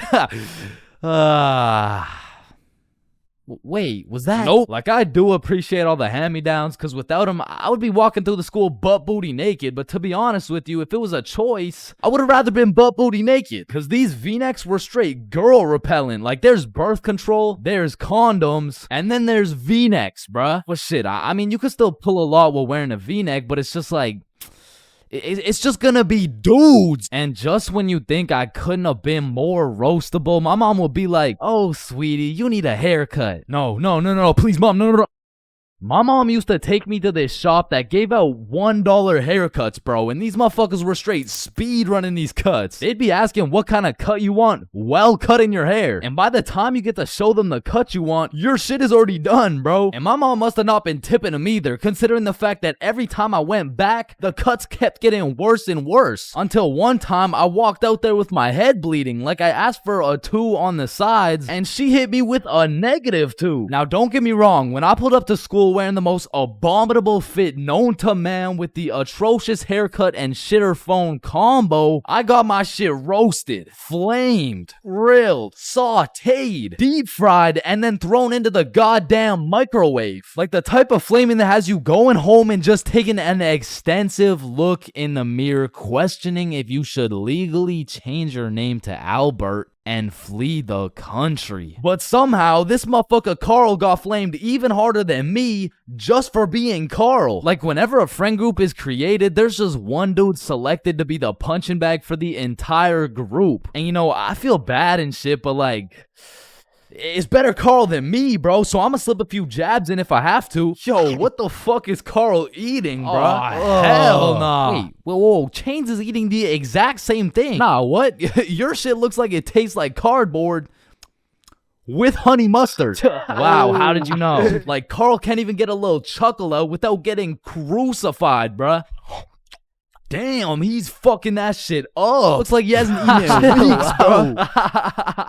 Oh, hell nah, Carl. I know you're not laughing. Yeah, no, I'm not. You're built like SpongeBob Round Pants. You look like a malnourished Santa Claus, bro. Like, god damn, that's a face only a mother can love. What did I do? Now, getting roasted around your boys is tough, but that pales in comparison to the pain and embarrassment of getting roasted in front of your crush, bro. Yo, Chains, what did you get on the science test? I'm not gonna lie, I got like a 76. I'm surprised you're not smarter with that big ass head of yours. Good one, Joe. No, like for real, your shit is massive. Well, like the sheer amount of brain you could fit in that bitch should make you Einstein. You look like you should be pulling 10,000 IQ plays right now. You look like you got the solution to world hunger somewhere hidden in that big ass noggin. Like how do you even stand up straight with that absolute cranium for a head? But I remember this one time I got my shit flamed so hard in front of an entire audience that I was brought to tears. But I mean, I was 6. I was 6 years old. And the day was December 24th, Christmas Eve. So my mom brought me and my brother to this improv play, and as we sat and waited for the show to begin, this little elf walked up to us like, hey, do you guys want to be a part of the show? Yeah, let's do it. Okay, yeah, I'll do it. And once the show began, they called me and my brother up to the stage and asked us a very simple question. So, what do you guys want for Christmas? Oh, I want a Minecraft sword and a creeper stuffy. And, what about you, little man? And as I looked into that crowd with dead silence, my brain stopped braining, bro. Hey, don't worry, it can be anything. Shit. I want, Just, kid, what do you want? I wanna... Man, I wanna... I don't really know what I want. Yo, who brought this fucking dumbass on stage, bro? Get the fuck out of here. Now I'm paraphrasing. I mean, I was 6. I don't remember exactly what he said, but that's what it felt like. And as we walked back to our seats, I was super embarrassed. But as the show started, it was actually pretty funny, and people had probably forgot about it by now. But 10 minutes into the show, a character walks on stage with some goofy-ass buck teeth. Yo, this guy looks stupid as hell. Oh shit. And this dude proceeds to absolutely cook 6-year-old me with no remorse. Hey, what's your name? I don't know. What? Okay, how's your day? Day? Day? What the fuck is a day? I don't know. Well, what do you know? No, that's just it. I don't know. I just don't know. Shit, I don't think I know anything. And that shit had the whole audience laughing harder than ever. And as I looked around, my brother was laughing and even my mom was laughing. And it was this very moment that I had hit rock bottom. And at the age of 6, I realized I would be put on this earth simply to suffer. And it made me cry, bro. I cried in the middle of this theater. Then the next morning I woke up and it was Christmas. And under the Christmas tree, I saw the best gift of all. It was a Bob pocket tee from ChainsClub.shop. That's right, it's brand new. You can wear it around your homies. You can wear it at school. You can wear it around your mom, your grandma, your great-grandma, maybe not your great-grandma, but damn near anywhere else, and Bob will be posted in your pocket the whole time. Wow, what a perfect thing to get someone for Christmas, am I right? yeah, I'm right. Bro, when I was in middle school, every time I would walk by the high school, the freshmen deadass looked like adults to me, bro. The sophomores looked like tax-paying citizens. I saw juniors as grown men with a wife and kids, and seniors, bro. I couldn't tell the difference between a senior and a senior citizen, bro. And that's because in grade 7, I saw me and all my homies as fully developed, mature, and respectable humans, and that was simply cat. Because now when I look back at a picture of us in grade 7, I see a bunch of little babies, bro. Yada, yada, yada. What does this have to do with stealing a guy's vape? We stole a vape from a senior in high school, and we were in grade 7, bro. And when I say we, I mean Billy. Billy stole that shit, and me and Bob were accomplices. Now, if you ask me back in the day, Chains, for real, you're awfully small. Scrawny, weak, ugly, chopped. Yeah, okay, sir, what's the question? How do you expect to win this fight against such a bigger opponent? Listen, Joe Rogan, it's not about the size of the dog in the fight. It's about the size of the fight in the dog. Thank you very much. Thank you. And then I saw Jake Paul versus Anthony Joshua, bruh. Okay, guys, so I'm not doing this fight. I quit. I'm retiring. Because I don't care how many years of karate, taekwondo, pad thai, jujitsu, or teriyaki a kid takes. I can beat their ass easily. But I won't, because that's morally wrong and I have honor. Hey, everyone. I heard Chains talks to minors. What the fuck? And I heard he fakes all his stories. Man, I do not fake my stories, bro. Sorry, anyways, as I was saying, this story takes place in grade 7. It was a summer day, and it started off pretty slow. You know, me and the boys were just chilling at Bob's crib, playing a little Rocket League and whatnot until we got bored. And when me, Bob, and Billy get bored, it's a problem, bro. Because every time we were bored, we would do one of 5 things. Light public garbage cans on fire, ding-dong ditch houses, light more shit on fire, buy things from 7-Eleven with the 100% discount, or climb our middle school, bro. Yo, let's go let some garbages on fire. Yo, I don't know if there's any left at this point. Alright, let's ding dong ditch. Man, I'm not really trying to do all that running right now. Shit, should we climb Stickman Middle?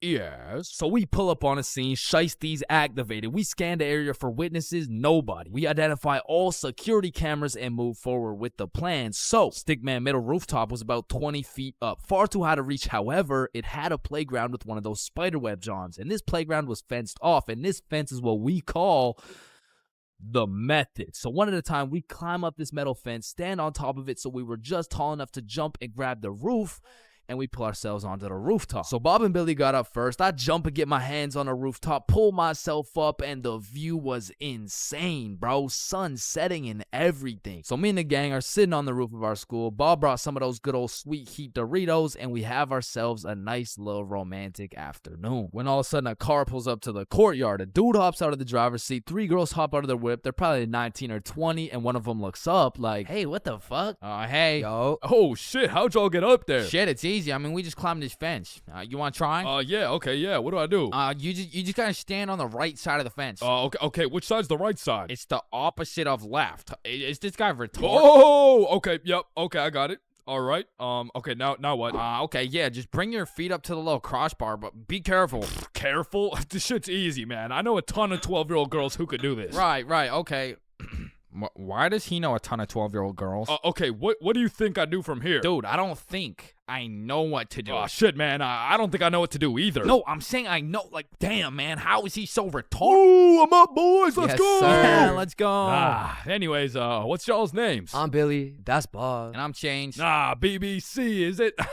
Yeah, my name's Cooper. It's nice to meet y'all. Yeah, nice to meet you, man. You want some Doritos? So he just abandons the girls down at the courtyard, and we go back to our spot, sit down, and Cooper's vaping and shit. Billy's bumming a few hits. And I'm not gonna lie, he was a nice guy. I mean, you could tell he had a good heart, but god damn did that motherfucker like yapping, bro. I think me, Bob, and Billy got off a total of 3 sentences, bro. And so I was telling her, if you mess with the bull, you get the horns.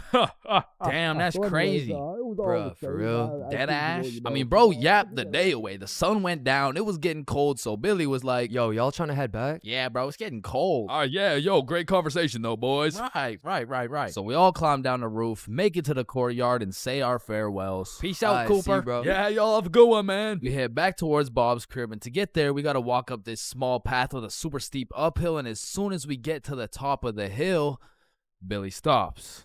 And he looks back. Yo, what's up? I should have taxed his vape, bro. What? Yeah, like I should have finessed his vape. That shit was nice. Bro, like, you're not doing that. Let's go back to Bob's crib. Say I won't do it right now. Bro, you won't. Bob, you know I would do that shit. Keep it a buck. Alright, watch this then. So Billy, completely alone, walks back down the hill to the courtyard and starts talking to the dude through the driver's window. Yo, Cooper, you think I can have one more hit for the road, bro? Damn, man, you really came all the way back? You're a fiend, huh? Yeah, nah, I got you, man. Bless. And because me and Bob were up on this hill, I vividly remember we got like a bird's eye view of this shit. And obviously, y'all don't know Billy the way I do, but I was 100% convinced he did not have the balls to do this shit, bro. There was no way. Hey, Billy starts hauling ass, and instantly Cooper punches that bitch in reverse. And my heart dropped so fast. We had a bird's eye view of Billy running for his fucking life, and Cooper's right on his ass, and they are both headed right towards me and Bob, bro. So we take our head start and get our ass right back to Bob's crib. But Billy couldn't just run to Bob's crib and have Cooper knowing his address. So instead of taking the path to Bob's crib, this motherfucker runs straight into the prickle bushes, bro. Adrenaline pumping. He's powering through these bushes, getting cuts all over his arms, legs, face, until all that adrenaline crashes and he realizes he can't make it through to the other side. He was stuck. Oh, no. You fucking idiot! Come back down here and give me my fucking vape! So Billy walks back out of the bushes, walks over to Cooper, hands over the vape. The girls in the back are all laughing and pointing and shit. Billy's aura is decreasing by the second, and just as Billy cuts his loss and starts walking away... Hey, yo, come back. What? Bro, the coil's missing from the vape. You owe me $70. I know what school you go to, man. You got a week to pay me back. Or else. Billy not only lost all the aura he'd been saving up for 13 years on this earth, but now he's $70 in debt with 1 week to figure it out. So every day after that, Billy begs his mom for $10 for lunch money, $10 for pizza, $10 for school supplies until a week had passed. And Billy had his 70 bones saved up. So as agreed upon, me, Bob, and Billy are posted up in the parking lot 1 week after the incident, and just as expected, Cooper pulls up. And this time he's got like 4 shorties in the car. Like, genuinely, how the fuck? So Billy hands over his life savings. Cooper pockets that shit, and with the most shit-eating grin I've ever witnessed, he mutters, "Hey, look, it looks like we got some pizza money for tonight, am I right?" Yeah, look at this Billy got scammed, bro. He got his shit rinsed. $70 could have bought this dude like 3 whole vapes, but I mean, truthfully, that's karma. And the moral of the story is, don't steal from people, but more importantly, just don't vape, bro. Yo, Billy just posted his first YouTube video ever. Go check that shit out. Yes, sir. And I just posted a video of me and Chains talking about this story, the raw, uncut, unedited version. So click this link right here if y'all want to tap in. Click that shit. Stole that shit. That's what I do, nigga. Fuck, nigga, I stole that shit. Everyone has encountered countless NPCs during their lives. Like, you know, the people that just spawned in. They didn't have any character development or anything. And to be honest, when you leave their vicinity, they probably just despawn. If you still have no clue what an NPC is, it's a non-playable character. They're like the type of people you could sock in the face and they'd say some NPC-ass line like, "Hey!" And I know at least some NPCs have to exist. Cause let's be real, there is no way all 7 billion people on this planet have whole lives from start to finish. That just doesn't add up. And I don't know if any of you guys have ever noticed this, but NPCs all have a spot they go to just do NPC things, bro. For example, if you go to Walmart, that's their natural habitat. You're bound to see at least 15 NPCs at Walmart. And usually the NPCs are trying to avoid eye contact. But if you've ever tried interacting with them, you'll know they always have the most predictable and neutral responses possible. Like, whoever programmed them should have spiced it up a little bit, you know what I'm saying? They could have made them tell jokes or something, I don't know. But anyways, I used to work at a summer camp where you teach little kids to ride bikes. And through this experience, I realized that pretty much all young kids are NPCs. And I guess it's just because they haven't been alive long enough to actually go through the character development. But working at this summer camp made me realize there's no way these kids have a thought process. Hey buddy, what's wrong? I dropped my rock. Here you go. But I guess little kids still aren't even at the stage of having full consciousness. And honestly, they kind of have that caveman mindset. Eat something. But I mean, you can't really blame them because they've only been alive for a few years. But still, as a non-NPC, I'd like to believe I was never participating in these NPC activities as a kid. I refuse to believe I was out here spending my time doing this. But yeah, man, I really just want to know if there's any NPCs watching this right now. If there is, just fess up, bro. Because I don't even know if NPCs be on YouTube or if they just like despawn before they can do that. But regardless, if you're an NPC or not, thank you for watching this video. Subscribe.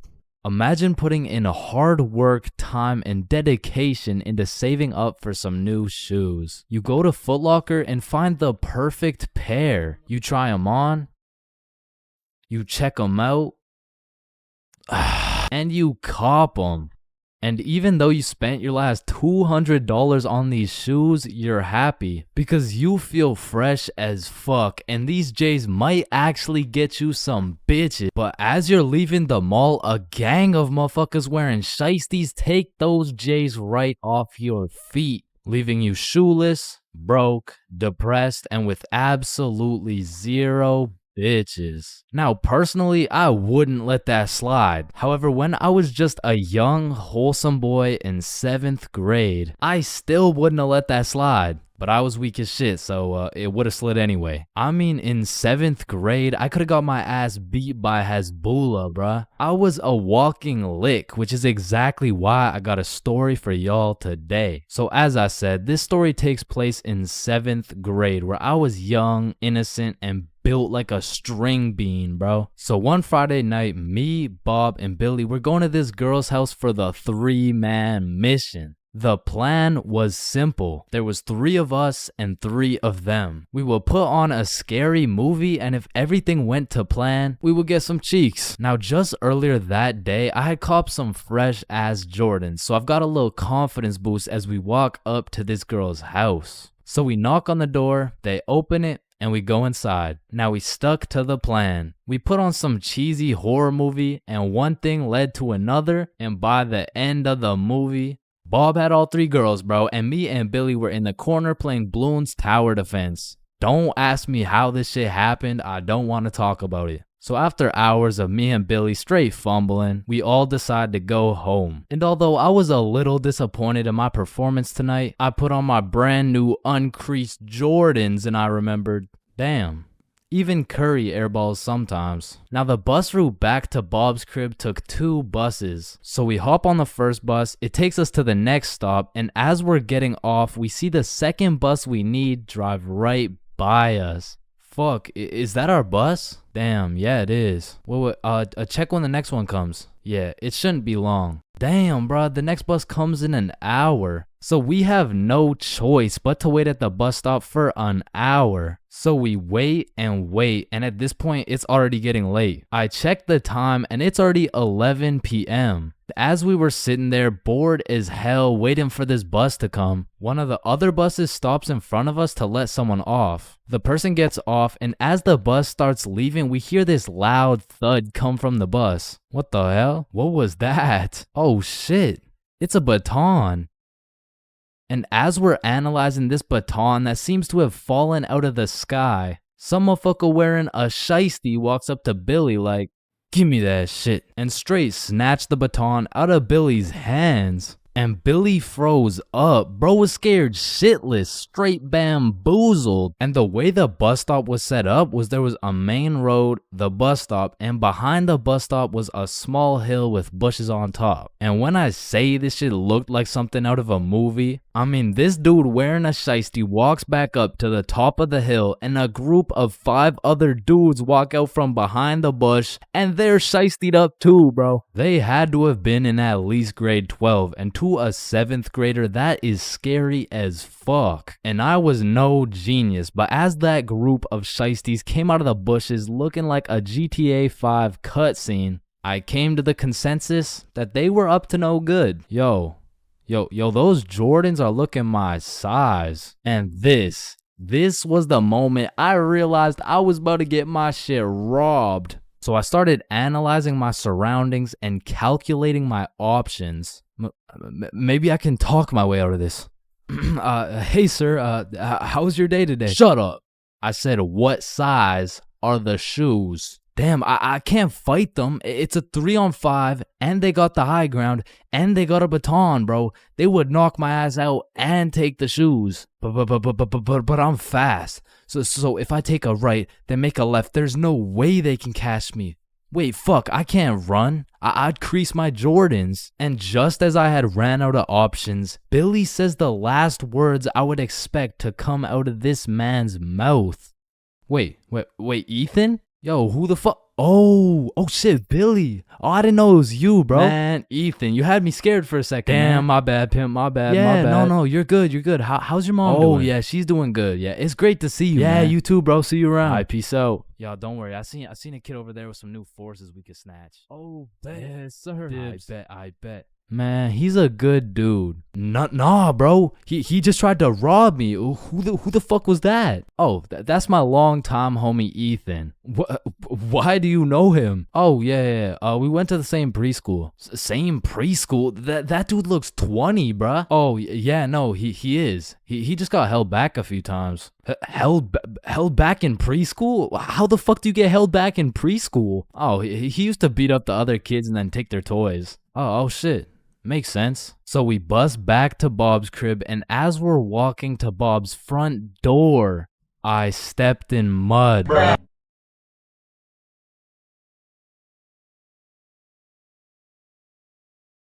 Okay, Chains, welcome to your first day at Jim Jordan's. These are our new product, Bieber Bites. Just smile and remember. The customer is always right. Okay, yeah, nah, I could do that. All right, I'll leave you to it. Okay, yeah. Hey, sir, Hey what can there, can I get some Bieber Bites? Yeah, how many? Right. How about this? Hey, let me get a pack of Justin Bieber's balls. Funny, yeah. How many you want? Hey, let me get a pack of Bieber's sack. Okay, yeah, how many, bro? Hey, let me get a taste of Justin Bieber's wiener. Back in my day, I used to work at a fast food place called Jim Jordan's. Now, for legal reasons, this is not Tim Hortons, okay? It has J's and shit. Like, they don't even look that similar, bruh. But honestly, working at Jim Jordan's, I felt like Johnny Sins, the way I'd put on my uniform and go to work just to get the soul sucked out of me, bruh. And instead of dealing with a bunch of fat asses, I'm dealing with a bunch of fat asses talking about... Alright, so I ordered an extra large BLT with ranch, extra bacon, no veggies, and I only got 5 strips of bacon. I want a new one. Okay, yeah. Where's the sandwich? I ate it. Of course you did, bruh. Like, you do not need more food. I don't think your arteries could compensate for any more bacon. No, my doctor said I'm in shape. I mean, yeah, bro, you're in the shape of a circle. I mean, I don't even know how you made it through the door. Oh, shit, damn. Now, believe it or not, I was a Jim Jordan's Hall of Fame employee. Shit, I was the best in that whole goddamn establishment, bro. And no, it's not because I was the sexiest, hardest working, strongest, most intelligent dude they'd ever seen. It's because everyone else was ass, bro. On the drive-thru, we had the Indian homie Dill Preet, and the only English he knew was the Jim Jordan's menu, bruh. Welcome to Jim Jordan's. What can I get for you? Hey, just give me a moment. I give you donut. No, I need time to think. You need chai, tea, drink. No, can you wait or not? Okay. 1 tater tot. No! Wait! You want 8? No! Okay, stop it. You know what? Okay. Chocolate donut. Then over making the food, we had this sweet 83-year-old lady, Linda, who was 20 years too old to be doing this shit. Okay, Chains, here's the cheese bagel. Thank you, Linda. But, yeah, this is the 9th cheese bagel you've given me in 20 minutes. Oh my good gracious, I'm sorry. I'm sorry. Oh, what's this? Oh, cheese bagel coming right up. And overworking the counter, we had Sebastian. Now, don't get me wrong, Sebastian was a really nice guy, but... He had a little hint of the tism, you know, no, he had a lot of the tism. Like, it was more like the tism had a hint of Sebastian, which is cool, of course, but it did mean that he would absolutely yap at every single customer who came in the store. Shit, I'll never forget this one time a girl came in the store and just ordered a muffin, like, welcome to Jimmy's, what can I get for you? Hey, can I just get a fruit explosion muffin? Can you guess what Sebastian said next, bruh? Maybe your total is $175? Cash or card? For here or to go? None of the above, bruh. The sentence that came out of this motherfucker's mouth was... A food explosion muffin? Yes, please. That sounds an awful lot like a hate crime to me. Yeah, can I get my muffin, please? Do you get it? Yeah, you get it? Yeah, I get it. Okay, listen.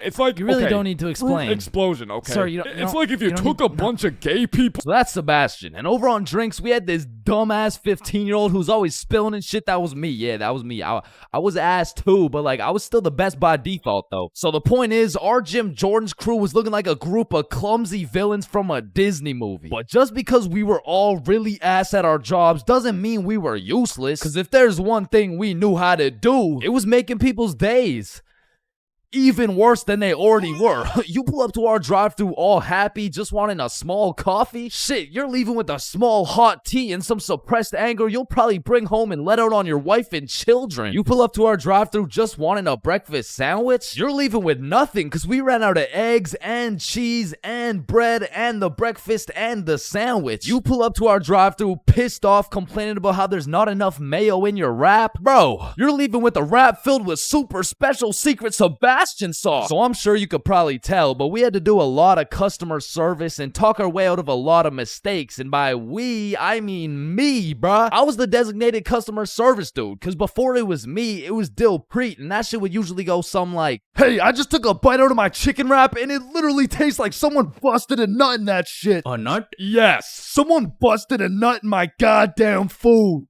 You want a donut? No! And then before Dilpreet, it was Linda. "Hey, I just took a bite out of my chicken wrap, and it literally tastes like someone busted a nut in that shit." Oh my heavens, that's horrible. I'm sorry, I'll get you a refund right away. Thank you. Hello?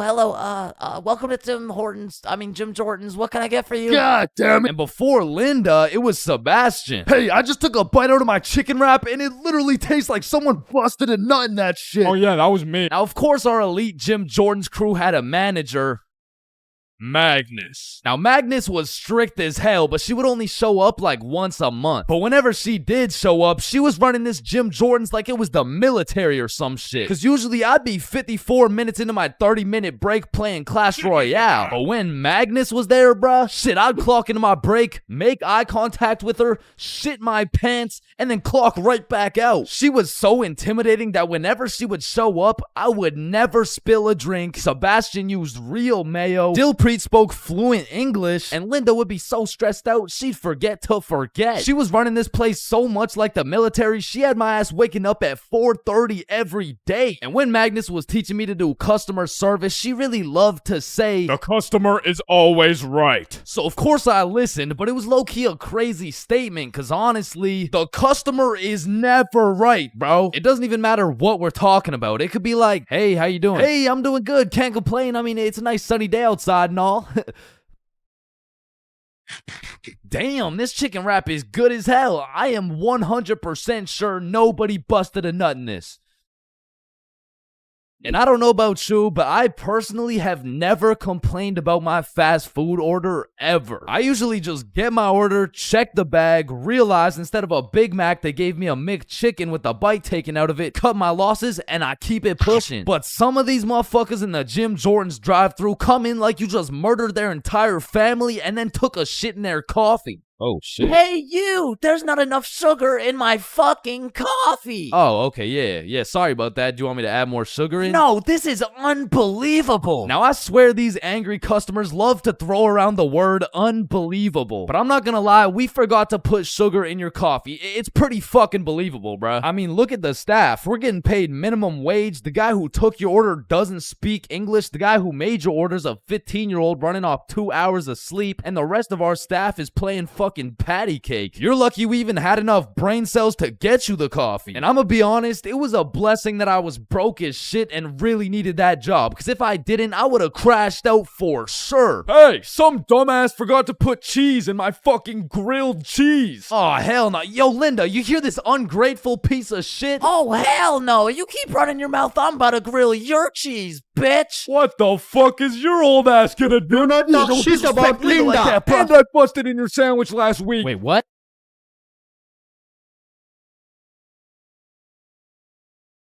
Damn, light bulbs were such a good idea that they became the symbol for good ideas. God damn, I just spilled my water. What? Why does water make clothes darker if water is clear? What the fuck? Yo, there's two guys coming. On me. Oh, I clapped his ass. Yo, Billy. Yeah, what's up?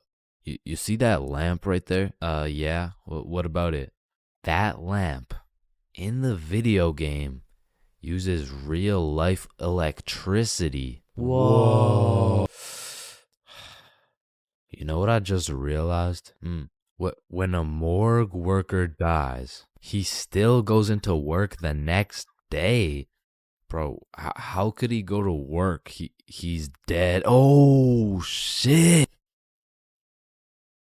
Oh, whoops. Just dropped the soap. Wait, when you drop the soap, does the soap get dirty or does the floor get clean? Wait, guys.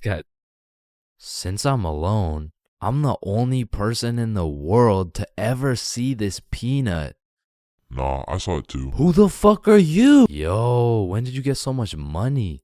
Man, it's the money my grandma inherited me before she died.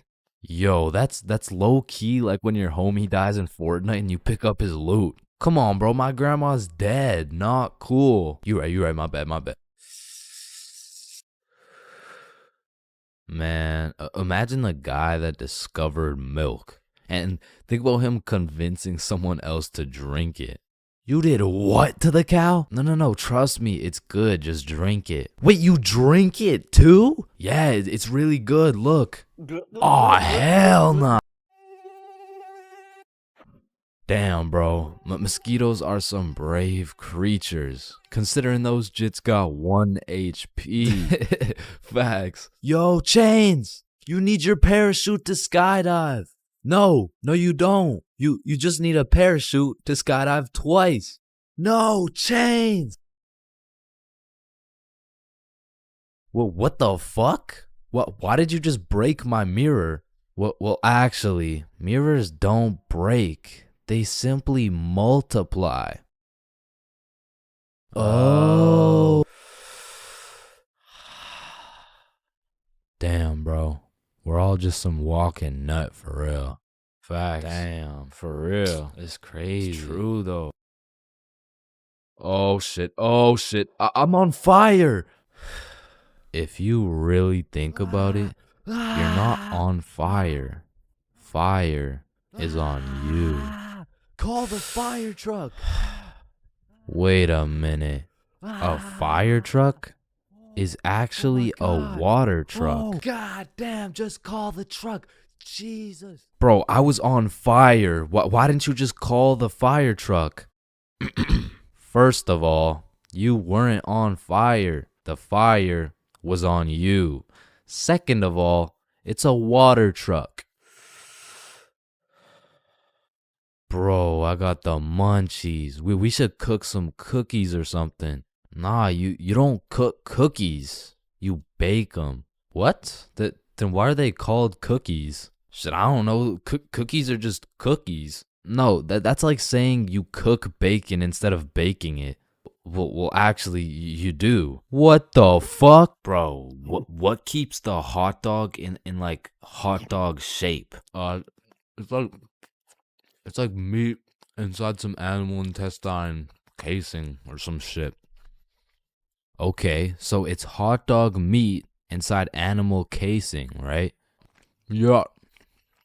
So, hypothetically speaking, once you eat the hot dog, it's still hot dog meat inside animal casing, but you are the animal casing. So, with that being said, when you eat the hot dog, you become the hot dog. Just let me eat my fucking hot dog, bro. And that is why Genghis Khan has the most descendants in human history. I actually know someone with more descendants than Genghis Khan. Well, that's impossible. Who could possibly have more descendants than Genghis Khan? Genghis Khan's dad. Damn, you know Google Maps, right? Yeah, of course. Bro, someone at Google really just said, yup. Let's just have someone drive down every road on fucking Earth. And then they did it.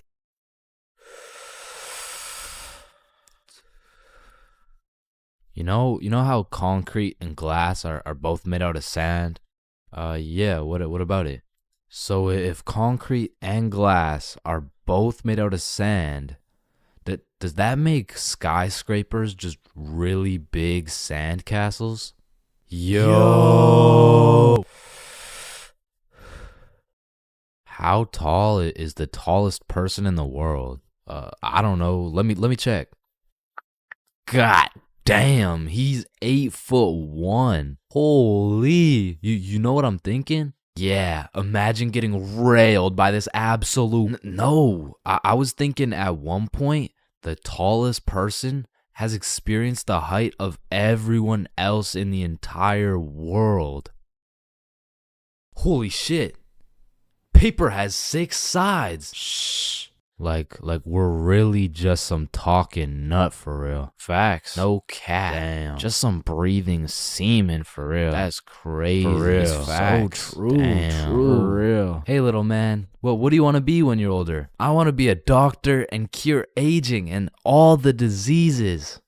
Well, if one day we cure all the aging and all the diseases, then we will all die painful and horrible deaths.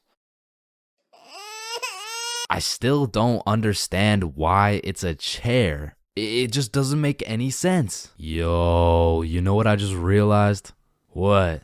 The size of your hands is the font size you use in sign language. Oh shit. That motherfucker Shaq must be talking in all caps. Sir, I am very sorry to inform you that you are bleeding internally.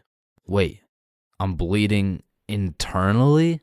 Yes, we will need an immediate operation, and we will have to... Oh, no, it's all good. Internally, that's where the blood's supposed to be. No, sir, where are you going? This is an urgent matter. Get back here. You're in critical condition right now. Yo, can you pass the Apple charger really quick? Yeah, for sure.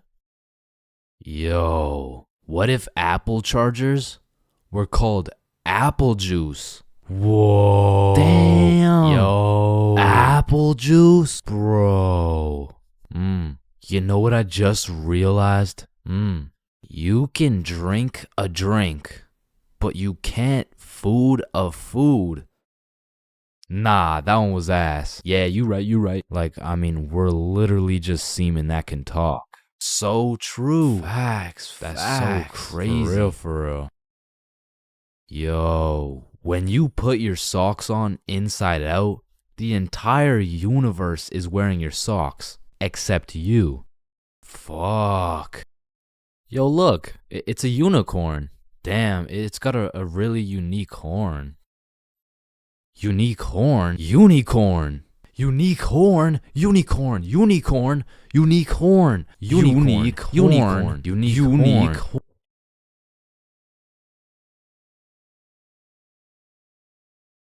Oh, leaves are called leaves because they leave the tree.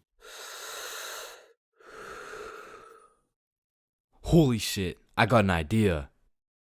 Can you pass me the wrench? Rope. Glue. Piece of pizza, please. Tape. A little more tape. Damn. Big ass magnet. Alright, all done. Whoa! This bad boy uses 0 gas. It's completely eco-friendly. Hop in.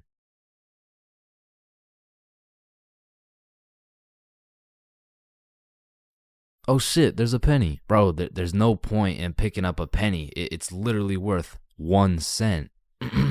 How much do you make working at Wendy's? 15 an hour? Oh, okay. So you see there are 3,600 seconds in an hour. And because you make $15 an hour, that is exactly 0.416 pennies per second. So with this being said, the second it takes to pick up this penny off the ground is a net positive outcome. Oh, okay.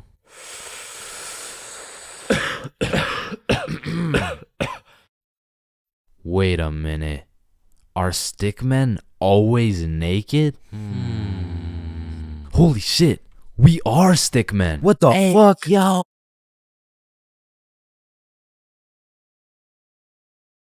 Oh shit. Ooh. Damn. That's why you don't mess with me. Yo, I'm Jordan Johnson. Mr. Johnson, why did you beat Kyle's ass? Mr. Principal, I never touched Kyle. In fact, I've never seen this kid my entire life. How do you presume he received a concussion, 2 broken ribs, a black eye, a broken nose, and a dislocated shoulder? I mean, he must have fallen down the stairs or something. Okay, Mr. Johnson, how do you explain this? That's why you don't mess with me. I'm Jordan Johnson. But I mean, you got the wrong Jordan Johnson. Then, what happened to your knuckles there? Shit, These ain't even my knuckles. Listen, I am not one to condone violence, but I'm not gonna lie, school fights are a major part of the high school experience. I mean, there's something about a good old school brawl that just boosts students' morale. Like, there is nothing that gets you through the rest of the day like some kid getting his ass beat in front of the entire school. And truthfully, it's just a community building experience because it gives everyone something to talk about. Yo, did you see the fight? Yeah, bro, Kyle got his shit rocked. Wait, are you guys talking about the fight? Yeah, bro. Man, Kyle got fucked up, dude. Overall, in school fights, everyone wins. Like, the fighter gets some respect and the crowd gets some entertainment. It's a win-win. What about me? But tell me why when a fight breaks out, the entire school will be recording, but not one person can get a good video. It's like when a fight breaks out, every motherfucker recording starts having severe hand spasms. I mean, as the person recording the fight, you literally have one job: to record the fight. Damn, I just missed it. What happened? Oh, well, lucky for you, I recorded the entire thing from start to finish on my brand new Samsung. Check it out.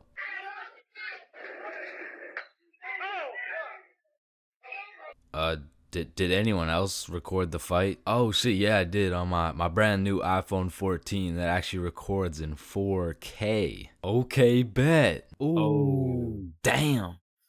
Let's go, JJ.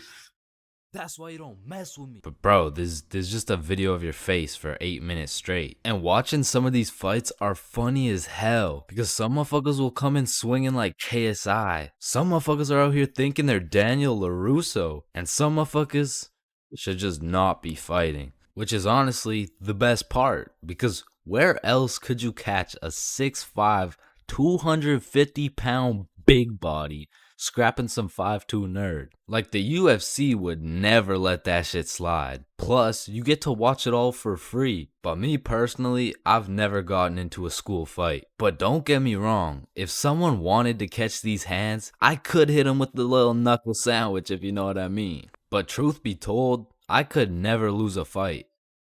Not because I know how to fight, but because for Bob, shit was on sight. And trust me, you don't fuck with Bob. Bob's got a better record than Floyd Mayweather. And I even heard one time he got into a little altercation with Mike Tyson. All I'ma say is, he dealt with him. But with that being said, we all know that one kid in school who was born to simply beat people's ass. Like, this dude's life purpose was to run people's fade. And of course, I had someone like this at my school. He was the type of dude who had nothing to lose, so he would instigate a fight wherever he could. We'll just call him Jordan. And honestly, he was holding a solid record. I mean, he was probably 12-0. But one day, Jordan picked on the wrong kid. Hey nerd, take off those stupid glasses. And Bob was a man of little words, so Jordan's buffoonery did not faze him. Hey nerd, I said take off those stupid glasses. Hey, stop ignoring me.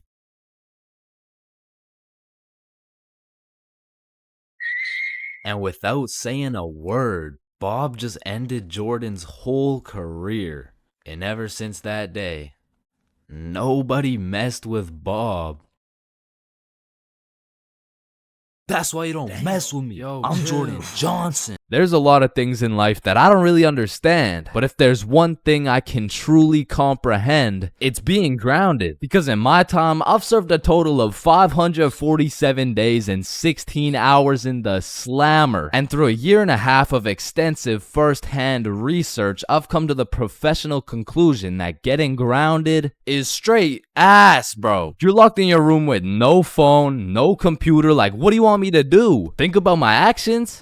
Hell nah. Being grounded had a young me doing the stupidest shit ever, bro. Like, I was popping handstands, hitting my head against the wall, playing with the door stopper thingy. Shit, I got so bored, I even read a few pages of a book like an absolute nerd. And now that I think about it, Percy Jackson and the Battle of the Labyrinth was actually a spectacular read. Now listen, there's only one thing worse than being grounded, and that's being falsely imprisoned for life. Well, now that I think about it, there's a lot of things worse than being grounded, but one of which is being grounded during summer, bro. There's something about being able to hear all the happy children, the ice cream trucks, your homies having fun, the hoes throwing rocks at your window, asking you to come outside. Well, you just cry yourself to sleep because there never was any hoes throwing rocks at your window asking you to come outside. It's just you, your Percy Jackson books, some used toilet paper, and the existential thoughts in your head questioning if it's even worth it. And listen, I'm sure everyone can pick up on the fact that I'm a really intelligent dude. Smart all around, really, but trust me when I say, I wasn't always this smart, bro. In fact, in kindergarten, my dumbass fully believed with my whole heart that being grounded meant your parents would just dig a decent-sized hole in your backyard, toss you in, and bury you alive for the time being. And so I'm sure you could imagine my surprise when my OG friend of 5 days said, yeah, I got grounded for 2 whole weeks. Holy fucking shitballs, dude, are you okay? No, man, it's really hard. I didn't get to touch any of my toys or anything. Damn, how long ago was that, man? Oh, I'm still grounded. What? No, you're not. Yeah, dude, I'm grounded right now. No, the fuck you're not. And I wouldn't truly find out what being grounded was until 7 years later. I was in grade 7. It was a beautiful sunny summer day at approximately 11 a.m. and me and the boys were freely roaming our city. Little did I know, we wouldn't be free for long. And as the boys and I roamed the city looking for a move, one of Bob's girls calls him up and is like, okay, so my friend Becky is in Hawaii for a few days with her family, and she said I could bring you over. And just like that, Bob could have wrapped it up and claimed some cheeks. But the boy Bob was never one to leave the homies behind, so not only did he convince his girl to let us come, but he went above and beyond. He got his girl to bring some of her friends over too, and now we're hyped because we had now located the move, and quite a marvelous move if I do say so myself. Now keep in mind, all of us knew Becky and had been to Becky's house many times before, but Becky was all the way in Hawaii, so she had no clue about the marvelous move about to take place at her own crib. But regardless, me and the homies walk into Becky's crib and they low-key got a little get-together in the works. I see Bob's girl, I see Bob's girl's friends, and then I see a mutual friend of mine named Dennis. And he brought his girl. Now, a little backstory about Dennis. Dennis was 2 years older than me, making him in high school. And to be fair, from grade 7 to high school is a colossal difference. Dennis was taller, had a more developed frame, and Dennis even had some facial hair in progress. The amount of facial hair that put my peach fuzz to shame. And to put it quite simply,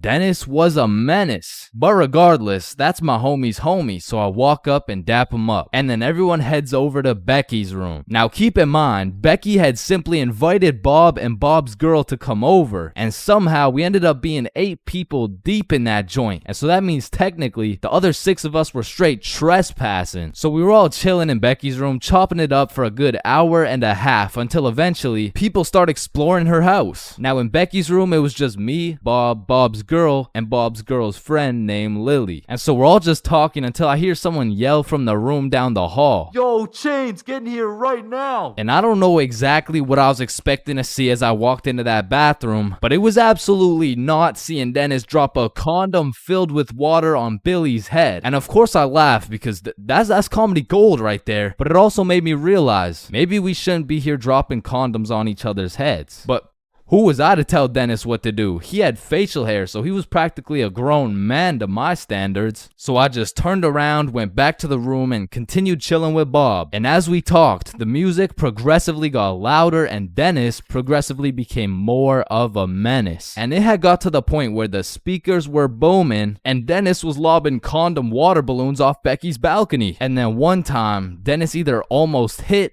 or just missed Becky's neighbor with one of these condom water balloons. So this grown man looks down at a condom that seems to have fell from the heavens, then he looks up and sees Dennis scrambling inside the Becky's crib with the speakers blasting music, and then he continued on his way. And we were all just having a fantastic time in Becky's room until we hear the downstairs door swing open, and we all absolutely shit our pants and run onto the balcony. Hey, I just texted the family who lives here and they said no one is supposed to be in the house. Everyone needs to leave right now or I'm calling the cops. And that's exactly what we did. No messing around, we were out that hoe. And we all went to Bob's girl's house for an emergency meeting because we were all scared as fuck. And now Bob's girl and Becky are texting and Becky's like, my parents are pissed. They want to talk to everyone's parents and they know how many people were there. So we all devise a foolproof plan. Okay, we give Becky our phone numbers, tell it's our parents' phone numbers, and we act super disappointed in our children. We all agreed on this plan and the emergency meeting was dismissed. And over the next few days, we all got texts from a very unhappy Becky's father, who made sure to specify the amount of condoms that were found in the bathtub. We all respond with some bullshit along the lines of, Hello, Mr. Beckerson.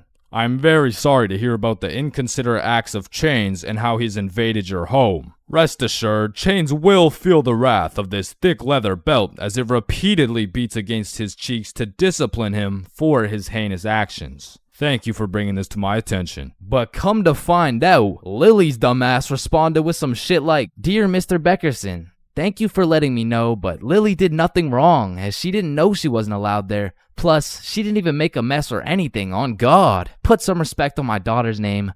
Period. And just like that, our foolproof plan got fucked. And Becky's father texted each of us saying, You are coming to the house at 3:15 p.m. today or I'm calling the cops. And shit, looking back, Becky's father was most definitely bluffing. Like, say I didn't go, what was he gonna tell the cops? 911, what's your emergency? Hey, there was 8 kids who invaded my home 3 days ago. Okay, sir, did they break in? No, no. My daughter gave them the key. Sir, why the fuck are you calling 911? There was condoms in the bathtub. But like I said, I wasn't very smart and I didn't have the brain capacity to think that far ahead. So everyone shows up to the house and Becky's father sits us down and makes each of us individually call our parents and explain what we had done. And I went first. Hey mom, so I went to Becky's house the other day, but she was in Hawaii and I wasn't really invited. There was condoms in the bathtub. Needless to say, we all got our shit whooped and I received my very first grounding with the sentence of 1 month in the slammer.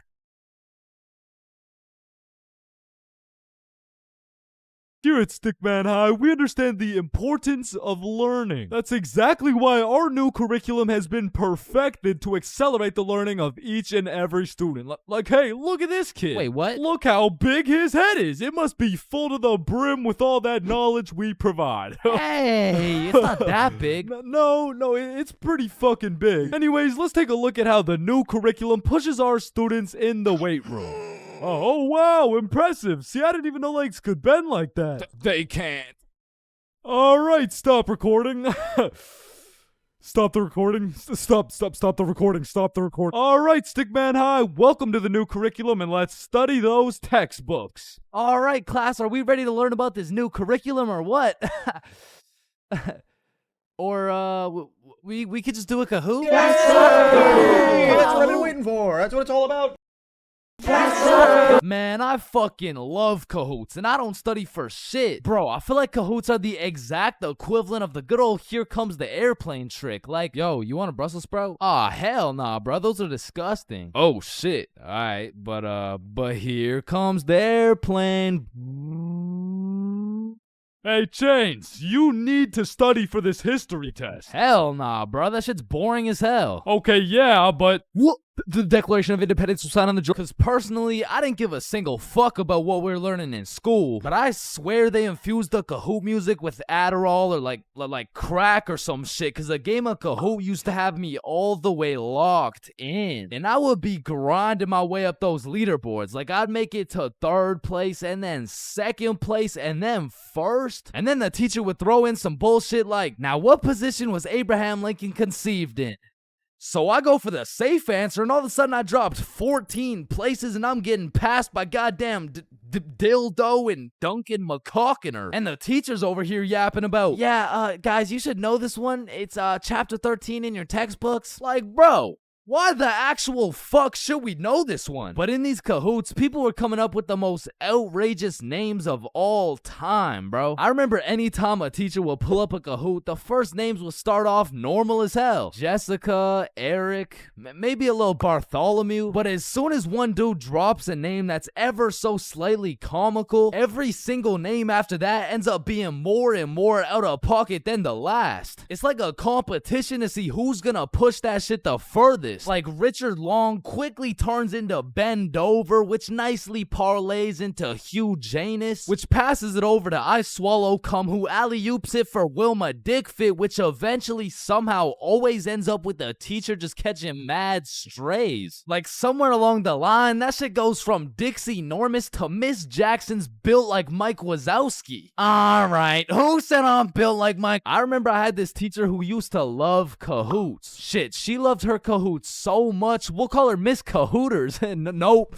Nah, we're not actually doing that. We're not calling her that. I think we'll just go with Miss Cahoot. You know what I'm saying? I think Miss Kahoot works just fine. And every Friday or so, we would walk into Miss Kahoot's class and she would have a Kahoot pulled up smiling from ear to ear, which I'm not gonna lie was really sad to see. Not because she was smiling, but because I knew in 20 minutes tops, that smile would turn into straight anger, bro. Hey class, happy Friday. We're gonna do another Kahoot because I know it's a class favorite. Just please, everyone be appropriate. DJ Bustanut, are you serious? In my 22 years of teaching, I have never. And I felt bad for Miss Kahoot, you know, like I really did, but it was low-key her fault for running it back so many times. Cause DJ Bustanut just couldn't stop catching these dubs, bruh. He was a dog. But nah, I really do feel Miss Kahoot, cause sometimes even Kahoot pisses me off, bruh. Cause picture this, I'm here grinding out these answers, giving it my all, even cheating a little off that one smart motherfucker with the big ass laptop, but I still get a few answers wrong, you know.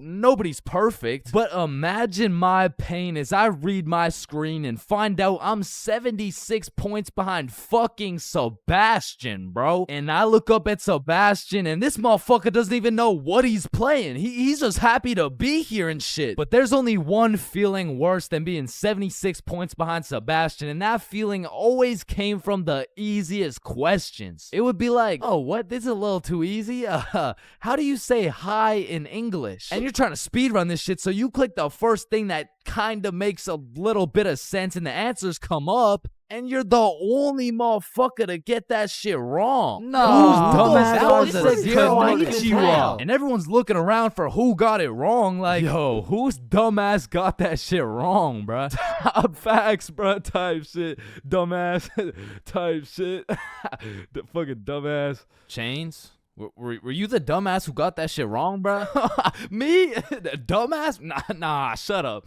Shut the fuck up. Nah. It was probably it was probably Sebastian, bro. Just look at that motherfucker. And I feel like there's only 7 types of people in class when you're playing a Kahoot. And the first is Dover. Ben Dover. We all know him and we all love him. He's got a smart name, but not a smart brain. He might get the first answer right, but then he falls off the face of the leaderboards, never to be seen again. But on the leaderboards, we got Genius George, because George actually studied the material like a well-prepared and studious nerd, bruh. Because George was the type of dude to be like, calculate for the common denominator. Oh man, this one is too easy. Like, bro, if you don't shut the fuck up, I'm about to commonly dominate that ass.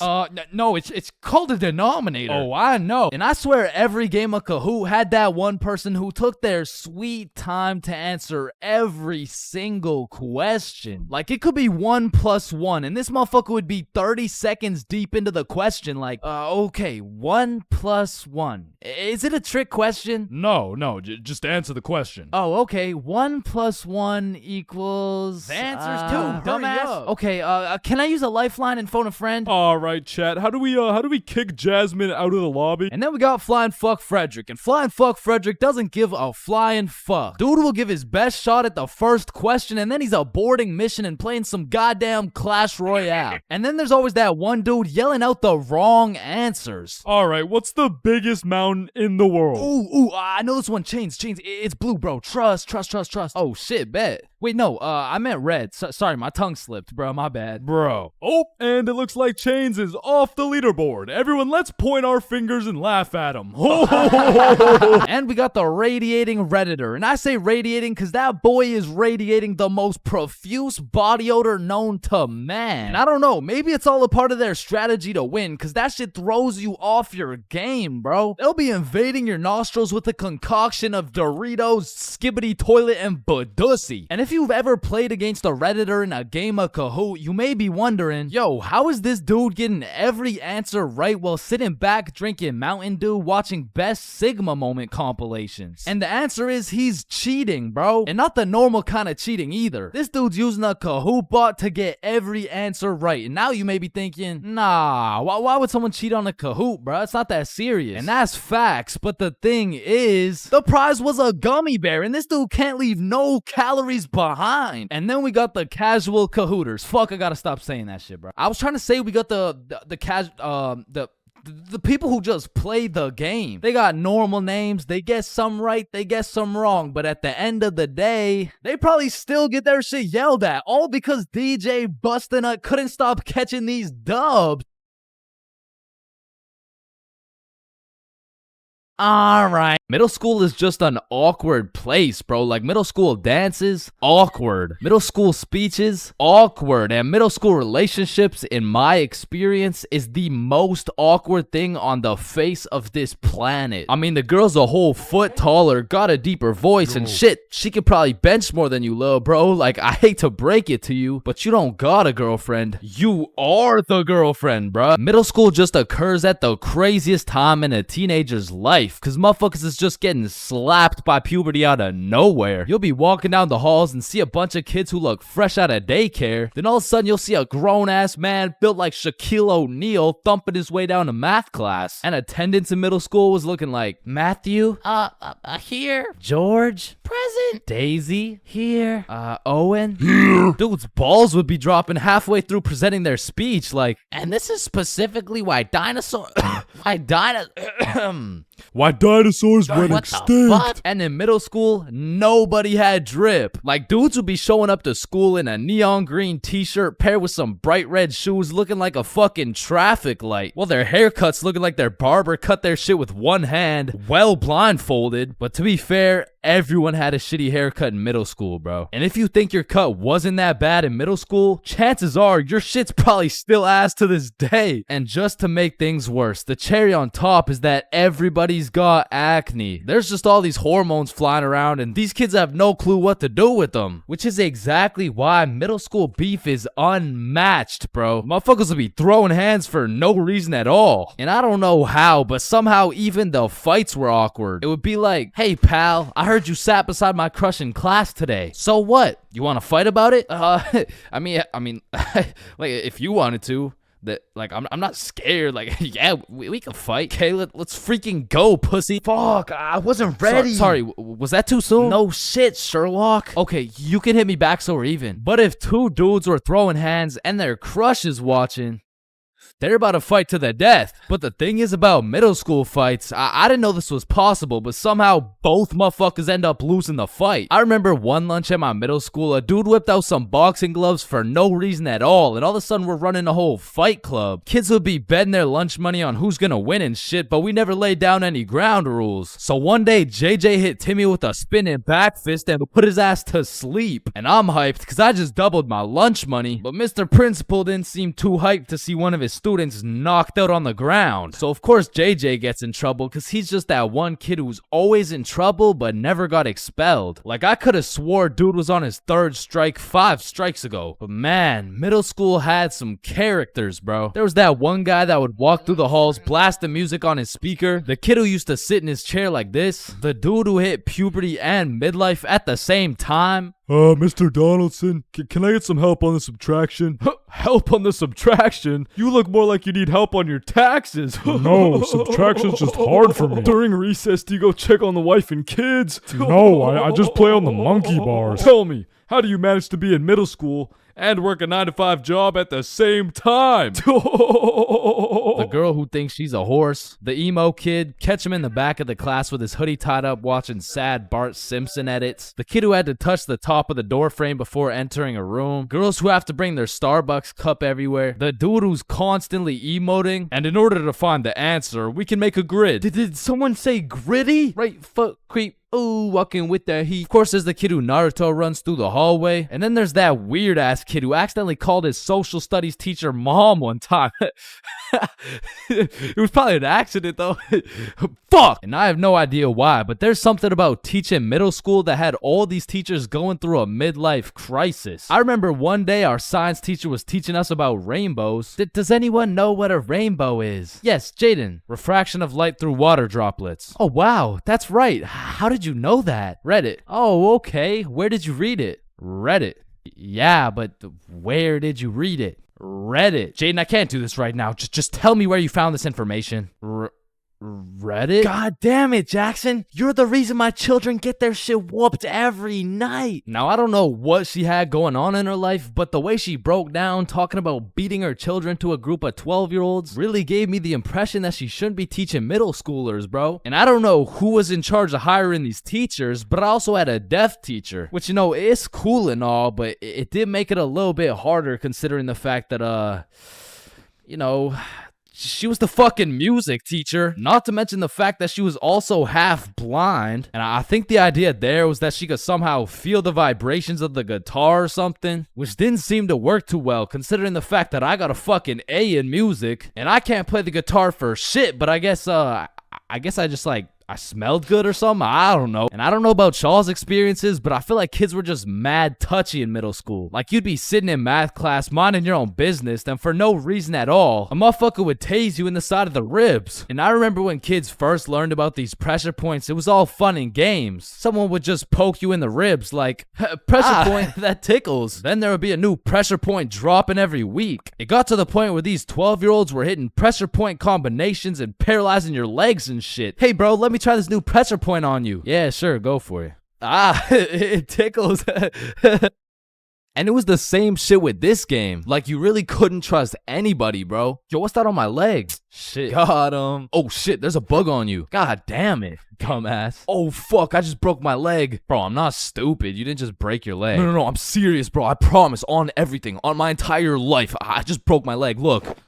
Bro, I remember I got punched so many times, my arm was on life support. It was about to fall off, like, And thinking back to middle school, there's just so many things that make me cringe, bro. But by far the cringiest of them all is the relationships, man. And believe it or not, I had my fair share of middle school relationships. I remember one day I was sitting in class and this girl came up to me and said, Chains, I have a crush on you. And that's really all it took to have a young Chains in love. Head over heels. We went to the movies together. We went to my house and watched movies. Well, we went to her house and we also watched movies. Now that I think about it, all we really did was watch movies. We didn't really talk that much. I mean, I didn't really have a way with my words at the age of 12. So, do you like movies? Yeah. Yeah, I like movies too. That's why we're here at the movie theater. I also like popcorn with the butter. It tastes like I like how it tastes. And one day we went to the mall and I took a good look at my girlfriend of 2 weeks and thought, man, I don't even know this girl. Like who are you? I remember we were inside Zoomies at the time and I said, hey, Jessica, you're a great person and all, but I don't really think we're compatible like that. Maybe we should just break up, which was probably the most words I've strung together during the entirety of our relationship. And she says with the straightest face, oh, okay. And then we proceeded to walk out of the mall and bus home together without saying a word. And I remember lying in my bed that night and thinking to myself, damn, I think I'm supposed to be sad right now. So I threw on my hoodie, tied it up, and watched some sad Bart Simpson edits. As a broke stick man like myself, I spent my fair share of time on the bus. And if you spend a long enough time on the bus, you will see some weird ass shit. I mean, I remember my first time getting on the bus by myself. I was feeling strong and independent. Next thing I know, a crackhead sits down beside me talking about, Yabba dabba doo. The world is ending and you're gonna die a painful and lonely death, buddy. And just like that, I went from strong and independent to shitting my pants. Yeah, bro, the bus is just something else. Like 1 in 10 people who enter the bus are straight gremlins, bro. I'm talking about the gremlins who know the perk is fake, but they still pop it. Now you just gotta sit next to this motherfucker for another 30 minutes while he tells you about the kids in his basement. But to be fair, these gremlins aren't even the worst part of the bus. The worst part of the bus is the energy. You walk in there and everyone just stops and looks at you like they're sizing you up or some shit. And you know who sizes you up the most?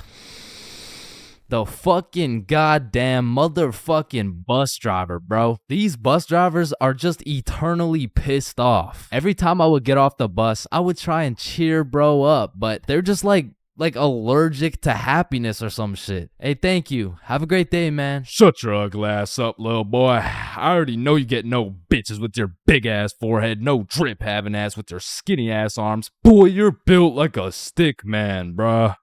Damn. Hey, bro, there could really only be 2 reasons why these bus drivers are so mad all the time. Either they had a demon villain origin story where they were abandoned as a child and never shown any form of love until one day. In freshman year of high school, Timmy met Linda. Linda was kind, smart, beautiful, and she paid attention to Timmy when nobody else would. Timmy asked Linda to be his girlfriend, and she said yes. They dated all throughout high school, and they even got into the same university so they could be together forever. Until one day, when Timmy's world was flipped upside down. Timmy found out Tyrone had been laying some mean pipe on Linda this entire time. Everyone in Timmy's school made fun of him. Timmy could not let this slide. So he called out Tyrone to run the ones in front of the entire school. And without a single word, Tyrone winds up and hits Timmy with the meanest left hook any stickman had ever seen, leaving Timmy slept, out cold, unconscious, in front of his classmates, his teachers, and even in front of Linda. 'Cause shit, if that happened to me, I'd be just as mad as Timmy over here. Now, realistically, the only other reason these drivers are so constantly mad would be because the driver's seat secretly has a stick built in. You see, this would explain why the driver constantly has a stick up his ass. I mean, shit, you really can't even blame him for being mad. But still, I'm gonna blame them, cause I know these motherfuckers get pleasure whenever they see me running at full speed trying to make it to the bus stop in time, cause they start stepping on the gas. Dumbass. To be honest, there's nothing that leaves you more defeated than when you're sprinting to a bus stop, then that shit just cruises on by and everyone on the bus is laughing at you. Damn. Honestly, at that point, I just give up and go home. But it hits a little bit different when that bus is your only way home. And it was the last bus, cause it's 2 a.m. And now you gotta bunk up with the gremlins on the side of the street, all because that goddamn bus driver had a stick up his ass.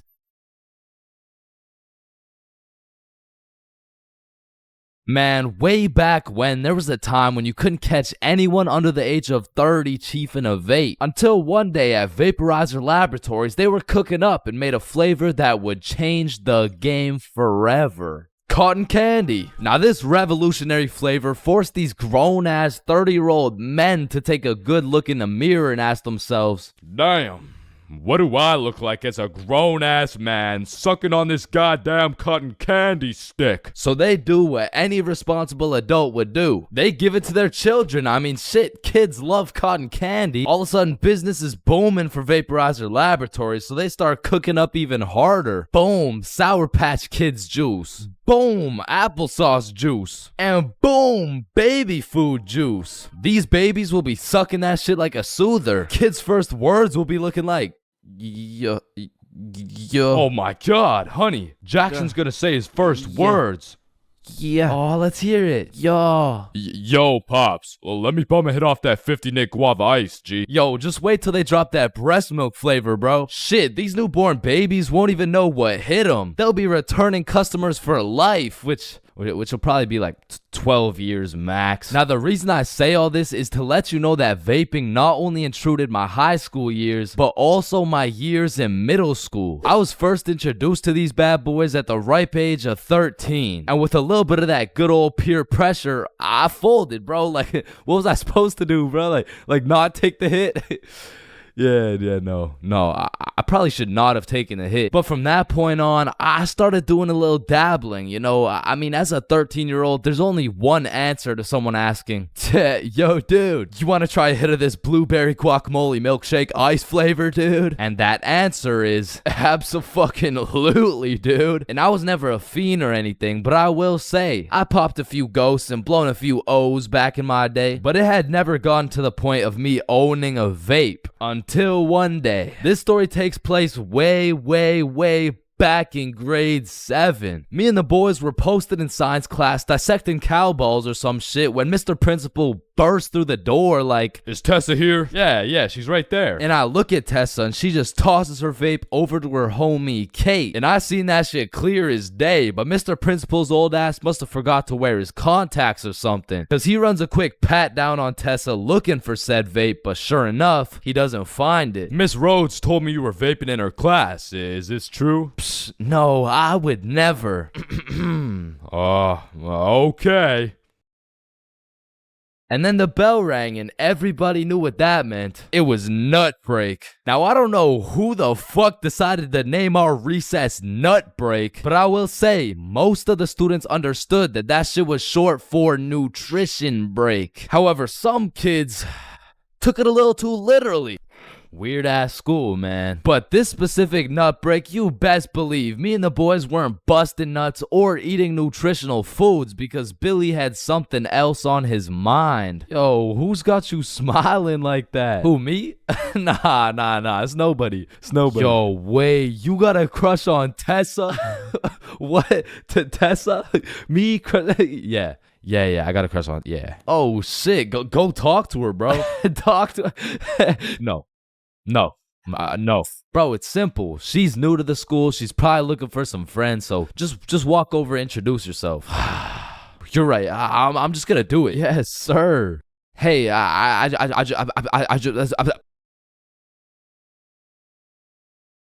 just sell that shit? Yup. You did. Then the bell rings and we all go to PE class. Now in my middle school, your class was your class. You just have the same students and the same underqualified teacher teaching everything. Like, Lord knows Mr. Donaldson shouldn't be teaching PE, but shit, here we are. And so while we're playing dodgeball, I'm trying to coach Billy on how to confess his love for Tessa, but I'm gonna keep it a buck. I was speaking straight out of my ass, bro. I don't know the first thing about confessing love. Listen, bro, I'm the expert when it comes to confessing love. All you gotta do is walk up with confidence, introduce yourself, and then ask her to be your girlfriend, bro. Okay, simple. Let's practice. Hey, Vanessa. My name's Billy, and Do you want to be my girlfriend? Damn. And after the proper training, by the time lunch came around, Billy was prepared to do what had to be done. Alright, listen, bro. Whatever happens out there, me and Bob got your back. And remember, the worst she can say is no, bro. Alright, I'm ready. You got this. Hey, Vanessa. I'm Billy. I seen you in science class today, and you were looking very pretty. And do you want to be my girlfriend? Fuck no. She laughed, bro. She laughed in Billy's face. And he walks back to us with tears in his eyes.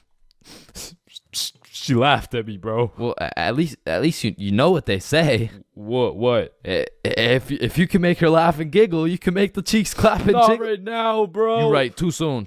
Needless to say, that brother Billy went home that night, listened to Juice WRLD, and cried himself to sleep. Shit, the next day, Billy didn't even say a word, but I could hear Lucid Dreams on full blast in those earbuds. Man, it's a tough sight to see. Next thing I know, Mr. Principal bursts in the class talking about, "All right, Tessa Tessa in my office right now. Now, I don't know why she was in trouble, but whatever she was accused of, she's guilty, bro. And she's also guilty on 1/3 degree count of breaking my man's heart. And as I'm busy praying on Tessa's downfall, I get a little tap on my shoulder like, psst, take this. Mr. Principal's looking for it and he's not gonna check you. Whose is it? It's Tessa's. Don't worry, it's safe with me. And it was safe with me, cause that shit was now mine. The only way she could get it back is if she repaired my boy Billy's heart, and that just wasn't happening. And soon enough, Tessa comes back from Mr. Principal's office and she didn't say a word. We had nut break, nothing. We went to PE, nothing. And then we went to math class. And as I was chilling in math class, calculating the square root of pi and shit, I get a tap on my shoulder again. Psst, Tessa wants her vape back. Vape? What vape? The one I handed you this morning, you know, it was purple. Oh, that vape. Oh, yeah, no, I threw that shit in the bushes. So she reports back to the person who gave her the vape, and she reports back to the person who gave her the vape, etc., until Tessa finds out, and she looks pissed. So she whispers to her friend, who whispers to her friend, etc. What bush did you throw it in? Oh, the one out back. And to put it in perspective, the bush out back was fucking massive. It was this huge conglomerate of straight prickle bushes, and so pretty much her vape was gone, bro. And I went to sleep that night with a smile on my face, knowing I not only saved Tessa's lungs, but also Billy's heart. The next day I went to class, sat down with the boys as always, but something was different. Tessa and her homies were nowhere to be seen. I shrugged it off and continued to make some groundbreaking studies in science class until I hear Billy like, bro, no fucking way. So I turn around to not only see Tessa and her friends waist high in prickle bushes looking for this vape, but I also see Mr. Principal forcing them to do it. Now this was truly a beautiful sight to see revenge play out this perfectly. Like Billy was sitting at the window the entire class watching him do a whole search party for this vape that was posted in my pocket. And just when I thought Billy couldn't get happier, the next day Tessa and her friends had to present a PowerPoint to the entire school on why vaping is bad. Vaping is bad because like when the vape enters your lungs, well, it's not good for your lungs. Man, karma is real, cause not only did Tessa understand how it felt to be laughed at, but the next day my friend came up to me like, can I use that vape for the day? And I wasn't using that shit, so I said, yeah, sure. And at the end of the day, you'll never guess what she told me, bro. Yo, you still got the vape? No, I threw it in the bush out back.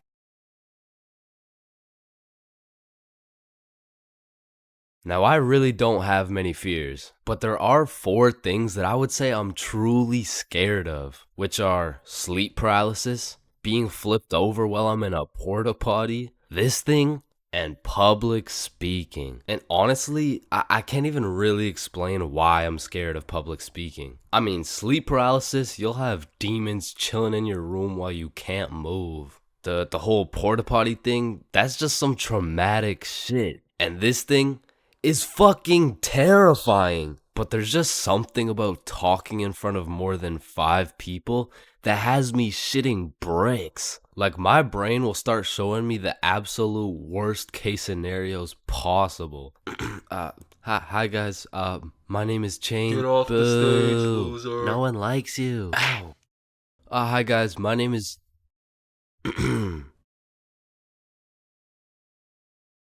So I volunteer at daycares because I really like young kids. I love young kids. I mean like not love, like they're only 4 years old. No, like I'm not attracted to. Sir, hands behind your back.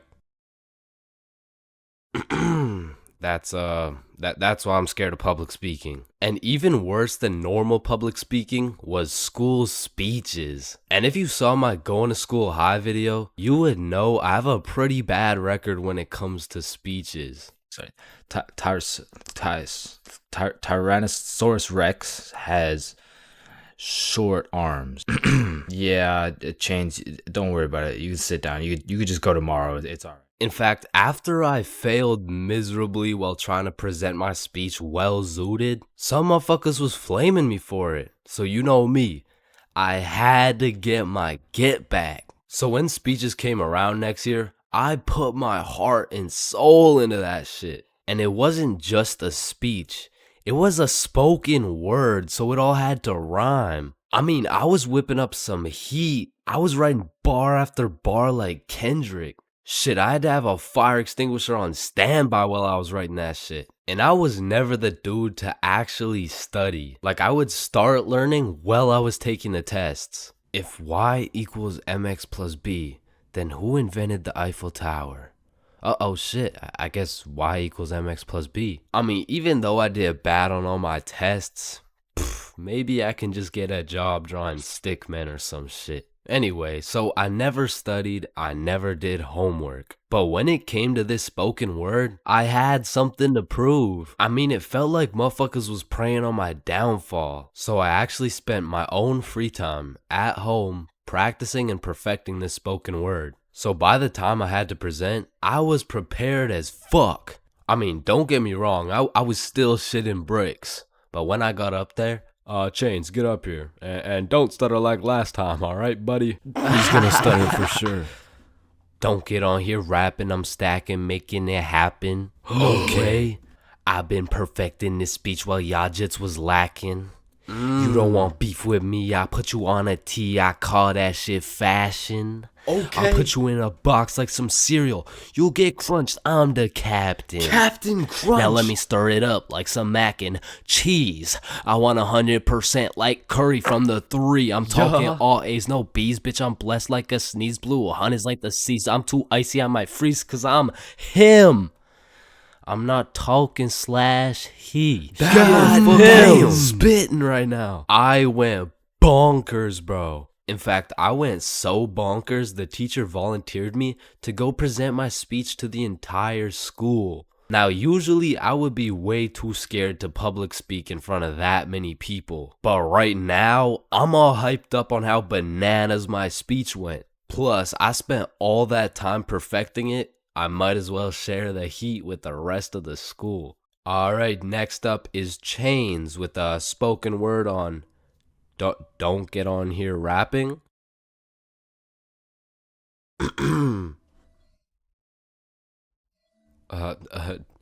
Don't get on here stacking. I mean rapping. Stacking. I'm happing.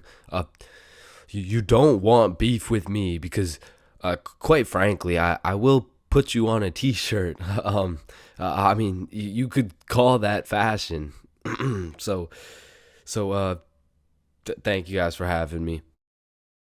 I fucking fumbled. I folded under the pressure, bro. With the entire school watching my fear of public speaking absolutely crush me. And that is the reason why I have a fear of public speaking.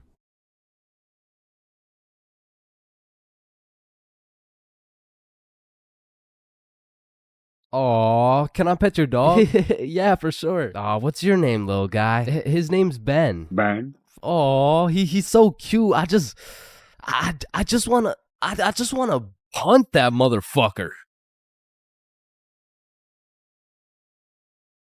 Man, these intrusive thoughts I be having make me wonder whether I belong in maximum security prison or not. Like, I don't even mean to, but the thoughts that pop into my head are so menacing that I can't even say this shit on YouTube, or this video will get taken down. Then I'll be canceled. Then my whole channel will get deleted. Then I'll be thrown into a psych ward, and then I'll be put on the fucking death penalty. Like, these thoughts that pop into my head are so alarming that they make me want to beat my own ass, bro. Hey, man, why'd you just sock yourself in the face? Oh, well, you see, I was about to push that unsuspecting toddler into the deep end for no apparent reason, so... Yo, this guy's about to assault a minor. Hey, you can't do that. Cool, but it's not like every single intrusive thought I have is bad enough to get me convicted. Like, whenever I'm walking across a bridge, I have to use every cell in my body to fight the urge of just tossing my phone into the water. Like, there is literally no benefit from doing that shit, but there's just something inside of me that would feel so much satisfaction with just seeing my phone dissipate into the water. You know, maybe you get that urge because it would just be satisfying to do some shit that's out of the box. Some shit that nobody else would do just to break the simulation a little bit. Cause I could be having the best day of my life. I could wake up, get the meanest pump in, hop in the shower, eat the most fire breakfast, and draw the most pristine stickmen I've ever drawn. But as I'm casually walking beside a bunch of cars that are going 65 miles an hour,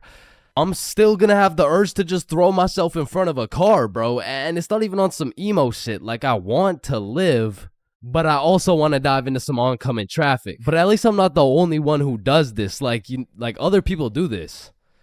Right? Like it's normal, right? But half the time an intrusive thought will just be to do some goofy shit. Like you're just forced to imagine the consequences of what it would look like to start throwing it back on a Tuesday at 2:41 p.m. And every once in a while you'll just be chilling and you'll witness a motherfucker fall to the intrusive urges. What are you get along the table, bro? Shit, he let the intrusive thoughts win, man. Now I don't even know if these count as intrusive thoughts or not, but as a dude, when I'm walking down the street, I'll just be going on with my day chilling. Then all of a sudden I see a car and I'm like, if I don't make it to that tree before this car, I'm gonna die.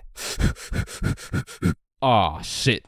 Honestly, these kinds of intrusive thoughts are kind of motivating. Like it's the same thing as having a hype man at the gym, except instead of that positive reinforcement, if you don't get those 3 extra reps, you're gonna die. It's like whenever I'm at the gym hitting those Bulgarian split squats, I be having mental wars with myself.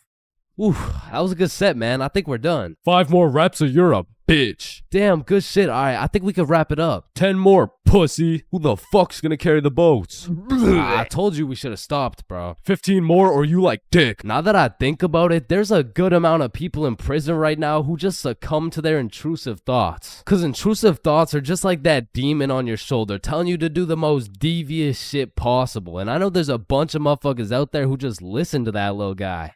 Hey, man, you see that lovely old lady right there? Yeah, you're gonna hit her with a mean right hook. Well, what's in it for me? Nothing.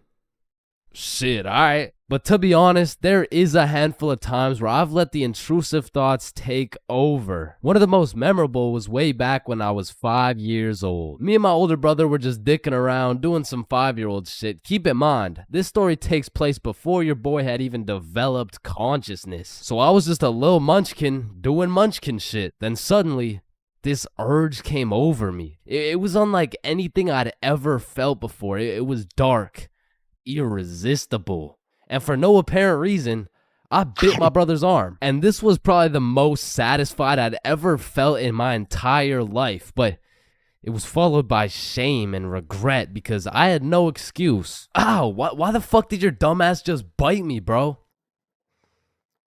I felt like it. And one of my lowest IQ moments of all time took place when I was in grade 8. It was goddamn sewing class, bro. And I remember I was having a particularly miserable day, so I was just going through the motions. We were all gathered around this big table with our sewing machines, some fabric, and some scissors. I remember I was working on some shitty little big chungus stuffy. But on this particular day, the sewing machine cable was looking mad thick and juicy. And like I said, I was having a bad day, which is exactly why the intrusive thoughts decided to catch me at my worst.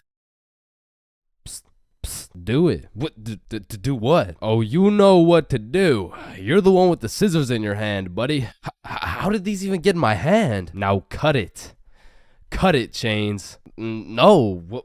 Why the fuck would I? The wire exploded with smoke and my heart dropped so fast, bro. And everyone around the table just stares me down. And I'm thinking I can somehow cover this shit up like I didn't just take some fucking scissors and snip that shit like an umbilical cord. Maybe I could convince the teacher the cord snipped itself or some shit. But as I look down at the scissors in my hand, there's literally a chunk missing from the scissors. They look like they survived World War II.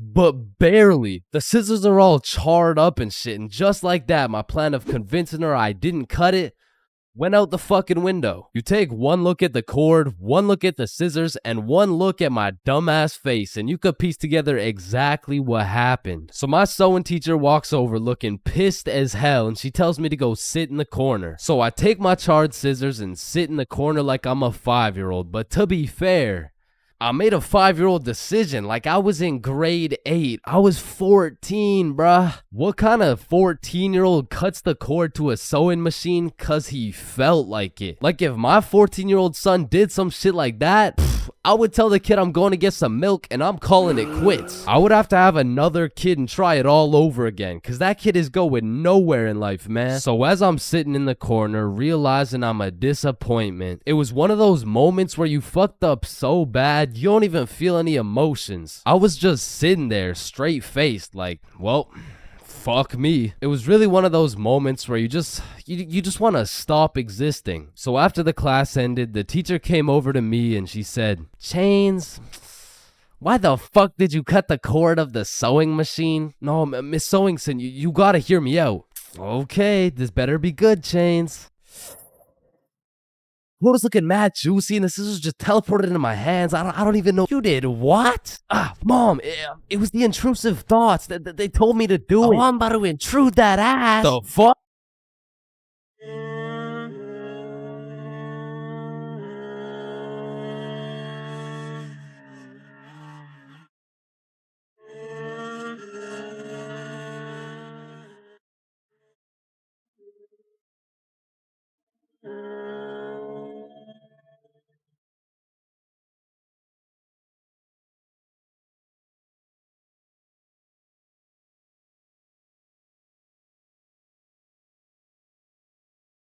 Billy is one of my closest homies, and we've been friends ever since we were little kids, and for as long as I can remember, Billy's been a dumbass, bro. I'm talking he's slightly retarded, you know what I mean? And everyone knows Billy for just two things. Always making the absolute worst decision possible, and always having the best stories, bro. Like statistically, this motherfucker should have died 61 different times already, bro. Nah, I got plot armor, bro. Bro, no you don't. I do. Man, shut the fuck.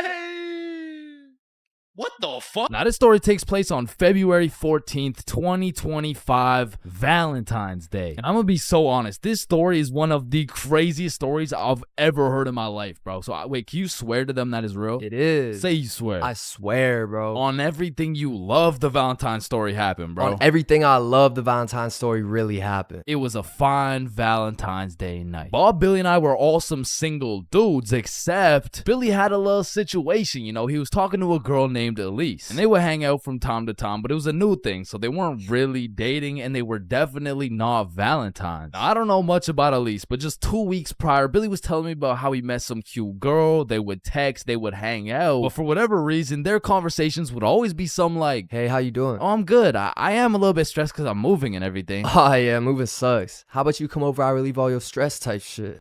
Billy, I really like you. I like you too, Elise. But I think you might be a whore. Wait, what? Like, you're most likely a bop. Okay, wait, I mean, you're like, definitely a fuckboy. Okay, chill now. I've never fucked a boy in my life. So keeping that in mind, we were all single, and this Valentine's happened to land on a Friday, and because of this, we going to the club. Yeah. Yeah. So the plan was simple. We go to the drink store to get something to pregame, go back to my house, and then hit the club, fall in love, and live happily ever after. Now the problem was, Billy was stuck working a 9.5-hour shift until 10 p.m. Now he was the pizza delivery guy for a chain we'll call Big Caesars. So he's doing his thing, delivering those Valentine's pizzas. Well, me and Bob decided that we would go get the drinks now and meet Billy back at the crib once he's off work. So we hop in the car, we get to the drink store, and at this point it's 9:30 p.m. And so Bob calls Billy to ask what he wants. No answer. I call him. No answer. We both text him. Nothing. Now this was strange because Billy usually responds while he's working, but we shrug it off. We go inside the store and get Billy his go-to bottle. Hennessy. So we go back to my house and get to my room at about 10 p.m. and still no word from Billy. So we're waiting for a good 20 minutes and then I get a text message from Billy. The craziest shit ever just happened. So I'm like, what happened? Bro, it's so crazy, I need to tell you in person. So Billy whips it over to my house, kicks down the door, and instantly starts breaking down the craziest plot I've ever heard, bruh. Yo, listen, this story takes place 1 hour ago. It was 9:30 p.m. and Billy was finishing up a long 9.5-hour shift with his very last delivery of the night, but the problem was his phone was on 1% and he didn't even have a charger, so Billy locks in and memorizes all the directions to get there right before his phone dies. So from one side of the city, Billy goes 100% straight off the dome to the other side of the city for his last delivery on this fine Valentine's Day night. Billy hops out the car, walks up to the house, knocks,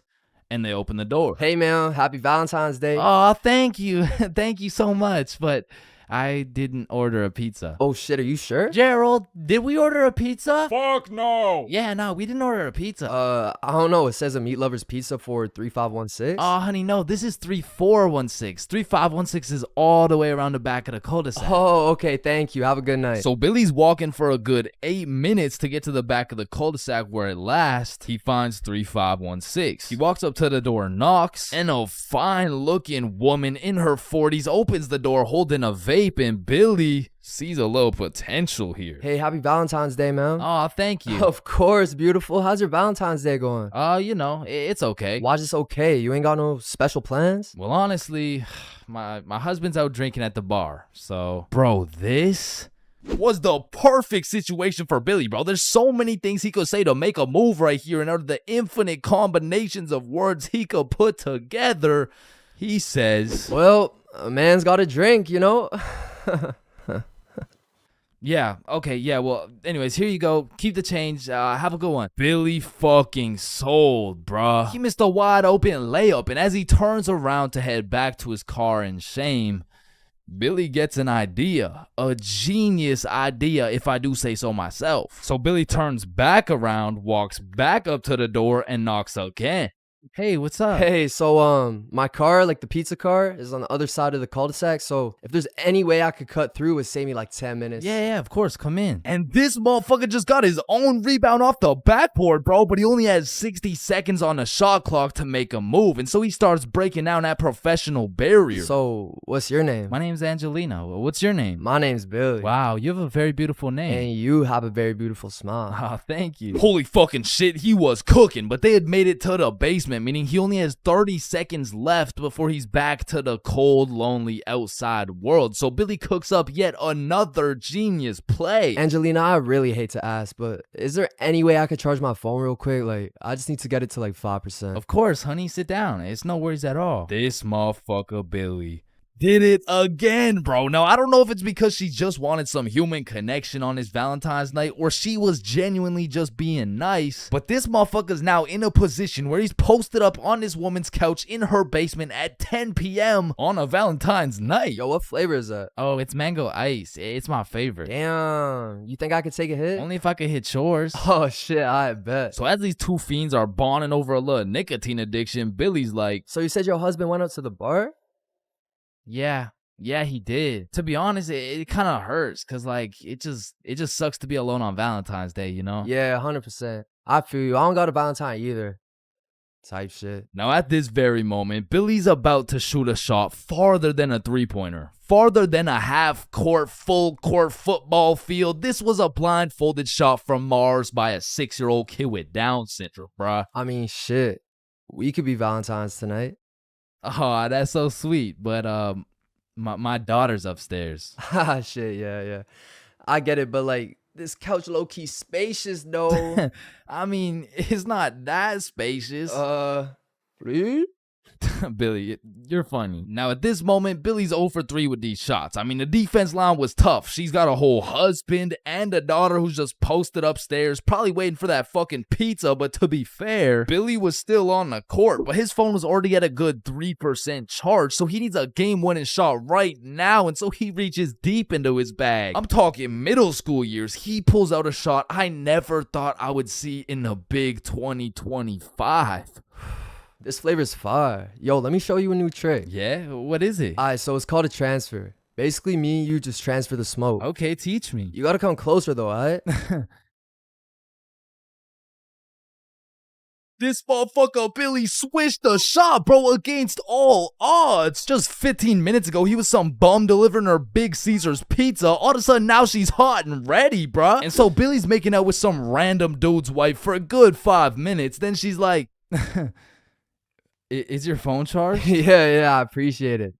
Let me charge everything. Of course, honey, it's my pleasure. All right, I'm gonna text you. Okay, drive safe. And Billy leaves this married mother's house after making out with her as the fucking pizza delivery guy. Bro, what the fuck? Billy, are you dead ass? I swear to God. Bro, that story is fucking insane. I mean, shit. I'm not done, bro. Because if there's one thing that Big Caesar's taught Billy, it was how to deliver, bro. So he takes the receipt, boom, takes her number down and texts her. So he drives back to Big Caesar's, goes in, clocks out, hops in a car, drives home, goes inside, showers up, gets out the shower to check his phone. No response. Damn. So Billy tries calling her, straight to voicemail. He changes the no caller ID and calls again, and it rings, meaning she blocked his ass, bro. And I have no clue why she would do such a thing. I mean, like, yeah, she has a husband and like a kid and probably another boyfriend on the side, but damn, say something. And that's the moment when he gets a Snapchat notification. Elise has added you as a friend. Now, Elise is the girl he's been talking to on Snapchat, so why would she even have him unadded in the first place? So Billy's like, you unadded me? And she just hits him back with a WID. Shit, I just got off work. What you doing? Oh, I'm just chilling at home. And then there's a brief pause. Do you know whose house you were just in? Do I know whose house I was just in? I've been to her house before. She doesn't even live close to... Wait. And Billy starts piecing everything together. How Elise was moving houses, all the boxes laid out in that woman's house, how Elise's family loved eating Big Caesars, and the woman's daughter being upstairs the whole time. Oh, fuck. Billy hooked up with his girl's mom. Now, we have no clue what her mom told her, because it makes the most sense that she said something along the lines of, hey, why did the pizza dude take so long? Elise, I think he was flirting with me. Because let's be honest, what is the other option, bruh? Hey, why did the pizza dude take so long? Yeah, no, I mean, I just cheated on your father with the Big Caesar's pizza delivery guy who actually just happens to be your age. So Billy's texting Elise, trying to play it cool, like, oh, I had no clue that was your house. What are the chances? And she just says, yeah, I get my good looks from my mom. And then she blocked him again, bro. Because after telling her 100 times that he's not a hoe, he's not a bop, he's not a fuck boy, I accidentally hooked up with her mom, bro. Billy, you know I got to make a video about this, right? Yeah, I know.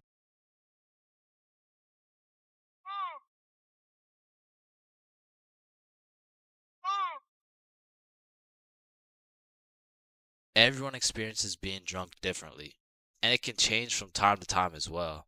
But I'd say most people fall into a few general categories, one of which is the aggressive drinker. These people have to have pent up and saved anger for years. They just decide to let it all loose when they take a sip of alcohol. I feel like they might even just be using drinking as an excuse to sock someone in the face. And the main problem with aggressive drinkers is there's always at least one of them at every function.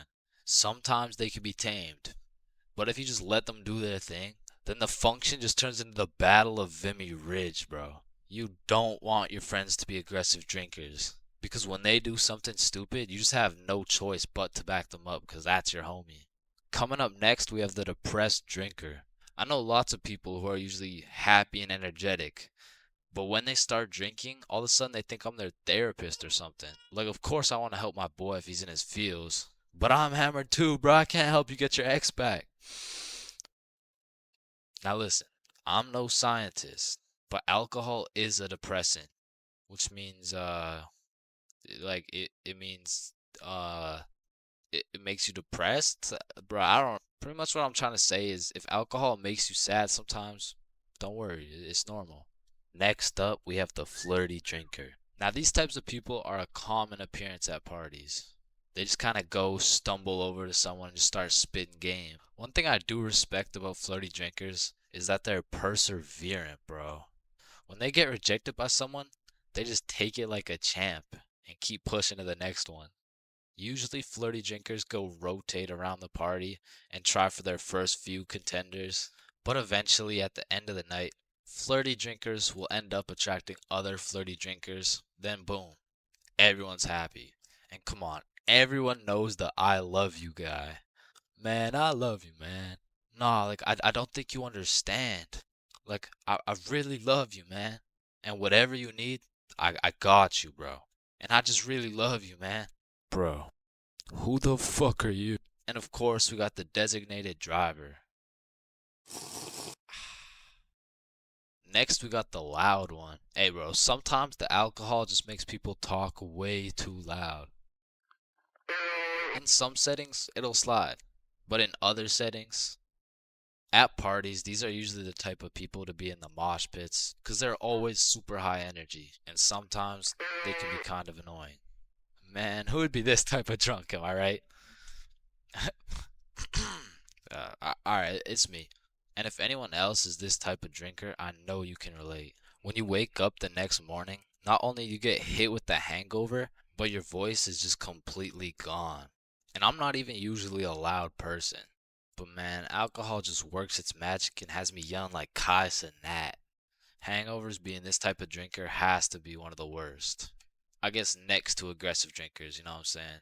Anyways, we're moving on. You also might have encountered the philosopher.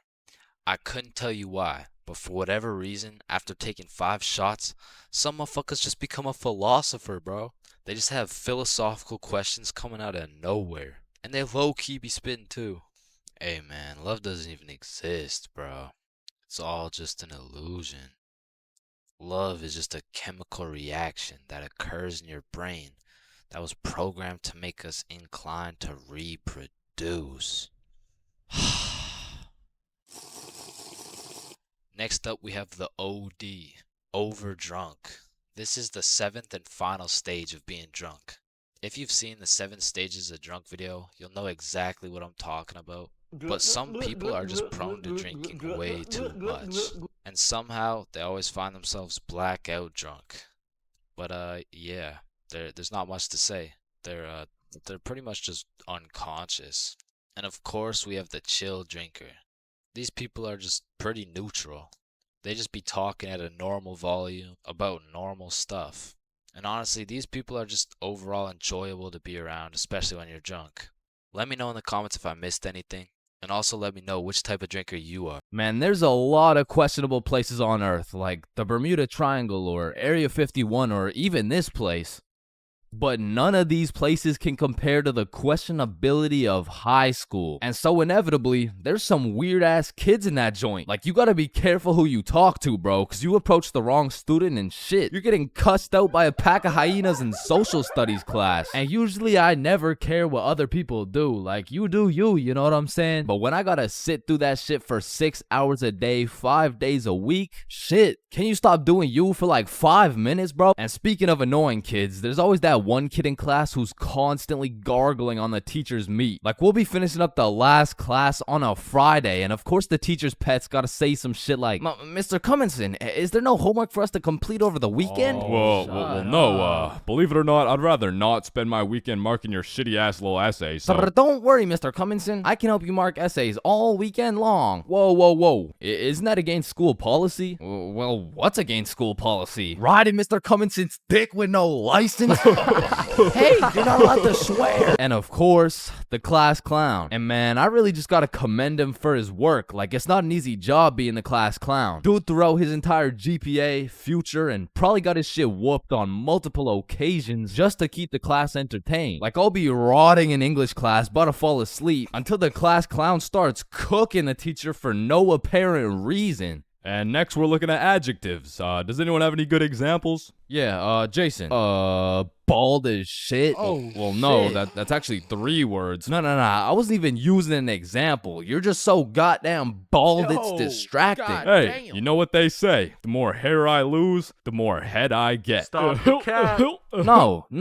I don't think that's true, Mr. Clean, because you got more hair than you got hoes. And that says a lot with your Caillou looking ass. Just go to detention, man. And you know we got the Redditor, bro. Now don't be deceived. Redditors can come in all shapes and sizes, especially the extra large size and even the extra large size. But regardless, they all have the same programming encoded into their brains. They're either talking about a video game or they're quoting a meme, bro. And I got a little piece of advice to any Redditors out there. I don't care how funny that shit may be in your head. If you have to verbally describe what a meme looks like, for your sake, just don't say it, bro. Because I promise you that joke will not hit. And next up, we got Darren presenting a slideshow on why Elon Musk is poggers. Whenever you're ready. Me standing in front of the class waiting to present. You know that meme where Mike Wazowski is standing there in an awkward fashion with his hands by his side and he's got like two eyes.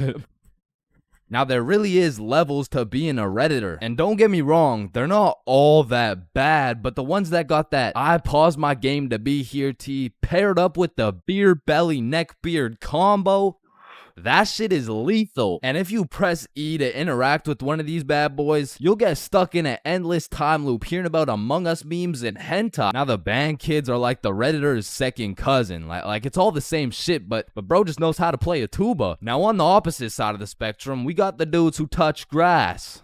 The athletes. Now, I feel like these dudes got a bad reputation when it comes to the jock stereotypes from the movies, because the ratio of athletes shoving nerds in lockers is probably like 1 in 75, and the one was most likely just having a bad day. Speaking of bad days, getting shoved in a locker really has a way of ruining your day, and you really gotta feel bad for the nerds who have to endure this type of harassment every single day. Well, actually, it's only every other Tuesday after their football practice. Yeah, but you shouldn't have to be shoved in a locker at all. You shouldn't have to be. That's grammatically incorrect. It's actually supposed to be you shouldn't shut the There's really just 3 types of smart people. The first dude, you wouldn't even be able to tell bro's smart because he's just lazy as fuck. He be acing every test using 1% of his brain power. Like he's got that Elon Musk potential, but shit, he just doesn't really feel like being a billionaire today. Or on the other hand, we got the weirdly political and argumentative smart dude. This guy used up all his IQ points on logic and reasoning and completely forgot to upgrade his social awareness, because this is the kind of guy that everyone mutually agrees is just annoying as fuck. Like you can't do shit around this dude without him trying to start an argument. Yo, Chains, you think I sink this half-court shot? Bro, there is no chance you make that shit. But you are incorrect. No chance implies that statistically there is a 0% chance that it goes in, which is wrong, as others have made this exact shot before Billy.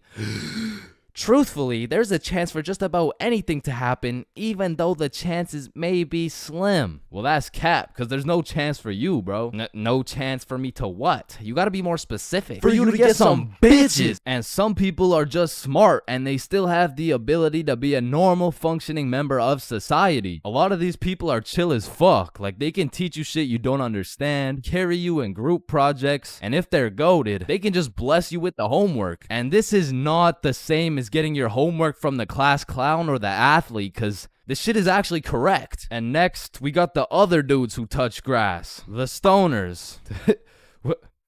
Why are you looking at me? There's always a dude posted up in the back of the class who's visually fried as fuck. You'll commonly see him posted up with a snack of some sort, and you know they never forget the bev. Now, you don't want this dude's homework, because I promise you it will just have a bunch of doodles with some mushrooms and this graffiti S, and somehow these motherfuckers will manage to take a multiple choice test and get every answer wrong. Like, it's actually kind of impressive when you think about it. But besides that, they're just cool people. But I'm not gonna lie, I can't really say the same about the hot Cheeto girls, bro. Like, these girls put in an effort to be as loud as possible. Like, Lord forbid, if one of these girls breaks one of their long ass nails, it doesn't matter if you sit on the opposite side of the class, you're gonna hear about it. You're also gonna hear them chewing those hot Cheetos, because they be lip smacking like crazy. Speaking of smacking, there's always that one kid in school who simply enjoys smacking motherfuckers. And at my school, it was Jordan Johnson. And if you see my high school fights video, that's why you don't mess with me. I'm Jordan Johnson. Or my high school dances video,